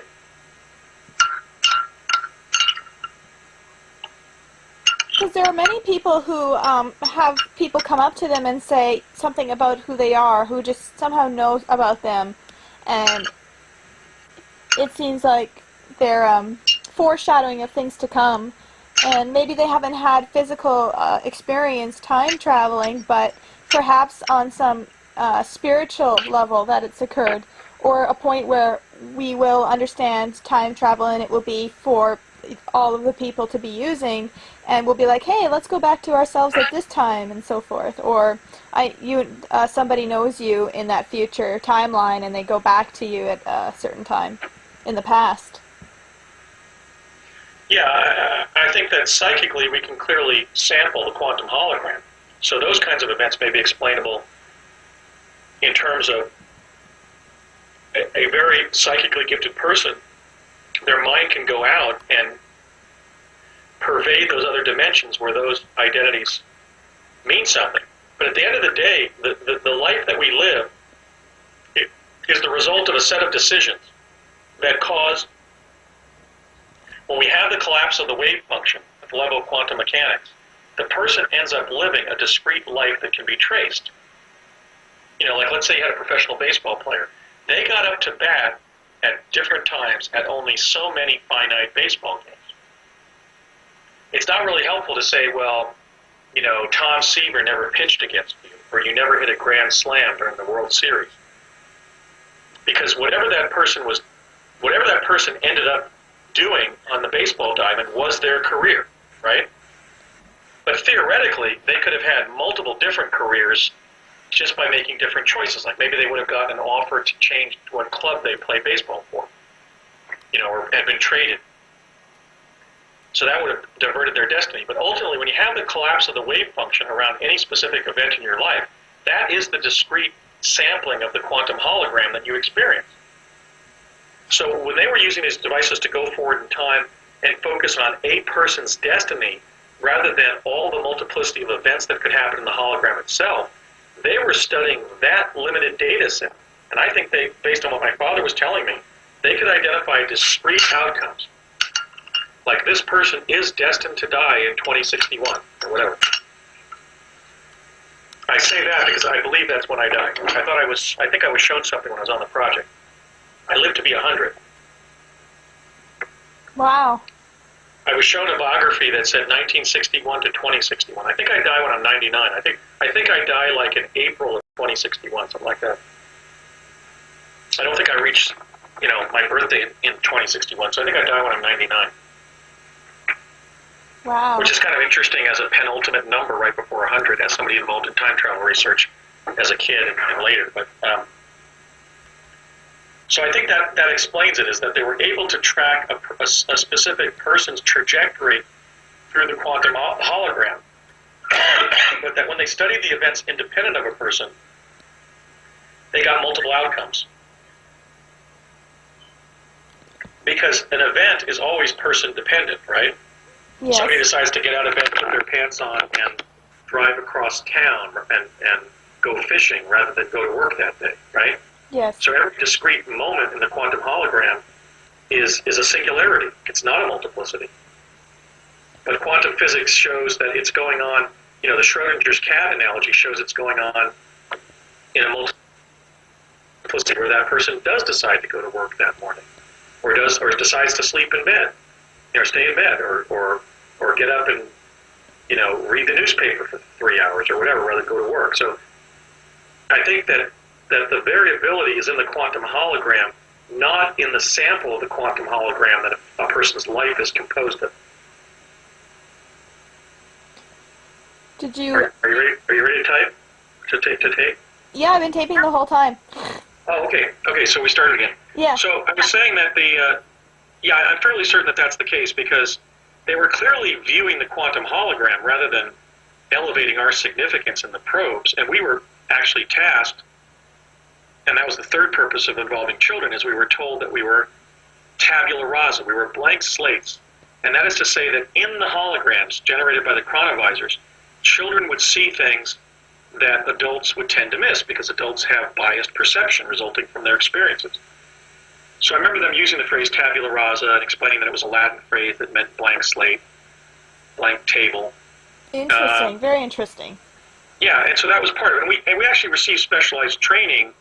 I mean, I sat in a learning lab and did hours and hours of analysis of these IQ-like problems with, the complete the pattern type, pattern recognition IQ testing. Mm-hmm.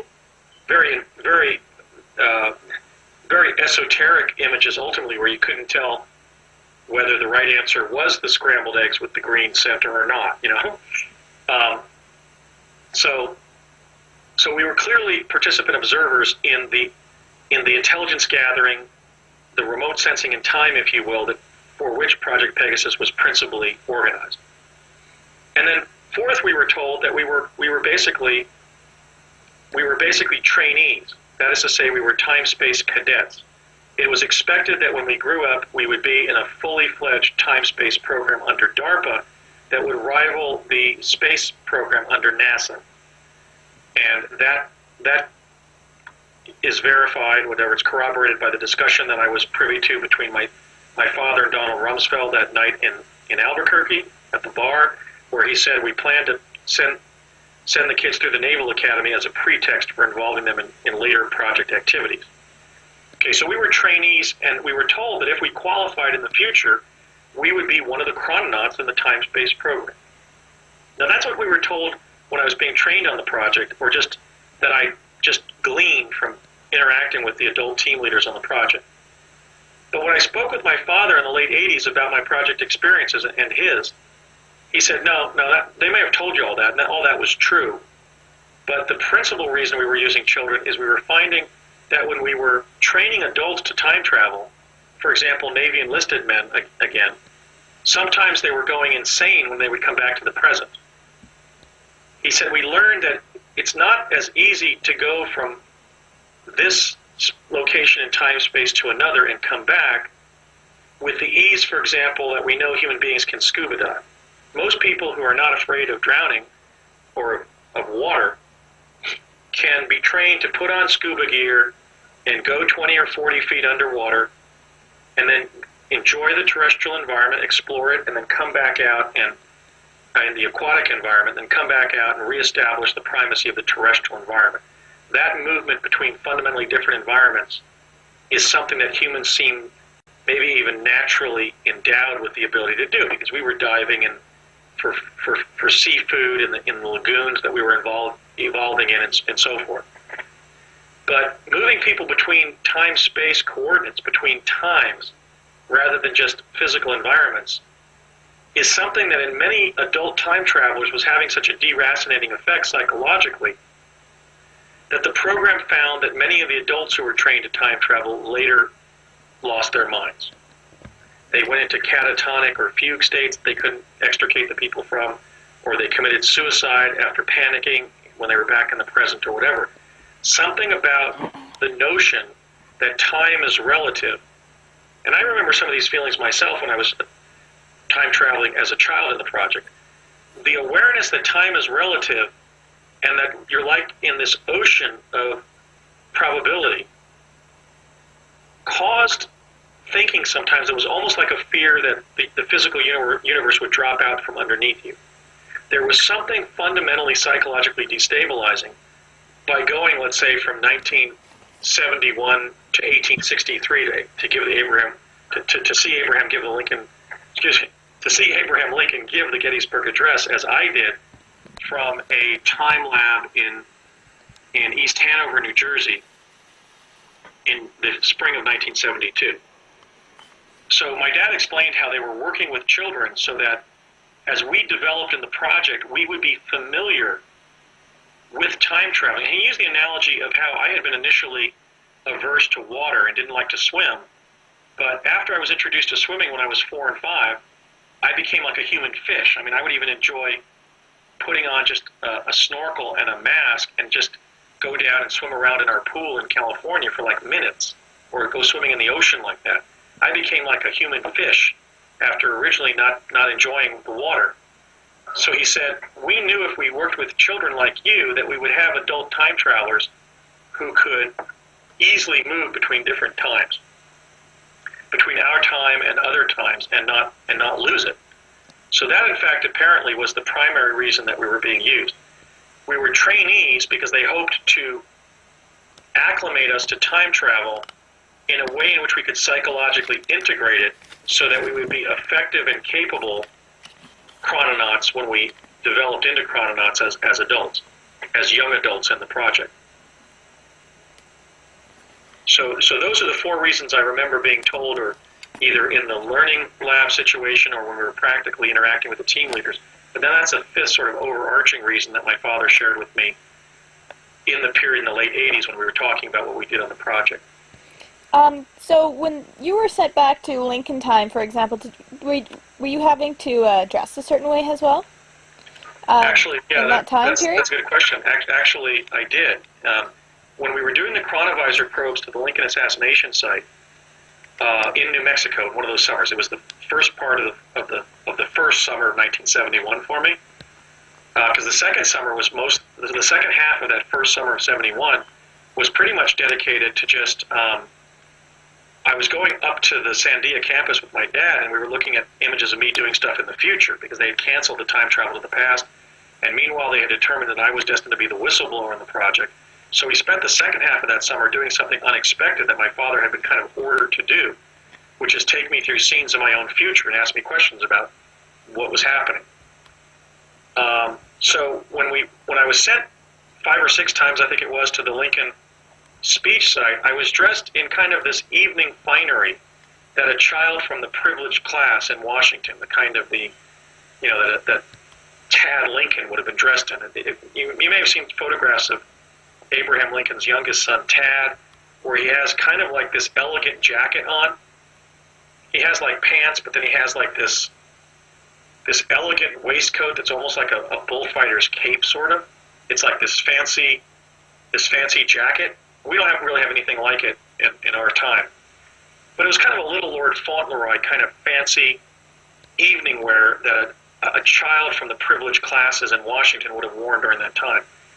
And so that was for those repeated jumps. I remember always getting muddy shoes because the dirt outside of the sidewalk there was always muddy. There were horses going by and stuff outside of Ford's Theater.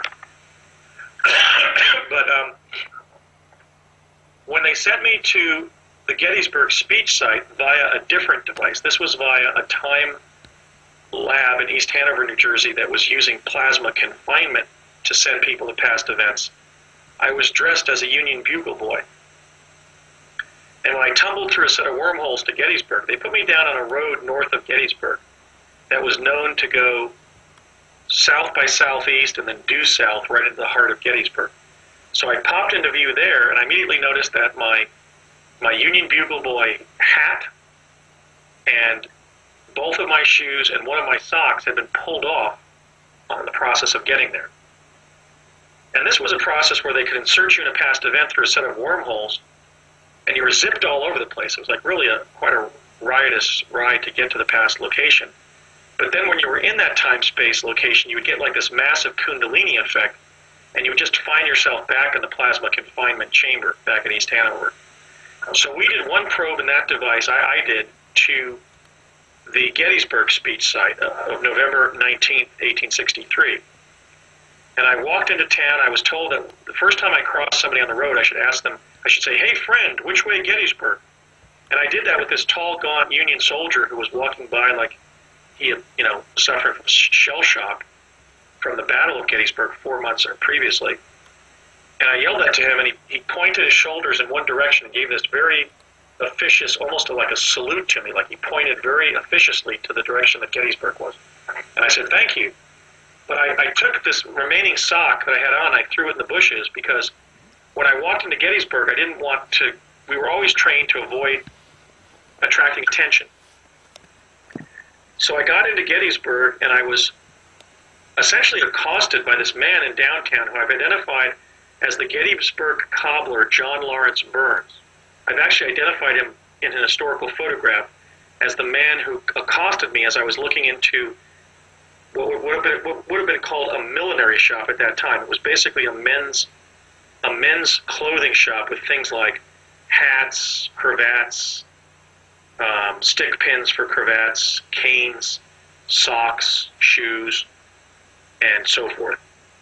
And he brought me in the shop, and he took me to the back of the shop, and he took these big brown civilian shoes off the wall and stuffed them full of packing paper and put the shoes on me, because my feet were naked at that point.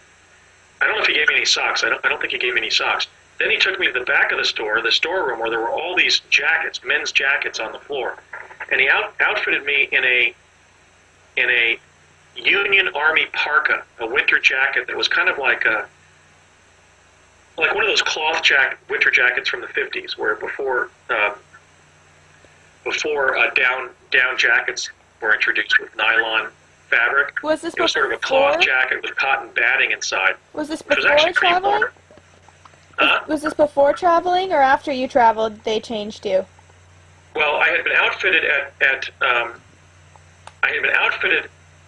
the East Hanover Time Lab. This woman named Valerie had outfitted me as a Union Bugle Boy, and I said, "Are you going to give me a bugle?" And she said, "No." And I said, "Why not?" She said, "Because you don't play the trumpet, you play saxophone, and I can't give you a saxophone because it's metal also, so you can't take a musical instrument through the teleport." So she outfitted me with basically an historical simulation of a Union Bugle Boy jersey, pants, socks, and shoes with no metal in them. And again, there was one of these cloth belts that was kind of disguised under the jersey, and a hat. And like I said, when I was falling through these different wormholes to reach Gettysburg, Pennsylvania, in November on November 19th of 1863 from spring of 1972. My hat had been pulled off and lost in time space, as had my 2 shoes and one of my socks. So I took the remaining sock off, threw it in the bushes, and walked into Gettysburg. By the time I got into town, I was shivering. I mean, my teeth were chattering uncontrollably because it was a mid-November day, a couple days before Thanksgiving in Pennsylvania, and I was cold. And this guy saw me shivering, I was looking into the stores, and he came limping up onto the wooden sidewalk and said, boy, what are you doing out in this cold weather without even any shoes on? You're going to catch your grip. Apparently grip was the name for the flu during the Civil War period, which I didn't know at the time. And he took me in the store and gave me these big, floppy, oversized men's shoes and a Union Army winter jacket. He then hobbled off to the Lincoln speech site, and then I hobbled after him, shuffling along in these big, oversized shoes. But when I got over there, awaiting Lincoln's arrival, I even saw my dad there. And I said, he was dressed as a farmer. And I said, Dad, what are you doing here? And he ignored me. And he later explained that on that probe to Gettysburg, he knew I was going to be in the project because he saw his youngest son at an older age there at Gettysburg that day. So he knew, oh God, it looks like my son Andrew is going to be part of the project. But my dad had been sent there on a previous jump at a previous time, dressed as a Pennsylvania farmer. He was from rural Pennsylvania, so I guess it was easy for him to pass in overalls. And so he didn't even answer me. He didn't even turn to the side and acknowledge my presence. I literally turned to him and said, Dad, what are you doing here? And he didn't even turn. Okay, so, but as I was standing there near the dais, Lincoln gave the Gettysburg Address like on this dais that was about 100 feet wide and about 15 or 20 feet deep. About, 3 feet off the ground, I would say, with patriotic bunting around it, but nothing above it. There was no roof or canopy or anything. He was giving it in broad daylight. And I wanted to see it. Even though I was afraid of Abraham Lincoln, I was afraid because of his, that 1863 Alexander Gardner photograph of him where he looks like a chimpanzee, basically. A brooding chimpanzee. A menacing chimpanzee. I kind of was somewhat hesitant about watching Lincoln give the Gettysburg Address. I thought I might, pee my pants or something in excitement. But what ended up happening was that there were these 2 Union officers over at the corner of the dais. And one of them was this really manging-looking guy who was peeling an apple and eating it right in front of my face. And the other guy was this extremely handsome officer with a mustache who was sort of leaning against the corner of the dais, like the most handsome dandy in the Union Army. But the more mangy kind of mule skinner, kind of rough character really got in my face and started asking me a bunch of questions about why I wasn't with my regiment, what was my regiment. He said if I knew where my regiment was bivouacked, and I said, what does bivouac mean, sir? So I was really being caught up in the fact that the locals there were paying attention to me, and I really hadn't been trained with enough Civil War history to answer this guy's questions and not feel like I was immediately going to be arrested or something for being either a carpetbagger or a deserter. So what I did is I walked about 200 feet from the dais, and then because I was hoping nobody would notice my big oversized feet, I put my left foot forward but my right foot cocked at a 90-degree angle. And that's where I was photographed at Gettysburg in what until only a couple of months ago was the only known photograph to capture an image of Abraham Lincoln at Gettysburg on November 19th of 1863 when he gave this famous speech there. In other words, the child in the foreground of that famous photograph where Lincoln was identified way in the back of the picture in a few pixels of either sitting down or standing up on the dais. I think it was when he was sitting down, because he still hadn't arrived on the dais when I walked away from it. I'm in. In other words, one of the first time travelers, namely myself from Project Pegasus in 1972, is depicted in the only known photograph of Lincoln at Gettysburg. That's incredible. So that kind of links, I mean, there are a number of data points to the Civil War. And in fact, it's interesting how often the Civil War came up in the project. I think they were using it because it was a time of such social distress and dislocation that adults really wouldn't notice that there were children that there were children who had suddenly popped into view in some location. They would have thought that they were hallucinating because of the stress of the war. You know, you think of a song like Hard Times by Stephen Foster, which he wrote in 1864 after the United States had already been in a civil war for 3 years. There was such stress and heartache and struggle during the Civil War period for most people that may explain why they were so frequently sending us to the Civil War. But in fact, the first Chronovisor probe that I was involved in, which took place from the General Manufacturing Company facility in Convent Station, New Jersey, that of course being the map-making faculty of Standard Oil that became the map maker for the Allied Army during World War II, and hence was part of the defense system by the time I was a school kid. They sent me to a Civil War battle.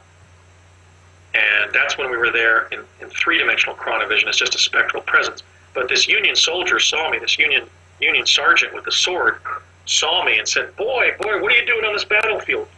Get off this battlefield, son, you're going to get killed. You know, he's really trying to save my life, because he saw me stagger onto the battlefield. But when I first walked towards what was going on, I heard this noise, and I looked over to the left. I was walking towards what was going on, in Chronovisor immersion in the hologram. And I looked to my left, and I saw these people sitting along the side of this grass field, like they were watching a football game. And then I thought I heard what was crowd yelling and cheering because of a football game. And then I heard shooting and cannons going off, and I looked to my right, and this Civil War battle was unfolding to my right. They were shooting at each other. It wasn't a football game, but people were farther down the field watching it. So the first Chronovisor probe that I went on, and the only one that was done from that location in Convent Station, because they then moved it to Morristown because some kids had come in their bicycles when one of the holograms was on, and hence they had a threat to operational security. So they moved it to Morristown. And that's when I first heard the phrase OPSEC for operational security. So that first Chronovisor probe was to the Civil War, and then I had the probes to the Lincoln assassination site, and then the probes to the Gettysburg Address, where I ended up being photographed. And the strange thing is, in November of 1972, when we drove across country as a family to relocate to Southern California after Parsons moved from New York City to Los Angeles, I was in the front seat of the station wagon with my father. My mother was asleep on my right. He was driving on my left. My four siblings were kind of conked out in the back seat of the station wagon. We drove along the Hammelburg-Purdy Road, which goes across the southern purchase of the Shiloh battlefield, and my dad and I saw a fully formed ghost of a Confederate soldier. So I now wonder if, as a result of being inserted in the quantum hologram, where the events of the Civil War were going on, both a battle and then the Lincoln assassination site and then the Lincoln speech site, somehow the energy from that time somehow was attached to me, and for that matter to my father, because he had been to Gettysburg. So that when we were inserted in the Shiloh battlefield, where all that warfare and death and so forth had occurred, one of the Confederate soldiers appeared to us. He was walking along the Hammelburg-Purdy Road there, and he was walking so slowly that my dad actually went up behind him and honked the horn, and I could see that he was wearing what was left of a gray Confederate uniform, the shirt, the pants, some brown shoes. And then he slowly turned around, and we realized his color wasn't normal. He looked like a kinescope image of a Confederate soldier. In other words, he was not the right color for a living human being. He was an apparition. I also found out that there was a CIA agent named Nick Nucero who was investigating an event that happened to some teenagers who were hiking Mount Diablo in Northern California, when a transformer exploded on a foothill in front of them, and supercharged particles flew in a big umbrella around them like a fireworks display. And through the field underneath this umbrella of supercharged particles, they saw for several seconds, apparently I think about 15 or 20 seconds, a U.S. Civil War battle going on. Now, the first Civil War battle, the first Civil War location I accessed via Chronovision was in New Jersey, and this event was in California. And there were no conventional battles, certainly, in either of those state territories. And I asked the lady at the Chronovisor there at Convent Station, how could you have sent us to a Civil War battle if there weren't any Civil War battles in New Jersey? And she said, we now believe that event is over this location where we are, but in a different dimension. It's like hovering above us. Huh, interesting. Yeah, so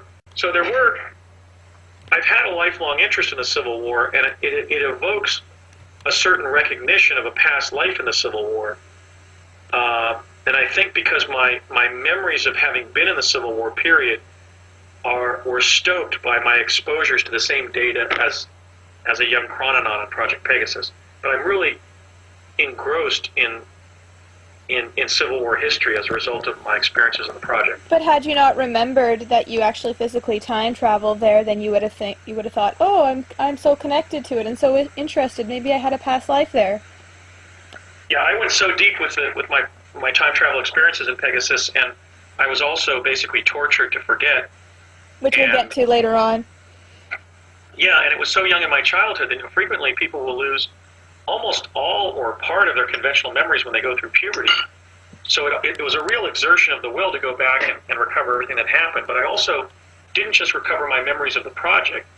I isolated events later in life where I had talked about what had happened with my dad, or when I had revealed something to one of my classmates or friends at school. Did you get back your psychic abilities as well that you had when you were younger? Not really. I mean, I received so much left brain training on the tachistoscopes, and then got such an extensive post-secondary education where I essentially earned 6 degrees and reported 5 of them.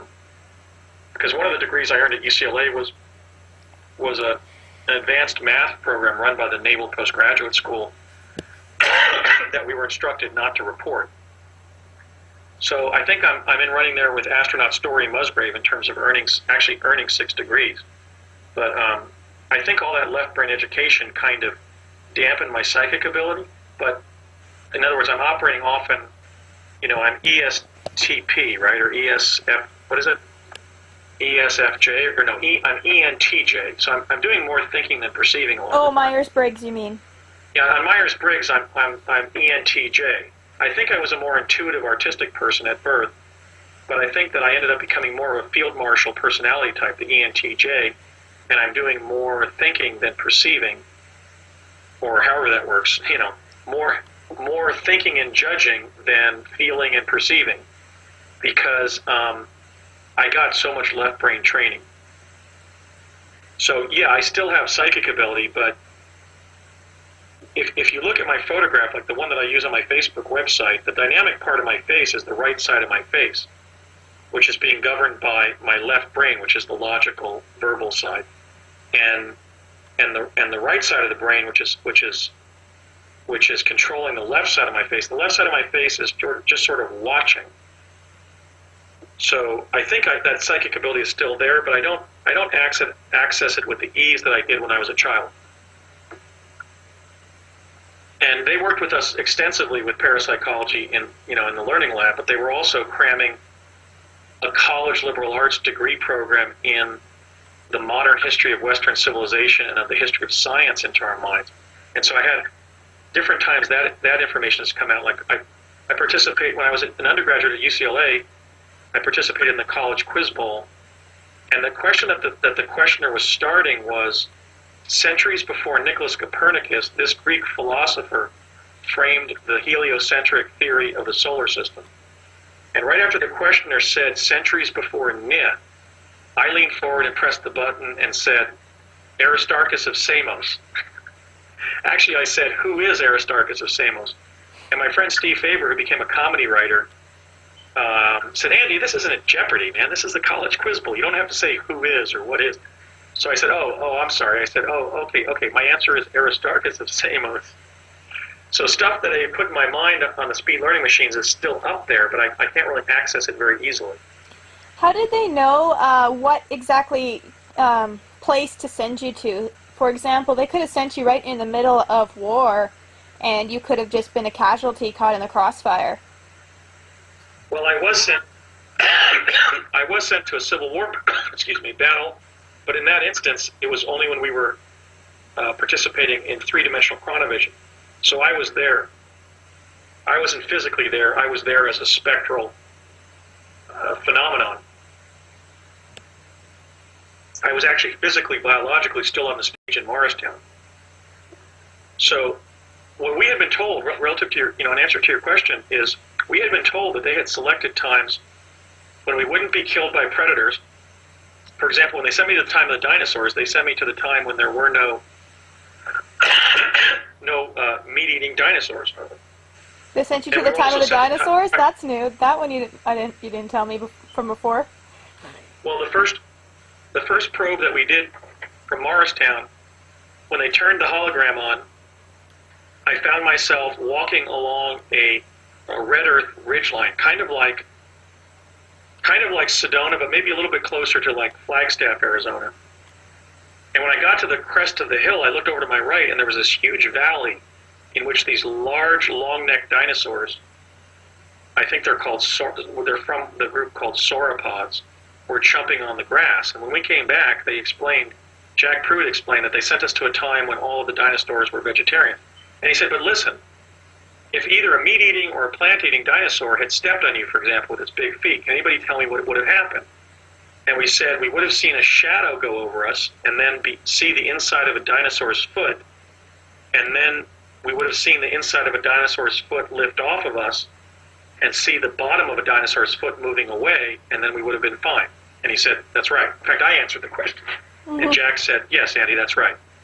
In other words, a lot of the chronovision probes were just being done as a spectral phenomenon, not as physical teleportation. Okay. But then when the chronovisor was synthesized with the teleporter, by the time I was, for example, sent to Gettysburg in 1863, I was physically sent there.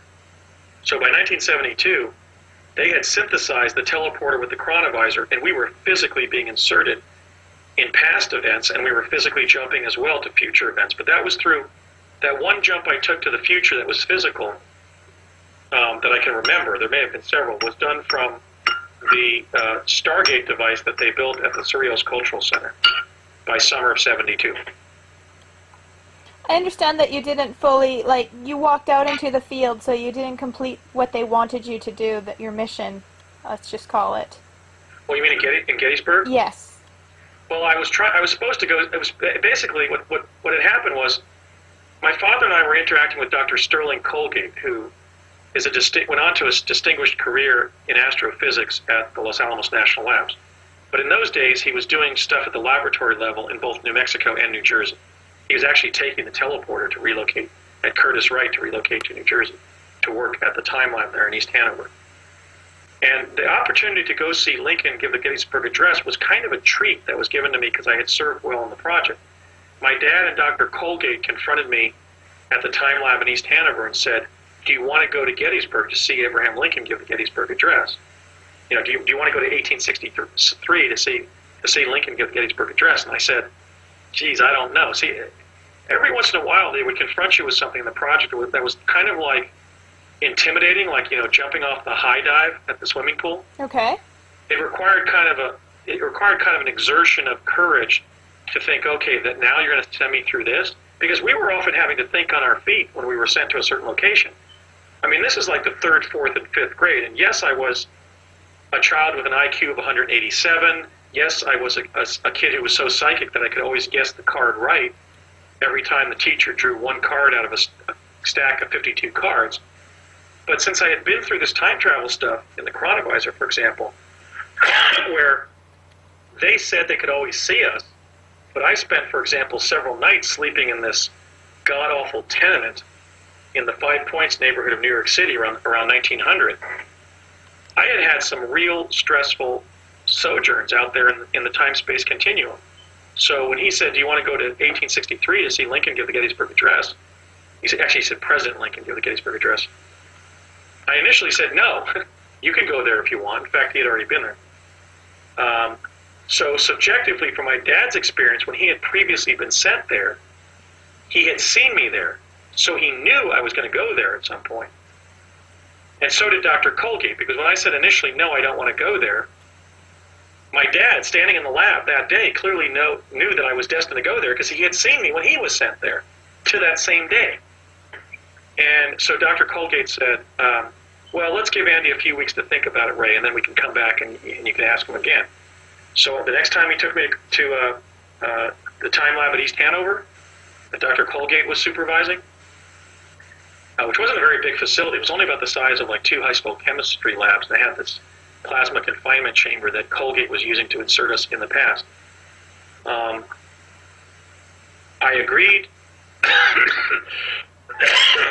Dad said, Valerie will dress you so that you're dressed like the people of that time. And there I went. I was dressed as a Union Bugle Boy, and they sent me to Gettysburg.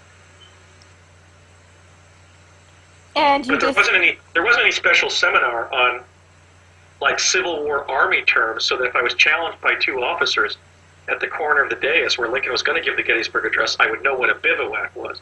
The bivouac was apparently the encampment that my regiment would have been at. They would have been bivouacked, near Germantown, Pennsylvania, or whatever. So we had to kind of think on our feet and try not to attract attention to ourselves. And the principal thing we had been told is avoid arrest and imprisonment or any kind of incarceration or confined spaces, because we're going to have to send the portal in to pull you out sometimes. That's really good advice. Avoid being arrested. Yeah, they wanted us to always be, the default thing to do was just to walk away from something so you were in some field, excuse me, so that they could extract us and get us back to the present. And that was clearly our objective as well, because it was scary in the sense that it's not like you were a kid from New Jersey who had hitchhiked to California or even hitchhiked to Pennsylvania. You were a kid from New Jersey who was in Pennsylvania in 1863. So, we knew it. We knew the seriousness of what we were doing, and it was very intimidating in terms of worrying that, hey, I might not get home. So why did you not? So you went out into the field though, rather than going to see Lincoln. Why did you do that? Well, the 2 Union officers were questioning me intently in the corner of the stage. And so after the guy said, son, are you a little bit touched in the head? Have you seen too much of the fight? And I said, yes, sir. And then they both laughed, and I walked away. I walked about 200 paces from the dais because I just didn't want anybody else scrutinizing me, because it was clear to me I now had this Union parka on and these grossly oversized shoes. So I realized I was dressed in clothing that I had not been outfitted in back at the time lab in East Hanover, and I had already received the scrutiny, actually initially, of 2 ladies standing on the left side of the dais there who were kind of whispering about me behind their fans, like I was a carpetbagger or something, because they were clearly looking at that I was dressed as a Union Bugle Boy, but with men's brown street shoes. So they must have thought I was a local kid or a carpetbagger who had taken clothing from the combat fatalities and so forth, excuse me, in Gettysburg, which is back in July of 1863. So, or early July of 63. So, I had initially received that unwelcome attention from the ladies who were gossiping about me, and then I was actually directly accosted by those 2 Union officers who must have been part of Lincoln's security detail or just the military battalion that was protecting the stage site there, just maintaining public order, or just wanted to see Lincoln give his speech there that day. So I intentionally walked away and just stood there waiting to get back to East Hanover. And then when I popped into view back I had like this Kundalini effect, and the immersion in the device kind of wore off, and I found myself back in the plasma confinement chamber back in East Hanover. When I walked out of the chamber, my dad said, what the hell do you think you were doing? I said, what do you mean? And he said, we sent you to Gettysburg to see Abraham Lincoln give the Gettysburg Address, and you just stood there like a goddamn statue. And I said, Dad, I was doing an evasion procedure because the Union officers were questioning me over at the corner of the stage. And he said, like hell you were, you had to leave or whatever, like hell they were. Ultimately, you broke off and you could have come back to the stage, but you didn't. Then later, I started questioning about what he had experienced there that day at Gettysburg, and he said, yeah, I went in there too. I was there. I was dressed as a farmer, and I looked over to my right, and there was my number 3 son, but he was a couple years older than when they had sent me to Gettysburg. And that's when I realized you were going to be in the project. So my dad first learned that I was going to be in Pegasus when he had been sent to Gettysburg and he had seen me there, which again is one of the weird sort of paradoxes of the whole set of experiences we had. So then I asked him about Lincoln. I said, will you send me back again so I can see Lincoln? He said, no. And I said, why not? And he goes, we're afraid that there'll be 2 images of you there. That's so wrong. that was because I was being physically sent there to the actual event. See, that also is instructive. And that was from the plasma confinement chamber in East Hanover. But that wasn't a concern when we were visiting the Lincoln assassination site via 3-dimensional chronovision back in summer of 71. You see? When they were physically sending me there via plasma confinement, and I was actually time traveling. They didn't want to send me there again to the same event because there would be 2 versions of me there. That's what your father told you, right? When they were sending me via chronovision to sample, repeatedly to the Lincoln speech site, that didn't occur. That's why what your father told you, right? When you asked if you could go back. Yeah, I was crestfallen because actually I had played Abraham Lincoln in a school play around that time. And I said, oh, Dad, won't you send me back so I can see Abraham Lincoln? Give the Gettysburg Address, because I was really guilty. I had seen the side of his face and body at the chronovision probes from New Mexico, but I hadn't stood in front of the stage and seen Abraham Lincoln give the Gettysburg Address. And I was really crestfallen that I wanted to, and he said, nope. And I said, why not? And he goes, because that's actual time travel, and there'll be 2 versions of you there. And then when I saw the image of myself in a news magazine, I took it to him. I said, Dad, look, they got an image of me. I think it was in Life or Look magazine. They published that picture that had been discovered of the Lincoln speech site in 1951, and it had been analyzed to show that Lincoln was in the picture. And I took it to my father and said, look, Dad, they photographed me when he was there. And he said, yep, just don't tell anybody. And then after I got back home, a couple weeks after basically the fiasco where I missed seeing Lincoln give the Gettysburg Address, I had like this cosmic, massive Bart Simpson moment where I was crestfallen. They had sent me to Gettysburg and I failed to see the speech that Lincoln gave there. I asked my dad about Lincoln, and what he said was that Lincoln just looked like a man with a beard on the stage, but what he couldn't get out of his mind is how high-pitched his voice was. He said he had this stringy, high-pitched voice, and my dad imitated him. He went, 407 years ago. So Lincoln had a really high-pitched voice, which is something interesting that my father observed from standing in front of him when he was giving the speech. Now we know that Lincoln had a disease called Marfan syndrome, which stretches the connective tissue and sometimes stretches the vocal cords. And it's such a tall, thin person as Lincoln, apparently his vocal cords were stretched. So interesting. That's a fascinating corroboration, because I remember my dad saying that, just like that. He said, yeah, he had this really high-pitched, stringy voice, and then he imitated it like I just did.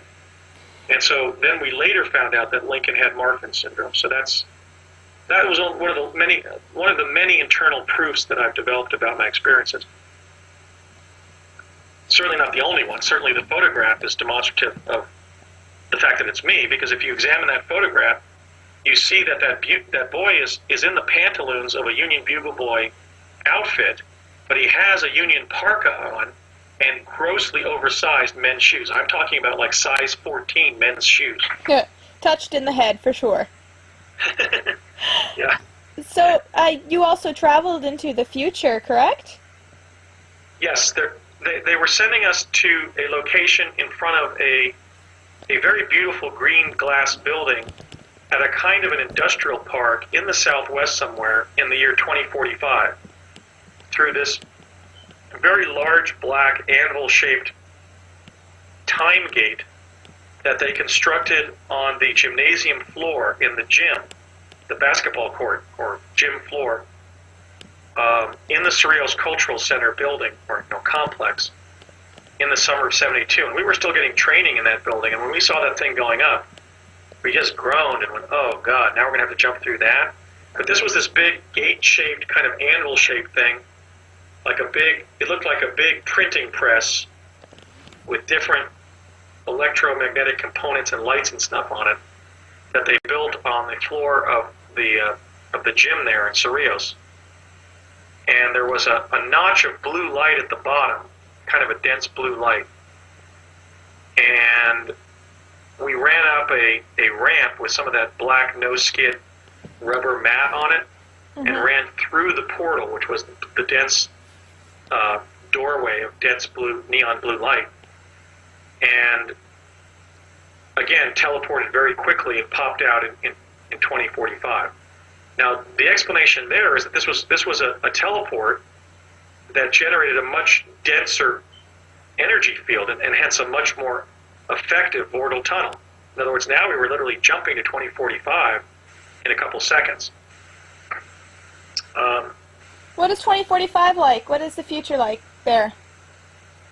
It was sort of a garden suburb, sort of industrial park, like an R&D center, like Research Triangle Park in North Carolina, kind of like that.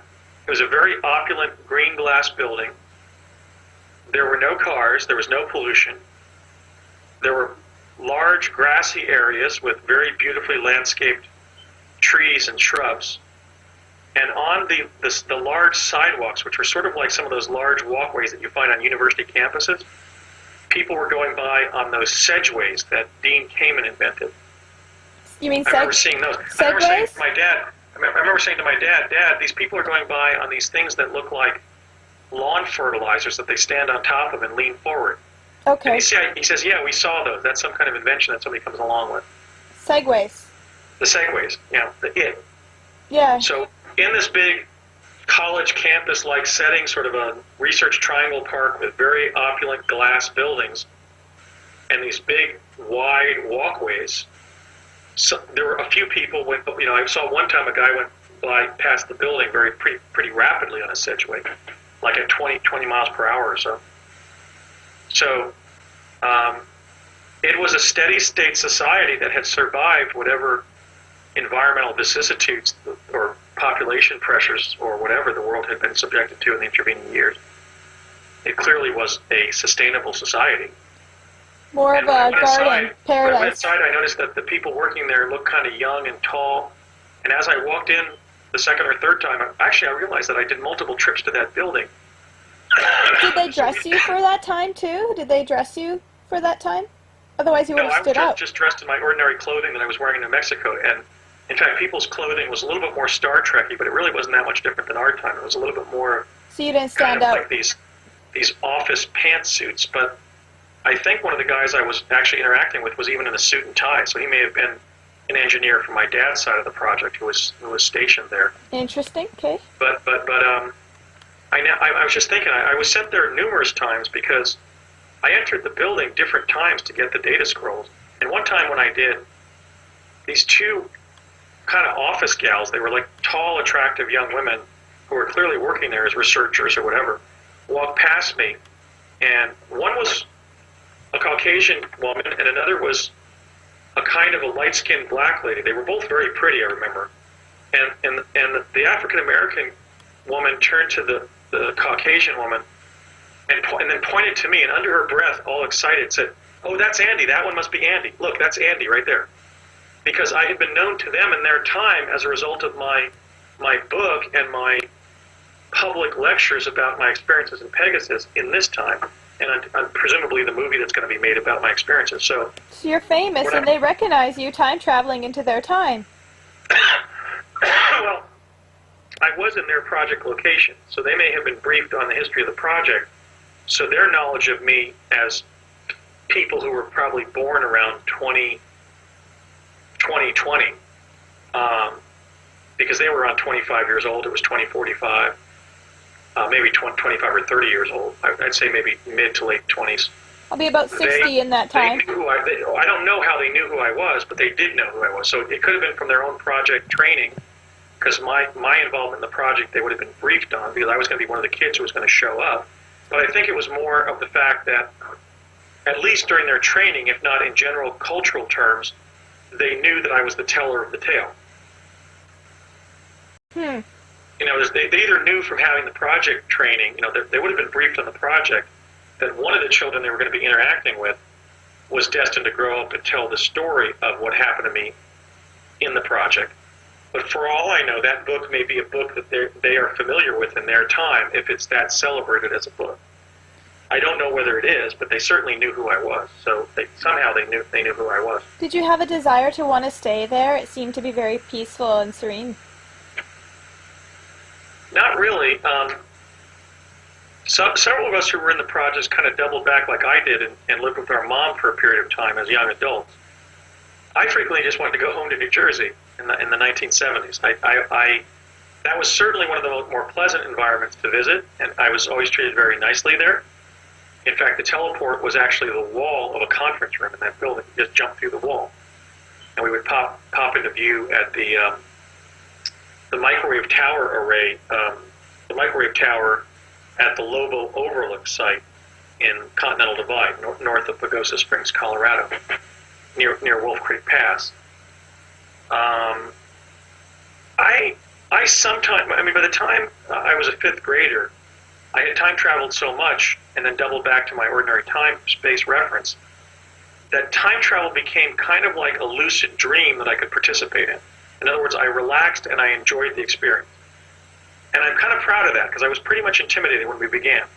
So there was a lot of growth there. Understandable. During those years. I've described how sometimes I felt like a yo-yo on the end of a string. Like somebody was doing a yo-yo trick and I was at the full extension of the possible. You know, I knew that I was doing something very special and I felt like the most privileged character on the planet. That you are. Not very many people can say that. Well, I was one of them, but I did relax and I did enjoy the bliss of going to another time and coming back safely. Just like you'd have a rapture experience, scuba diving and checking out the fish underwater and everything, and then coming back and drying off in the sun. Oh, you treated it like a vacation. Ultimately, I did enjoy a bliss experience from the immersion in another location in the time-space continuum. Did you ever teleport to different dimensions? Different realities? The whole question of dimensions is kind of clouded. I mean, everywhere where we are in the quantum hologram, that's where we are. So each of us is really always in one, at least semi-overlapping set of dimensions, but basically in one dimension. I didn't teleport or time travel with the other devices truly in an interdimensional sense. So, for example, when we spent the time in New Mexico and then doubled back to our alpha timeline in New Jersey, my dad never took me to New Mexico where I could see myself going around doing things. In fact, they were avoiding that happening. So I think that would have been truly interdimensional because in the linear A timeline that we'd broken off of when we would, for example, teleport to New Mexico, we did things in New Mexico, and then by teleporting back to the afternoon of the day we had jumped through the device in New Jersey, that time loop was essentially being unkinked on the linear B timeline. Do you see how that works? Mm-hmm. We jumped from our linear A to a linear B time loop that had opened up, but by jumping back to the afternoon of the day we left, we essentially tied off that time loop and it broke off from our linear A timeline. But we never crossed the lines over again, for example, by traveling physically in real time to some place we had teleported to. I did have a strange experience involving interdimensionality, though, and I think it's instructive. Okay. And that is when we jumped from mid-November 71 to the beginning of the summer of 1973. My dad actually took some sensitive military, these mailing tubes with sensitive military secrets in them. There were schematics of some of the U.S.'s most sensitive missile systems. That's what he explained to me when I asked him what was in the tubes. So we jumped from Curtiss-Wright, but when we arrived there, I thought it was still 1971, and when we visited Connie at the restaurant, she was angry at my father for not returning quickly as he said he would. And he said, "Andy, come over here and tell Connie what year it is." And I said, "What year it is?" And he said, "Yeah." And I went over and said, "What do you mean? It's 1971, isn't it?" And Connie practically fell off her chair, because in fact it was around June 1st of 1973. So we rented a rental house, and during my first and second fact-finding trips to New Mexico, first by myself and then with my friend Dixie Karras, I found that house, I found the woman who had rented it to us, and everything regarding that summer of 73, living in White Rock in a summer sublet in a house there with my father. In fact, I told everybody who I met there in the shopping center, the Sherwood Shopping Center, that the Mexican restaurant was once a chicken place called Chicken Country. I told him that the Smith's grocery store was once a Gibson's department store because my dad had bought me clothes there when we first got there for the summer there at the beginning of the summer of '73. And the D'Angelo's Italian Deli was now like a branch office of Strategic Applications International Corporation, and then it was a web host company when I went back with Dixie. So I really reconnoitered White Rock and proved everything that was there. I even proved that the family that we had rented the house from, the father worked as the space coordinator for the engineering department at the Los Alamos National Labs, and I identified another house we stayed in earlier that he also owned in White Rock.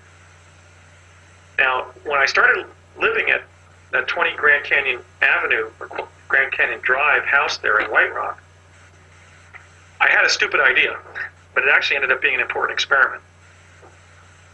My dad left for work, and I guess it was for a meeting, maybe to see Connie or whatever, and I was left back at the house, and I called my mother in New Jersey. I had asked Connie the day before what the area code for New Jersey was.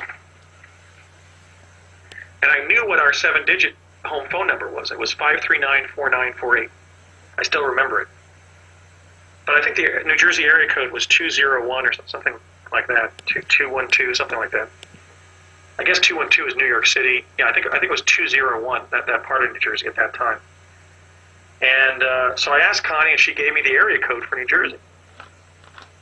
And I called my mother, and I said, "Mom, do you know who this is?" And she said, "Yes, this is my son Andrew. How could I not?"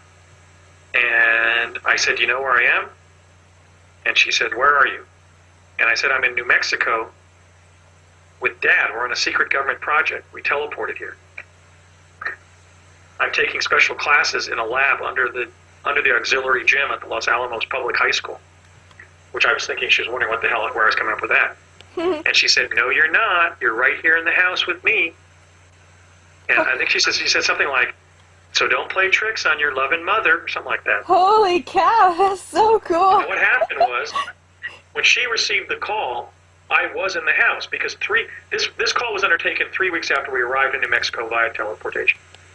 We then spent the summer of '73 there, and then when we jumped back to New Jersey at the end of the summer of 1973, having pre-lived in the future, we returned back an hour later after we had left, around November 15th of 1971. Because I remember asking my dad when we were sleeping at the Albuquerque Holiday Inn, every night before we would go up to Sandia and teleport back home at the end of the summer, we were staying for one night because we had dropped our rental at the Holiday Inn. I remember I used to get up when it was all hot and I couldn't breathe. My dad was snoring, and I used to go into the bathroom, and rather turn the light on, I would turn the faucet on with cold water and cup my hands and drink from the spigot in the bathroom. And that's how I learned to kind of drink without making any noise where I'd wake my dad up when we were on the project together and sharing the same hotel room. So 3 weeks after we got back to the fall of 1971, my mother received that call, and I was in the house. So then when my dad came home from work, now when he came back from work in New Mexico, when the call was placed, he said, "Did you place a call from this house?" And I said, "Yeah, Dad, I did." And he goes, "I know, because Connie told me that you asked her what the area code was where we live." And he said, "You can't do that." And the funny thing is, he then tried to turn on the TV. So my mother had clearly received a phone call from me at the house, and I was in the house. So she was somewhat consternated about what had actually happened. And she looked down at the rec room from the kitchen where I was playing, and gave me a kind of a look she would give, like "What are you up to?" And then when my dad came home from work, she said, "Ray, something strange happened in the house today." And my dad said, "What?" And I said, "Well, I received a phone call from Andy." And he said, "So?" And she said, "But he was in the house." And my dad said, "Well, so what?" And then she said, "Ray, we only have one phone." And my dad kind of thought a minute and said, because he was always actively deceiving my mother about our the fact that we were literally spending time loops in New Mexico in which that were branches of our ordinary timeline. Your mother had no idea. She was actively being deceived constantly by my father. In fact, one time we came back from Curtis Wright an hour before we had left, and my dad checked his watch and realized it and had me go out and play hide and seek. He just asked me to skedaddle. And then when I doubled back about an hour later, my mother was looking around for us. She had been confused about where we had suddenly disappeared to. But my dad had been down in the basement in his carpentry shop, and she had seen me down there. And we had gone to Curtis Wright, but we had arrived back at our home in Mars Plains like an hour before we had left. So, yet we weren't there, so go figure. There was some kind of screw-up with timelines, I remember. Why was he being dishonest to her? I mean, isn't she his wife? Yeah, she should have known. She certainly knew I was in some kind of specialized learning environment at the elementary school. But they were trying to protect the families by upholding the need-to-know-only basis doctrine vis-a-vis people's wives and other children. I had actually been coached on how to lie to my mother when I was in the project. So interesting. Did she ever? So he said to her regarding how she could have taken a phone call from me when I was physically in the house. Well, maybe he ran over to the neighbors and called from there. And she said, no, Ray, that couldn't be it, because right after I hung up, I went to the kitchen and looked down the rec room, and he was down in the rec room. So my dad said something like, well, maybe it was some kind of psychic event or something. Okay. So, yeah, so... Did she ever find out? My mother... I questioned my mother literally on her deathbed in 2003 about whether she knew about the project, and she said yes. Now, I don't know if she was understood at that point that I meant that the project had involved basically non-ordinary experience involving time travel technology, but she certainly knew that she had signed the parental permission slip to put me in the learning lab, that it would involve the administration of medication, and that it was Harvard directed. I think they had deceived her as to what was actually going on. Well, at least so I don't think she knew the full gamut. But my sister reminded me that during one of those summers in the early 70s, they had just a knockdown type of argument where my mother actually damaged their bedroom door, slamming it shut. So I think what had happened was that my dad had told her everything. She was outraged that I'd been involved in something like this. Did your siblings know? My siblings certainly had a basis to know, because in my memory work that I did, I recovered the eight anecdotes in which I told them something about the project. Like, for example, when we moved across country in November of 1972, we were driving through southern New Mexico, and my dad turned to my mother in the car and said, "Hon, where should we stop for lunch?" And we were like in Las Cruces or Roswell or someplace way in the southern part of the state. And I leaned forward. Now I was sitting in the back of the station wagon during this part of the trip, because my brother Greg had moved to the jump seat in the far back. And I leaned forward and said, "Dad, why don't we drive up to Albuquerque? Maybe we can have lunch at the La Placida. Maybe Connie will be there." That was his old friend who essentially was his mistress that he was carrying on with when we were on the project in New Mexico. And my sister Cindy turned to me in the car and said, "When were you ever in Albuquerque with Dad, and what's La Placida, and who's Connie?" And I just gave her some stupid answer like, "Well, oh no, I was in New Mexico with Dad in the learning lab." And I think my mother heard that. But if I told her the truth, I would have said, I was in New Mexico with Dad frequently between 1969 and the present, because we were teleporting there. I spent 4 hidden summers there in the last 3 years. La Placida is where his long-term friend Connie Chavez works, and Connie is his mistress. They've known each other since 1953. If I told the truth to my sister. But I was still just a little kid. I mean, I was just entering the 6th grade when we moved to California. So I had a very deep and rich experience in the project and with my father, but there was still, some tension in our relationship, because he was not giving me any credit for anything. In fact, that's going to be one of the scenes in the movie where I get angry at him, and I'm kicking the dirt, walking in front of him and Connie, and I say to Connie, he never gives me credit for anything. And we're going to script the fact, even time traveling, even though I'm a little kid, we're going to basically show that, like a lot of parents, my dad really wasn't cutting me any slack. And so we didn't have the most ideal relationship. He didn't fully know how to relate to children. Did he keep his memories? They never wiped his memory, did they? No, because when I would ask him things about the project, when my mind would return to our project activities in the 70s and 80s, at different times at the house, he would have a ready answer. So no, he was never brainwashed. Okay, before we get into more of those kind of questions, did you travel into other places in the future? Other times? Well, there was the set of jumps via the Stargate at the Surrealist Cultural Center to 2045 to recover the data there and bring it back to the present via the teleport in that building. What kind of data? These were the summaries of intervening events. This was the history of the future, so to speak. The history of the future. Interesting. Yeah. Okay. But before then, when the Chronovisor technology was still emerging, we had been trained at Curtis Wright for a time probe that took place on November 5th of 71. This was about 10 days before my dad and I jumped to 1973. And we wore a crystal helmet and a titanium-coated jumpsuit, like a metal-coated pajamas and boots. And they took us up to a chronovisor array that they had set up in this big research area at the ITT Defense Communications building in Nutley, New Jersey. And instead of about 3 or 4 technicians in the room, there were like 40 people scrambling all over the building. All throughout the whole mission control there. There were military officers in uniform. There were stenographers with stenography equipment.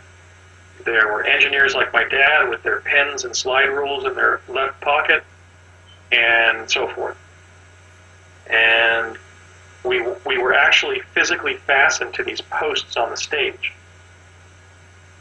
And they turned the light on, and we had been instructed that there'd be about a half hour of traveling forward. And that when we felt 3 pulses in our forward momentum, we should then look quickly to the left and right, and we would see an object that was the target. And we later found out, when we went back to the learning lab the next day, or the next week, I guess it was, that was Friday, yeah, that the target was the Supreme Court building on the Mall in Washington, D.C., and the year was 2013. Now, when we were taken back in time, I was disrobed on the stage. I had my underwear on and some socks, but I was disrobed, and they actually poured my boots out. I had perspired so much. And I walked off the stage. The stage was only about 2.5 feet high. It was just kind of an experimental riser there. And I turned to the facilitator and said, "Where's my father?" Because he had greeted us on the sidewalk when we were walking in the building. In fact, I walked hand in hand with him into the building. And she said, "I'm sorry, Andy, but your dad became overwhelmed. He had to spend some time by himself." And I said, "Why?" And he said, "Because you disappeared, son." And as they were walking me out of the building, out of the experimental laboratory there, I said, "What do you mean?" We disappeared. And he said, "On the stage, son, when they turned the chronovisor on, you all disappeared." And I said, "Oh, really?"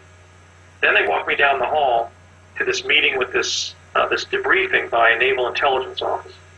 These guys were all lieutenant commanders. They were O&I officers, Office of Naval Intelligence. At the investigatory level, they're usually lieutenant commanders. And he said, "Okay, Andy." He sat me on a seat in his office and said, "Okay, Andy, tell me about the target." And I said, "The target is underwater, sir." And he got up and he started smoking. And he tried to pour me some ice water from a pitcher on his desk, because they knew by then certainly that the different technical exposures were making the kids very dehydrated. Don Rumsfeld had mentioned that during the briefing in April of '71 in the auditorium at the Surrealist Cultural Center. that the only known side effect that they had identified thus far was extreme dehydration from the teleportation. So in this case, we had been under this bright, bright light for an hour or more. And so he reached over and poured me some ice water, and he spilled ice water all over his blotter and went, oh, damn. And then, he continued to pace around the room and smoke, and he was asking me questions like, well, how do you know it was underwater, Andy? He was just trying different techniques to see if I was making it up. And then I told him, well, when you sent me down toward the target, I saw it was this, I think I said colonial-type building, but I really meant a Roman-styled Washington-type building. Because I was used to Ford's Theater, or not Ford's Theater, but the Ford, what was that called? Not Ford's Theater, but Ford Mansion, which was Washington's headquarters in Morristown, where I was born. And so, yeah, I guess I called it the colonial building, but I meant the Revolutionary War, Roman style of the Supreme Court building. And he said, yeah, what did you see when that was the target, the building? And I said, well, it was kind of forming out of a group of bubbles, but I could still see that there was algae on the columns of the building. I actually said that green stuff that grows in ponds. Mm-hmm. And he goes, oh, you mean algae? I said, yes, algae. So what they had done is they had put us down about 50 feet in front of, or maybe even 100 feet back, like 100 feet in front of and above the Supreme Court building. And I experienced it as you would if you were in scuba gear and you had been paragliding and you fell into the water and went under the water. In other words, when they sent me towards the target, I actually experienced splashing into the water and seeing what was there. And how old were you at the time?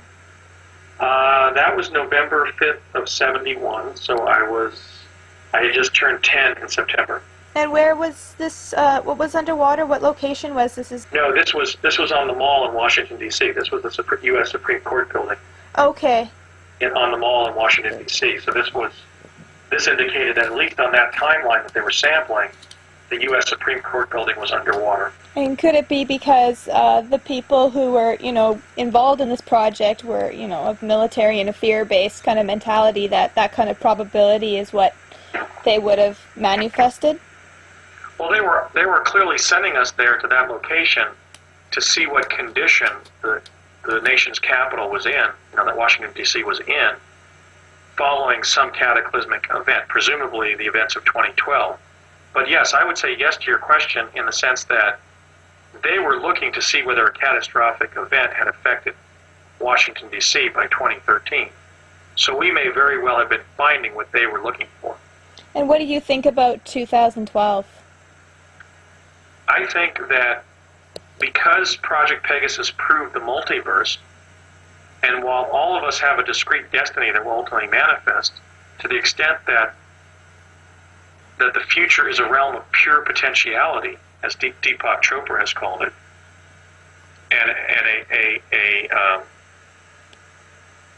a set of critical proximity events occurring in pure principle, as Buckminster Fuller described it, I think that we should imagine a 2012 that involves a global renaissance and a spreading of social equity and love and harmony between people and wellness and healing and environmental restoration.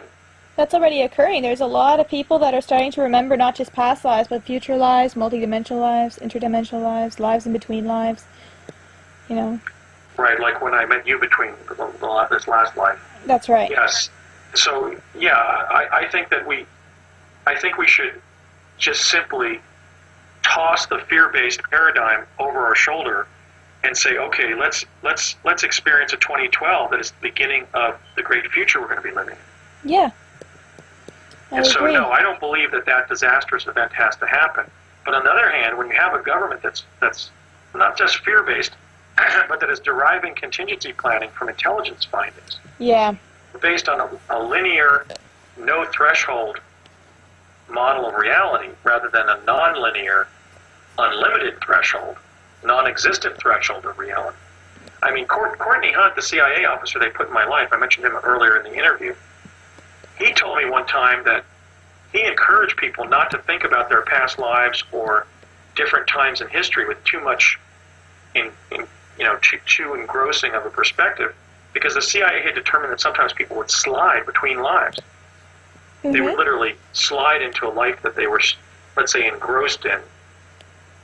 And there had been some kind of study of somebody, I think, who was studying some period of history, and then they found him in that period of history.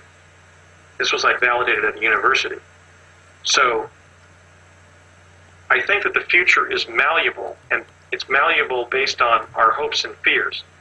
And since both our hopes and fears can affect the future, I think we should cultivate our hopes and eliminate our fears. Because in that way, a more benevolent future will emerge. And also just understanding that technology is training wheels for what we can do on our own. So right now they're using these advanced machines in order to, Tesla understanding of technology to create these time travel machines, but we can really do this also all on our own as well, and we're going to get to a point where we'll be able to do that. Right, and avatars throughout human history have even stated that. For example, Jesus of Nazareth said that if you follow after me, you will become like me. And if you look at what he was doing after his resurrection, he was walking through walls and spiritually teleporting to different places and was semi-transparent. We already know from physics that if you are in a totally locked room, the chances of getting up from your chair and walking through the wall and out of the room are greater than zero. So even without spiritual improvement, we know that people can do mighty things already. And you were saying... Oh, sorry, did you want to finish that? Well, yeah, I mean, I really, in a sense, wanted to give you a follow-up with that thought, with the idea that, from my perspective, what my experiences in Project Pegasus teach is that one human child can defeat the U.S. Defense Department at its own game. I think that the human story that's told in my story is about the fact that the very mechanisms of the U.S. Defense Department, in one of the most sensitive and secret projects, were used to make me even forget what I had done. But I kept my eyes open, and I cultivated my inner life and my spiritual strength as a child on the project. And then when I grew up, I recovered the full story of what happened, and I'm now telling it. So I view my experiences on Pegasus really as another example of the triumph of the human spirit.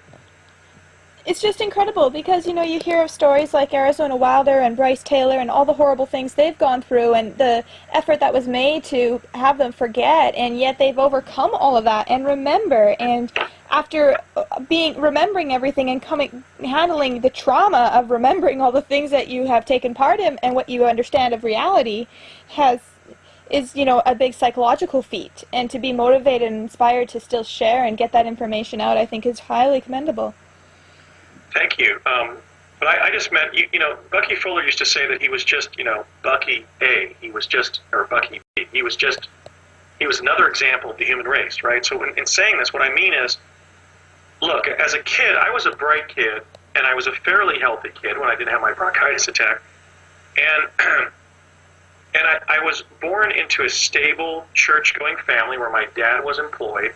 My mother had been fully employed before she got married. I was the youngest of 5 kids, and all of my siblings doted on me. And I had a strong family life, a strong school life. I was being raised in a disciplined way as an observant Roman Catholic. I was getting good exercise, good nutrition, good sleep. In other words, I was basically a unit of the human race. In other words, a human child who hadn't been wasted by war, poverty, ignorance, or disease, which are, as President Kennedy said, are the common enemies of mankind. I had been, in other words, one of the lucky kids. I had been one of the kids born into one of the wealthiest, most politically successful countries, and one of the most politically powerful, if not the most powerful country in the world. And I had gotten a lot of things that other kids still are not getting, like adequate nutrition. And what I mean is, as a result of just being that nth child who was invested in by my society, invested in with love and support and encouragement from my family members, and food and shelter and clothing and education from my society as well, I I was a fairly healthy kid. And I think you see that in the pictures of me when I was a child. And as a result of that, I was still able to process and then overcome what happened, which involved being involved in this classified defense-related research and development project, being tortured in it, first of all being traumatized just in terms of what we were doing, but then being intentionally tortured and brainwashed. And I still defeated the system. I still defeated the nameless, faceless system that is the government. Incredible. That doesn't really care about a kid. That doesn't think twice about intimidating a kid into silence or making him experience an atrocious headache while he's being brainwashed into forgetting what he's just done on a secret basis for the last 3 years, because that's what they did to me. If you remembered anything, you would start getting a horrible headache, right? Right. They did do this brainwashing session when all of my project experiences ended, where I was placed in a medical lab, and they put these big needles up my spine, and they infused my spinal column and brain with pain, especially my head. My head felt like it was going to explode. It was the most atrocious, nauseating headache you could experience. Now, did it? I felt, yeah. Sorry. And they were speaking, and the guy who was doing this was speaking to me in a sing-songy voice for a couple hours, telling me this is how I would feel if I ever thought about what happened in Project Pegasus. So when I look back and I talk about these things in a dichotomous way, people will say something, well, your father put you up to that. But the true story is that they had a copy of my book, and Connie confronted my father about my claims that they had tortured us to make us forget, and he didn't believe it. So reality is always more complicated than people will make it out to be when they're trying to interpret things based on ideology. But what I mean is, I had gotten a lot of privileges and benefits being an American kid of that era.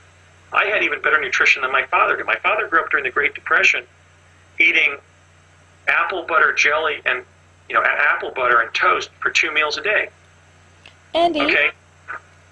Andy, can I ask another question? Sure. I just wanted to say that. We don't have much time. I think the significance of the story is that I did overcome the negative things that have been imposed on me in the project, and one person beat the U.S. Defense Department. It's like a pioneer in that way. Well, I mean, people are always looking for movements to join to get things accomplished. I mean, the telling of my story is basically my work. I've gotten some help from some people, but it was based on primarily my own effort to go back and prove what happened, and I did. Telling your story, and I've recovered the whole story of what happened. Telling your story, your passion, your determination, and simply just you being you. Exactly, but also, I mean, but I'm just another example of the human race, right? Yes. So just like Bucky meant, I mean, I'm just another human being of the human race in general, and that means, just like Jesus said when he said, "What's inside of you is greater than the world." Greater is inside of you than exists in the world, right? Mm-hmm. That's what he meant, and that's what this shows. This shows that one human child could beat the U.S. Defense Department in terms of holding back this critical information that can be used to benefit society, like teleportation. And it all crumbles. Now, is it true that they have, they're going to reveal to the public that they have a time travel device they know how to build, basically? They know how to build one. And they're going to ask people to donate. They need millions of dollars in order to do this. Is this correct? I don't have any information about current... We were talking about this. Do you remember? You don't remember? Okay. Perhaps if you could put it in context. Where we were speaking about how they have, they're going to share with the masses that they know how to create a time travel machine, and they need a lot of money in order to make it happen, but lying to the people that, they already have one. Oh yes. Well, what I was talking about was, if you look at the conventional, contemporary science reporting, they're talking about people's efforts to perform quantum teleportation, which involves breaking something down and reassembling it somewhere else.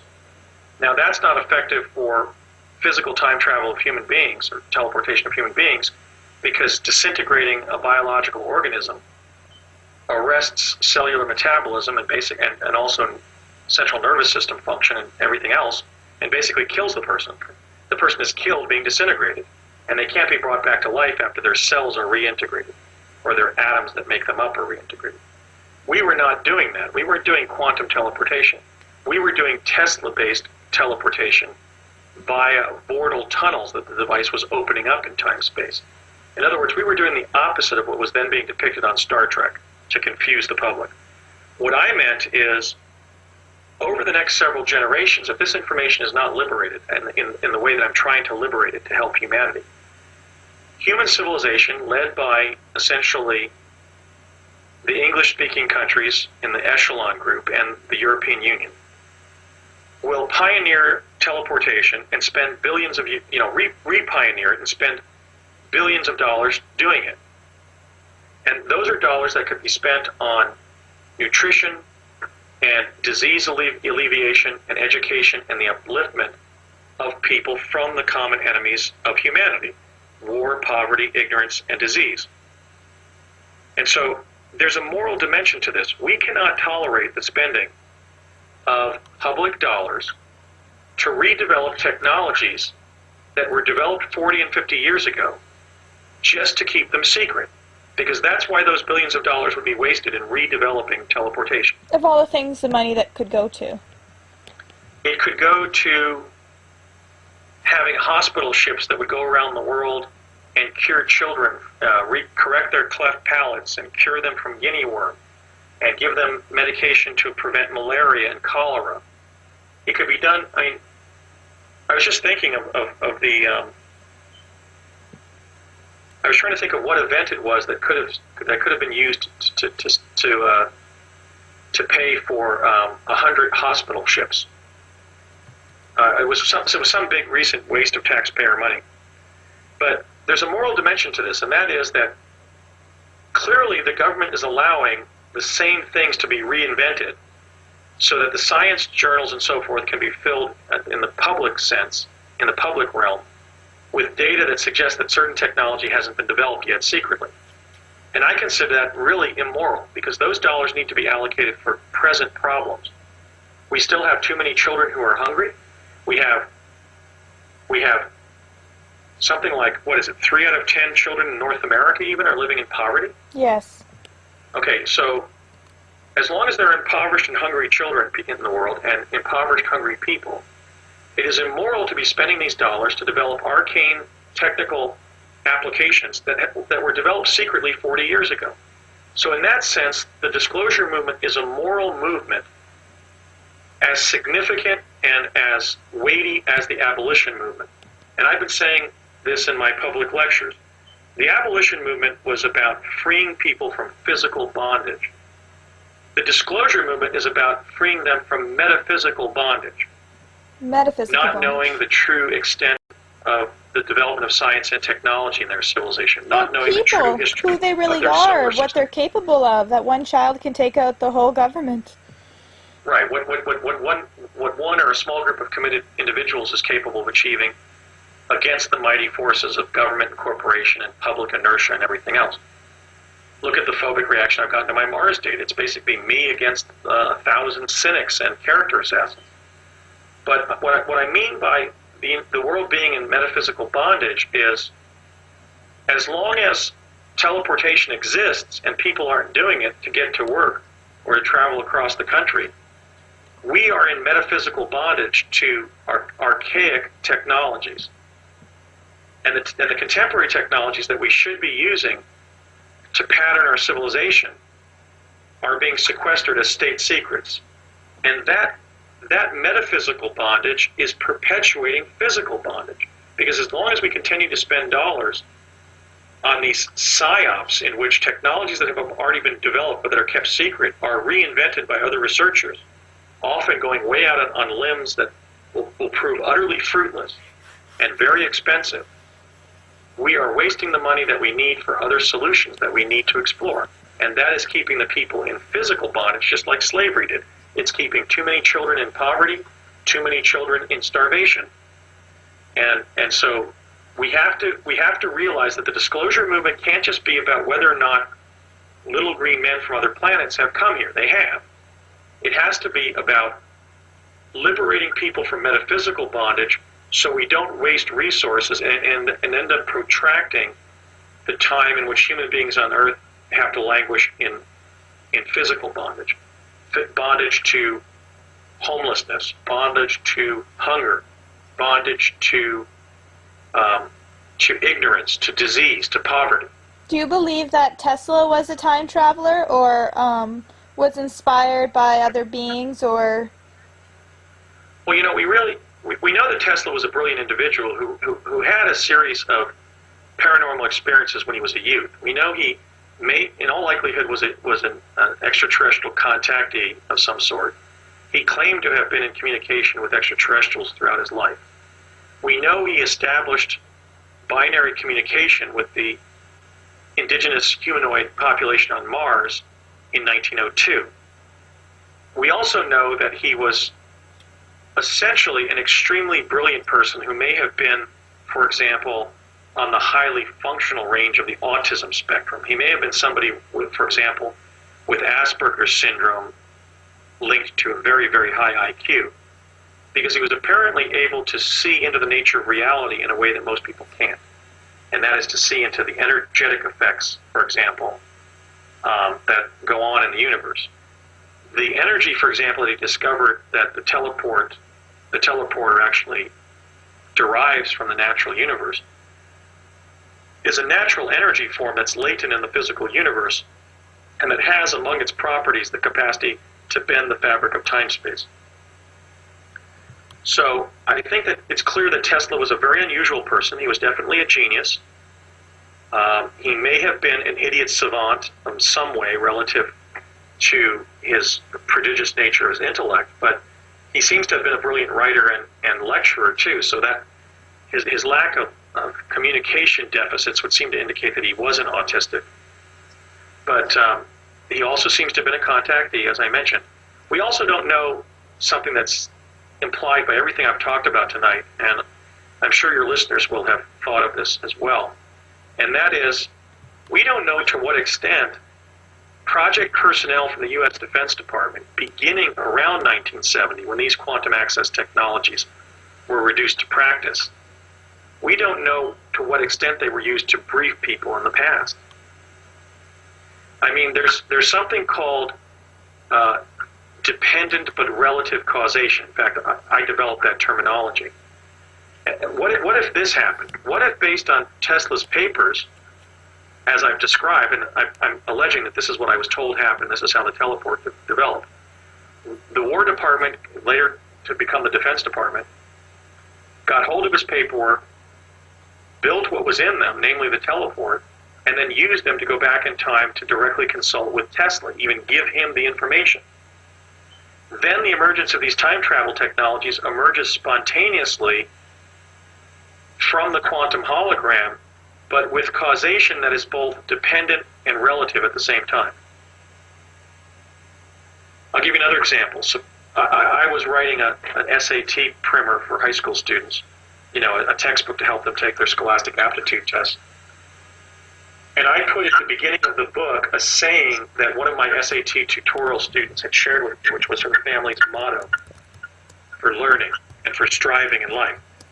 And the proverb went, good, better, best, and never let it rest until the good is the better and the better is the best. It was basically just an inducement for personal excellence. And I thought of putting that in the beginning of my SAT book. Now, my SAT book, which will be published, was one of the books that was in possession of the project people when I was on Pegasus. In other words, back in the early 70s when I was on the project, my father and some of the other project people on occasion would take these black national security pouches to the lunch table and pull out books that I would write or edit in the future. They had acquired these books from the future by sending people there.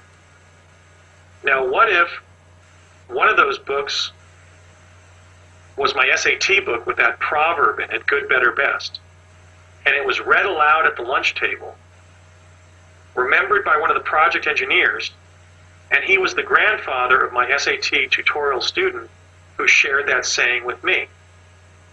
In that chain of causation, the chain of causation would have been totally circular, the so-called snake eating its tail, that even going back to the ancient Egyptians and the ancient Chinese, was their metaphorical, animistic model of the universe. And in this instance, that saying in my book would have been caused dependently by the prior causation of, for example, my student telling it to me, her learning it from her grandfather, her father being a project engineer in Pegasus, and then hearing it at the lunch table when my SAT primer was teleported back from the future to 1971. Okay, so every time that you interpolate the future into the present via time travel, there's been an emphasis on the notion that you calve off a new timeline. What you actually do is you create chains of causation that are circular, that are both entirely dependent and entirely independent at the same time. I use the example of, what if you put a pretzel in the microwave to cook it? Everybody would say, okay, I'm going to put the pretzel in the microwave, or in the oven, let's say, not a microwave. I'm putting the pretzel in the oven to bake it. Okay, you can see yourself doing that, right? Now, what if there was a pretzel in the microwave, or in the oven, that was in the oven baking, but nobody put it there? The universe would have been responsible for the pretzel, the salt on the pretzel, the heat in the oven itself, the kitchen that the oven was in, the house the kitchen was in, et cetera, going all the way back out to the highest levels of organization, right? Okay, that may be what the quantum effects of time travel tell us about the actual nature of the universe, and the fact that the universe is just a great idea that's being imagined into existence by the Supreme Being. What time travel does in that instance is it creates a Mobius strip. It creates, if you could model that solipsistic loop of causation, which I call dependent relative causation, or basically dependent independent co-creation or relative causation of the same event, you basically create a Mobius strip, and if you were going to model that event physically, it would be an object with one edge and one side, no beginning and no end. And so I use the pretzel example just to say, well, we can all think about throwing a pretzel in the oven to bake a pretzel, right? But we can't imagine a world in which we go to the oven and the pretzel's in there. Well, that's what happens when you take data from the past, or from the future, and you bring it back to the past, and it ends up becoming the cause of the effect. It ends up bringing the effect back to the past, essentially plants that effect in the past, and causes that effect to become the catalyst for the cause of the effect that you brought back in time. So just to spin this analogy one more time, if after identifying future U.S. presidents, the CIA has been approaching them and apprising them of their destinies as president, and training them, and even putting the teams in place to get them elected after they have trained them, and even manipulating the electoral process like they did in 2000 when they made George W. Bush president, even though he hadn't won the election. By taking data from the future like that and using it in the present to create the future, you are creating the very effects that you've monitored or detected from the future in a way that works with them in the present to create the very future that you've sensed. And there's a syllogistic or solipsistic dimension to that. That is one of the reasons why, for example, my father was always instructing Connie not to share with me any of the things he had told her about me. Because you don't want to alter the present by giving somebody prior knowledge of a future event or contingency unless you're damn sure they need to know it. And that the benefits outweigh the risks of that.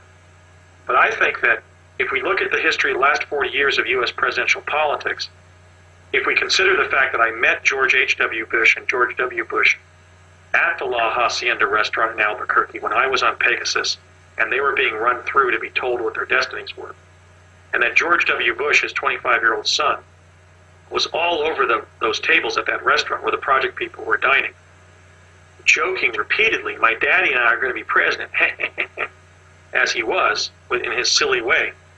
If we then factor in the fact that I heard Bill Clinton spoken of as a future U.S. president, and we also factor in my entirely happenstance-based encounter with Barack Obama in the spring-summer time frame of 1982, in which not only he, but some of his allies in the anti-apartheid movement had been knew to a personal certainty, a factual certainty, that he was destined to be president, we have to conclude that the very presidency of the United States may have already been altered by quantum interpolation of future data. And that's a significant reality that we need to confront. It's a dreadful thing to contemplate, but all of the information I have from serving on Pegasus and then later having my chance encounter with President Obama when we were only 20 years old indicate that that is in fact what has happened.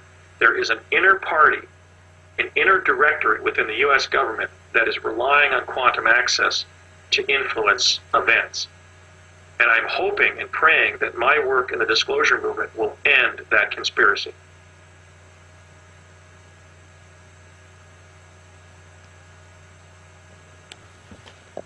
Are you there?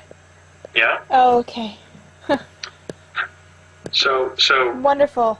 Well said. that's the political dimension. We know that quantum access, that what Project Pegasus achieved in teleportation-based time travel and in Chronovision with the Arnetti and Gemelli devices, that became part of the intelligence function.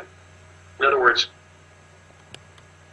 a major dimension to my experiences is that, in the intelligence community, people speak of sources and methods. What the people, the world, and certainly the United States and the rest of the world were never told, when they were spinning the Philadelphia experiment cover story, which was a cover story scripted by the Office of Naval Intelligence,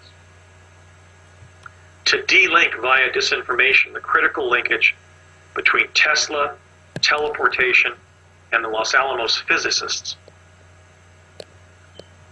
They didn't reveal to the people the very intelligent sources and methods that were then emerging, which wasn't just about torturing somebody at Gitmo or parking a helicopter over somebody's house with thermographic imaging in it, but in fact involved using quantum access to achieve remote sensing of past and future events. That's what Pegasus achieved. That's why after Pegasus concluded, or at least that phase of development under Pegasus concluded in 1972, Ralph M. Parsons made such a profit that year that Ralph M. Parsons bought Adnan Khashoggi's yacht, the most expensive and largest private yacht in the world at that time, and named it Pegasus 2 for Project Pegasus, even though Ralph M. Parsons had never owned anything called Pegasus 1. And the ship itself had not been Pegasus 1 under the flag of Adnan Khashoggi.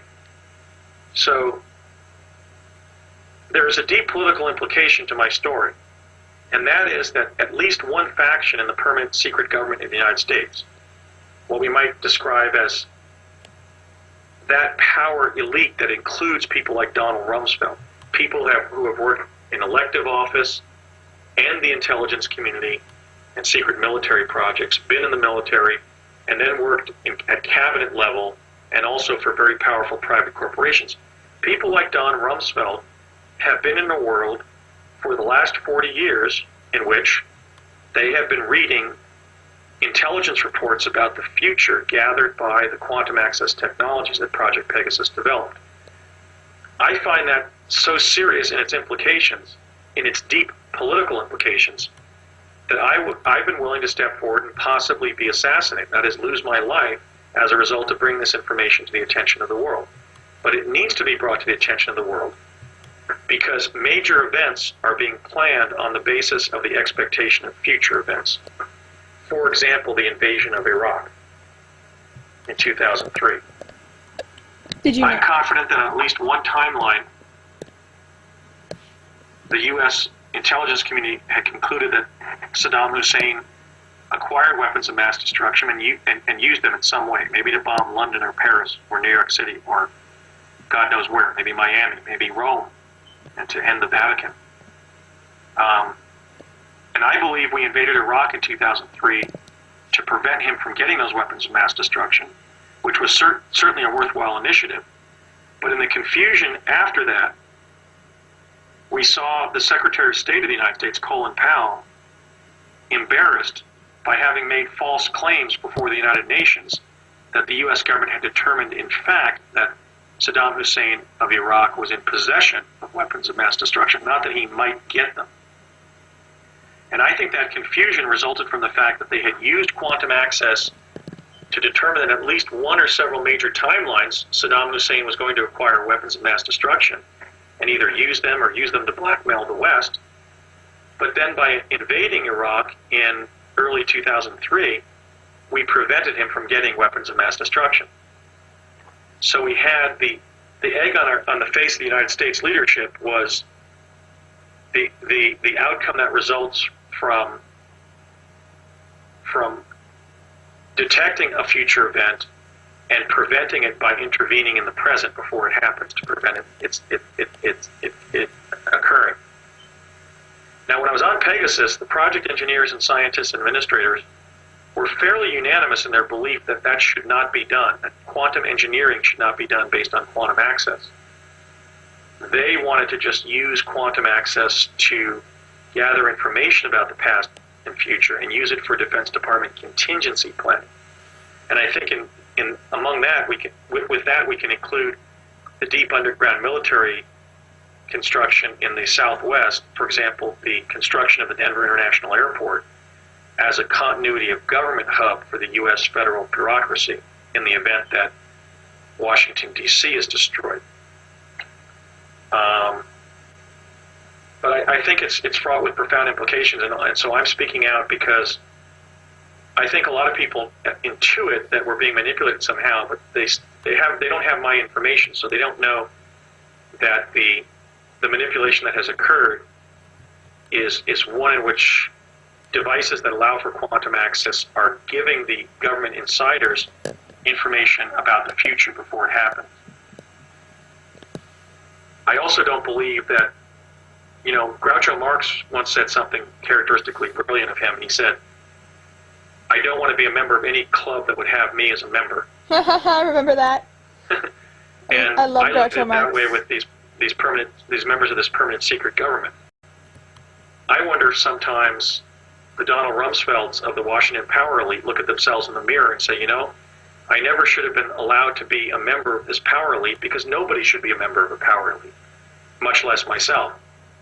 And so because I know what my limitations are, and I know what the limitations of other members of the educated professional class are in the United States, I think there's a great potential for abusive power by a small coterie of insiders who are career government officials and corporate executives to be in possession of the history of the future. I don't see them using it to eliminate warfare. I see them using it to engage in warfare, to determine what wars need to be waged.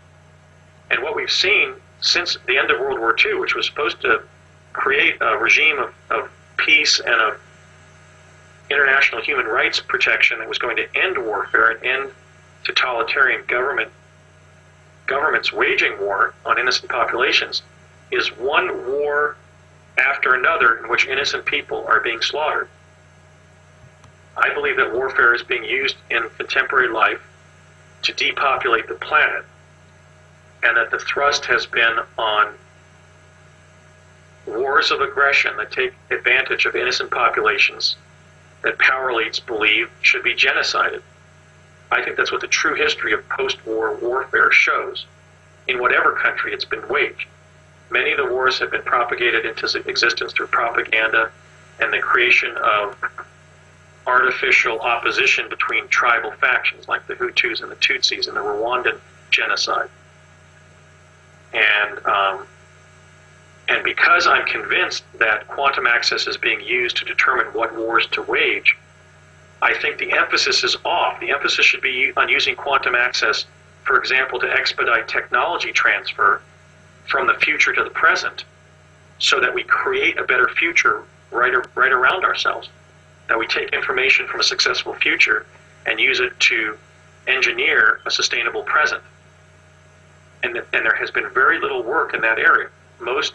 Because these time travel technologies were essentially sequestered by the War Department at the time of Tesla's death and forwarded to Los Alamos, they remain weaponized. And as long as quantum access remains weaponized, we're going to be living in a world that is being weaponized. That'll change. I think that they've split off into various different probabilities of a weaponized kind of a warfare-based reality has been split out there, and I think now it's kind of looping back into our timeline where we have to deal with all these different fragmented aspects of ourselves and heal them and transcend them. Right. And I think that's occurring too, and I think that's why I'm getting such a positive response when I lecture and I meet people personally. Like that recent event up at James Gilliland Sanctuary in Trout Lake, Washington. It was really a peak experience for me because for 3 days people were coming over and talking to me and asking great questions and thanking me and everything and for my work, and I really got positive feedback, and I'm convinced that people are hungry for positive change, and they know they've been lied to by the U.S. government, and they just want the U.S. government to come clean and tell them what they've developed. And I think they know intuitively that I'm telling the truth because they knew things like time travel had already been developed. And they knew that people had already been on Mars, for example. I mean, I remember people who were listening to you who were total skeptics at first. You totally turned them around. And you were speaking for so long, you lost your voice. I do lose my voice occasionally. I'm pretty vociferous. But yeah, I lost my voice there up at James's place. But it was such a great experience. So people were coming over and they were asking me great questions, and you were interviewing me on your camera phone, on your camera. And I realized that we're all on the internet now because even somebody can film you on their camera, on their digital camera, and then download the interview on the internet. Mm-hmm. So we're all living now in a common culture, an electronic village, where the messages that we send out have to be the critical, life-sustaining ones, because those are the messages we're spreading around and with everybody and sharing with the whole planet now. And so it's, particularly what people are doing right now. For example, you're a lawyer, but you're also a galactic, universal matrix lawyer, too, of the laws, of exopolitics, which is, really quantum and beautiful. Yeah, thanks. That's actually been pursued by several of us. Of course, Peter Gersten of the New York and Arizona bars was involved with working on the subject of UFO secrecy. And of course, my friend Alfred Lambermont Weber is another attorney who is a major figure in exopolitics and the disclosure movement. So I think this is a new paradigm that I'm pursuing that a few other people have been pathfinders on, but that will become more commonplace for lawyers, because lawyers are basically, they're either social architects of some kind or they're social problem solvers. And we have to do both in this area. We have to resolve some lingering problems in our political culture that have resulted from secrecy, but then we also have to go about architecting the future. And that's something I think that lawyers should be involved in, because lawyers know how to craft the social patterns into protocols. Well, I just actually used a lawyer as an example for everybody who has their 9-to-5 jobs. And they just think, oh, I'm just this, I'm just doing that, but they don't understand if they quantified it, then they would find a deeper understanding for themselves and their passion and what they're here to do. It's just when they think in 3D linear terms, it becomes very depressing. Right, and as somebody like yourself, of the next generation, and being a crystal child and everything, and being as perceptive and intuitive and as intelligent as you are, you can see that. For example, I won't say who it was, but somebody in the exopolitical journalism community told me that she thought I was grandstanding by making my revelation about Mars and the way I was doing it. But I told her, look, I'm just standing for something. If you call publishing papers on a website on the internet, where occasionally I publish my own photograph so people know who wrote it, or I interview myself, or I'm interviewed by you on the internet, or I give a lecture every once in a while, if that's grandstanding, then more people need to grandstand, because all I'm doing is standing for something. I'm trying to tell the story of what happened in Project Pegasus and how the U.S. government developed quantum access capabilities back in the early 1970s. And I'm trying to roll out the information that gives us new perspectives on what's going on Mars. It's an inhabited planet, and that we already have had U.S. personnel up there. But beyond that, I'm not trying to solve all the problems in the world, and I'm not elevating myself to stand in my own truth. and reveal what I know. And to do that, you need to stand for something. You need to be a somebody. You need to say, I'm proud of who I am. This is who I am. Here are my credentials. Here are my past accomplishments. Here's the information I have to share today.